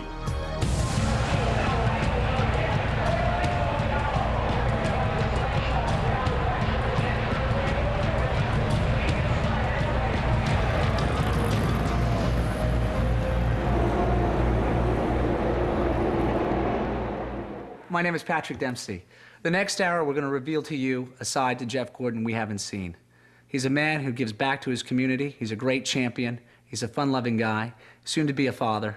Well, he will be by the time this comes out. And we're going to learn a lot more about him. He was 5 years old. He was in my shop, and we had this little black fuzz car, and he jumped in the car, and we were actually, I had worked on the motor to see if we could make it run, because we couldn't make it run. Things started up, and we're in the shop, and I'm sliding my feet, and Jeff's hollering and yelling because the thing's running. He's all excited. He wants to go outside. It's nighttime, and we don't even have a racetrack, but we got the motor running. I don't think he slept all night because he knew the motor ran. He knew he was going to get to drive the car, so that was the first time behind the wheel. We were pretty busy racing, and even when you're 5, you have to be pretty grown up and pretty relentless in order to be able to achieve the opportunity, you know, which is win a little trophy, and that's a pretty big deal to a 5-year-old. The teamwork that we get with Jeffrey and myself, the relationship that we build is something I don't think you can get in other sports.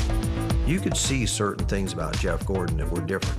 He never quit, and there was never a moment of time when he wasn't focused on winning, and he never burned out. He never got tired. And we'd win 6 races in a row, and he'd just be on pins and needles till the next week to where he could go racing again. How important was his influence on you? Well, he was huge when it comes to that because he gave me confidence in myself that I didn't have. He pushed me in a good way. He would do enough to get me a certain level, but then he said, you got to do these things.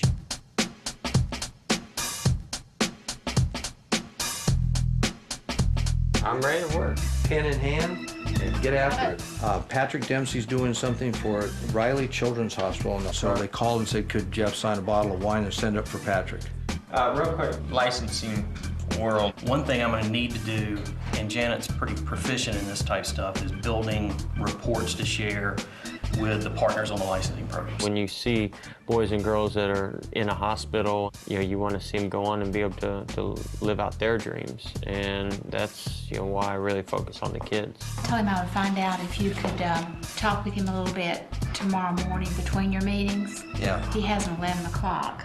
The other thing there is we've got that physical schedule for you on the 9th, and I'm not sure. Are you going to be here then? Well, I'm planning on being here for whatever we do with these photo shoots.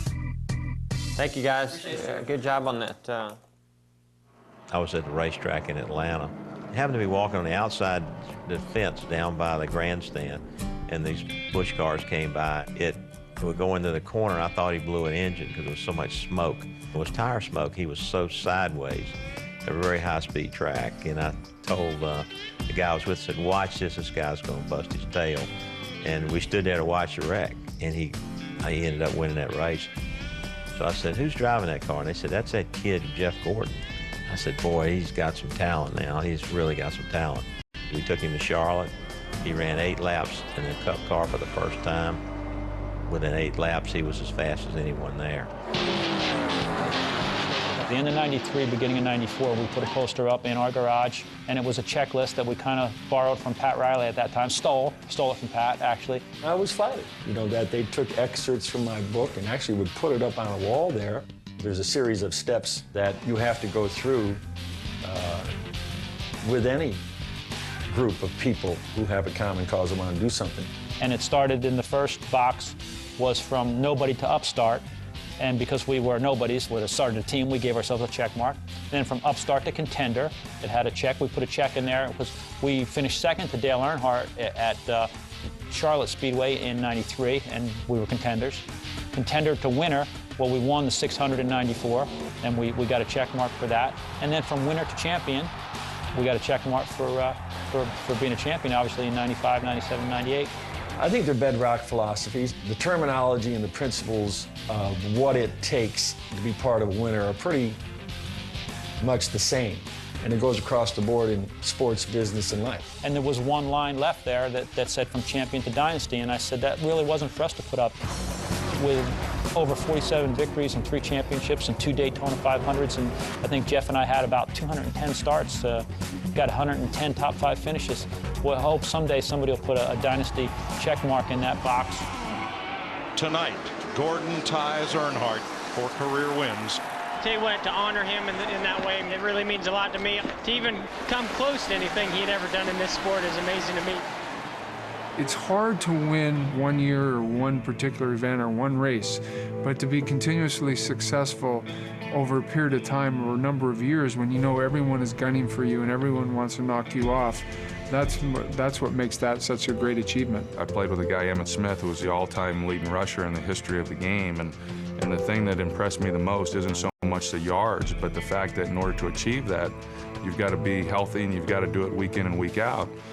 For a guy like Jeff Gordon to put up the kinds of wins and numbers is impressive. It's impressive to me, though, because in order to do that, you've got to come out and compete, week in and week out. You're talking about one of the all-time great athletes of our time. Nice way to win a cup race from the pole, Jeff Gordon. It's exciting because any given day the man can win. There isn't any one way to greatness.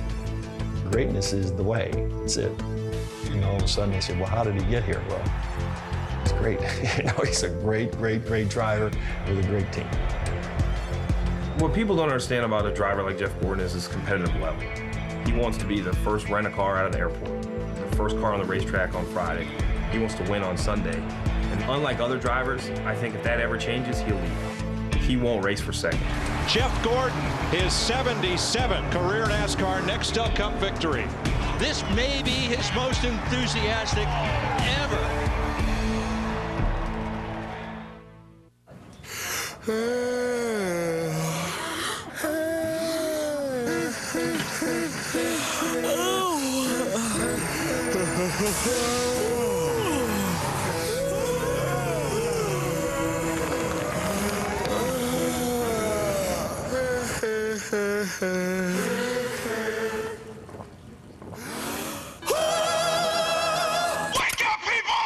New Diet Pepsi Max with ginseng and more caffeine.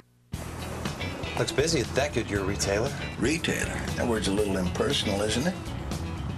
How about purveyor of innovative tire technology? I like that.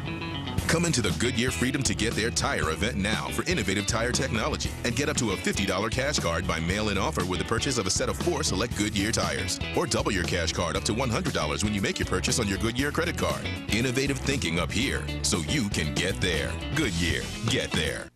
Tony Stewart here with my buddy Jared. Subway restaurants are known for tasty, low-fat subs, like this 6-inch sweet onion chicken teriyaki.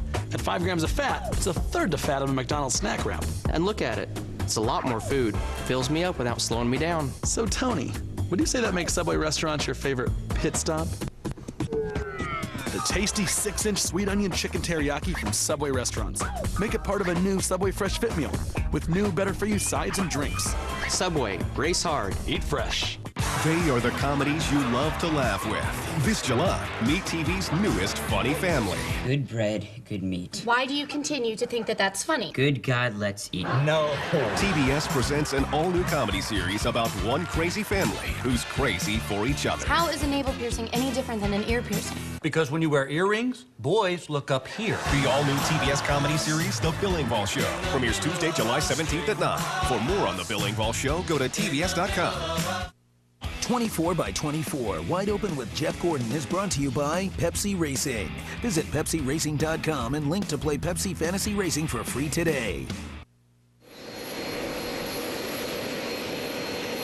Well, I think he changed the image profoundly because it had its roots in certain moonshine running and certainly, you know, going from that place. And along comes Dale Earnhardt, the image of the bad boy, and that's where racing was when Jeff Gordon entered. I think he opened the door for people to come from all walks of life. It was kind of part Indiana, part California. He was a new breed of driver. This guy had good looks and was better spoken than a few of the drivers in the starting grid. He's the guy who maybe galvanized the sport because it gave somebody maybe that couldn't identify with the typical driver within NASCAR. All of a sudden, here's someone who, boy, we're not accustomed to someone like this who has the background that Jeff has. It's changed so much. I mean, you know, when you used to watch Junior Johnson and some of the older guys, you know, the big bellies in the cigar and driving, and now they're like world-class athletes that are fit and trim, and they are actually on diets, which I don't get.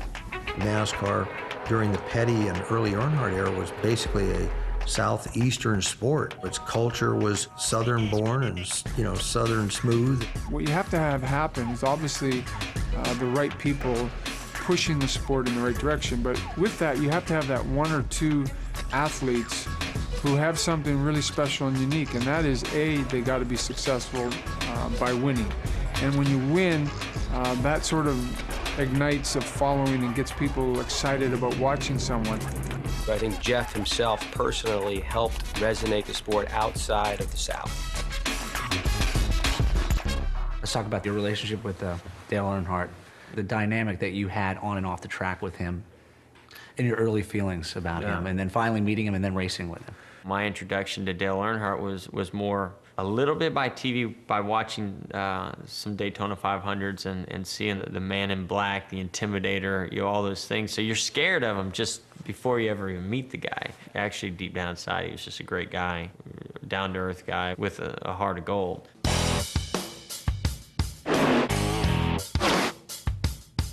Dale Earnhardt was the intimidator, but Jeff wasn't intimidated. I think there was a rivalry between Dale Earnhardt and every other driver on the track. The rivalry was created by them to sell hats and T-shirts. I think they were more like a sheepdog coyote type guy. They were good business partners. I think they had a lot of respect for one another as friends. Dale Sr. kind of took Jeff under his arm. Now, I'm not saying they wouldn't butt heads on the racetrack and bang cars around, because Lord knows they wrecked plenty enough cars racing and just practicing, those two. It'd be funny to see guys come in and, you know, be so anti-Gordon and then their wife be wearing his jacket. I always love that, you know. And then you just knew that that just tore them up because they couldn't convert to white. Every time you hang that flag, it gets upside down. That's not by accident, by any means. I don't think he's redneck enough, because he enunciates. Jeff has fans on both sides. I think if he came to this bar, he'd ask for a glass of wine. He has fans that love to hate him. You know, anybody that beats Gordon. And he has fans that love to love him. He's probably about the best driver out there. I gotta give him that. I don't care for the man, but he's a damn good driver. It was two distinct fan bases. How do you feel about Jeff Gordon? And they had huge rivalries in the grandstands, and two entertainers, Dale and Jeff, gave them a show. That was great for NASCAR. It was great for everybody. Everybody won.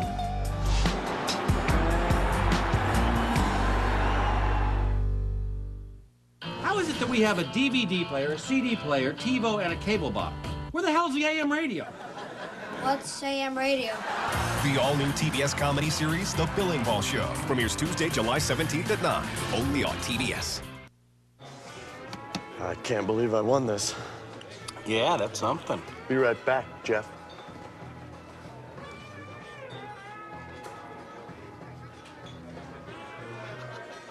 Hey guys, here's your feast for two and your game cards. You could win a trip to meet Pepsi driver Jeff Gordon. The real Jeff Gordon. Win a trip to meet me at the Homestead Miami Speedway. Just order a Pepsi and play at Famous Dave's. Nicorette Fruit Gel, the coated gum that tastes great and helps take the edge off cravings. So you might actually use it, which means this time it could help you quit. Nicorette Fruit Gel. Start chewing, start quitting. Nicorette Fruit Gel, the coated gum that tastes great and helps take the edge off cravings. So you might actually use it, which means this time it could help you quit. Nicorette Fruit Gel. Start chewing, start quitting. Anyone can heat up a kitchen, but can they heat up the screen? The original culinary competition is back with all new rules and the biggest prize on television. One of these people will be the next Food Network star. Sunday nights at 9, 8 Central, Food Network Nighttime.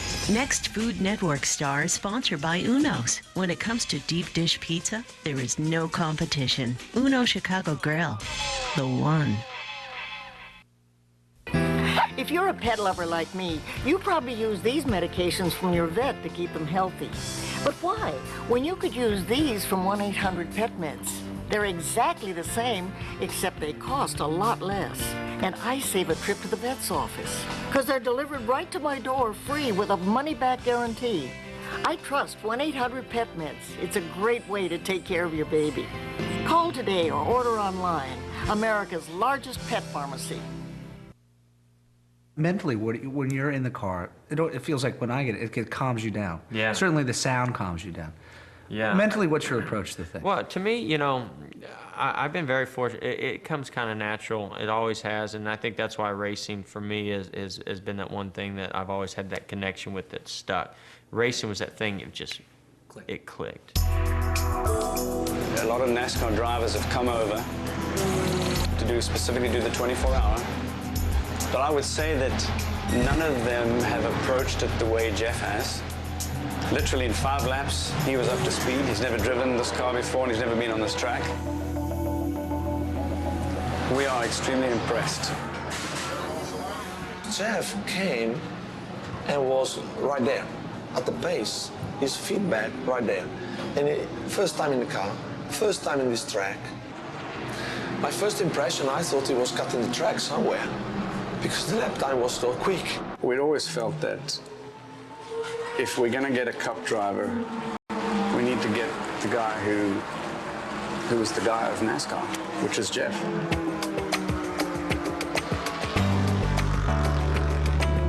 To me, he's a guy that's sort of larger than life when you talk about NASCAR racing.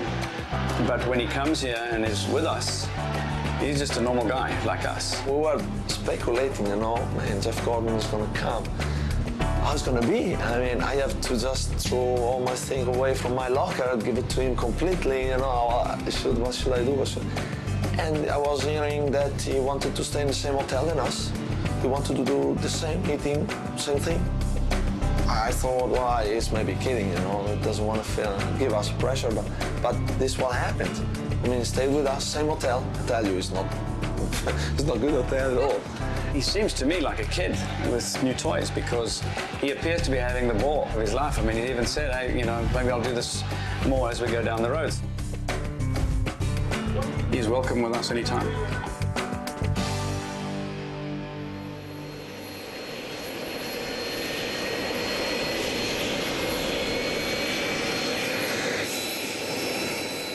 Yeah, they changed brake pads 3 times and rotors once.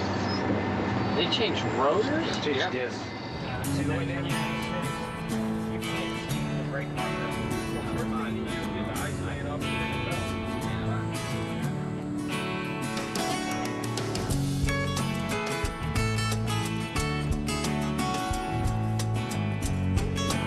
Yeah, before I went to sleep, I woke up, they're keeping up for a lead lap, you know, just a few seconds and catch a second. I was like, yeah! Oh, that's good. That's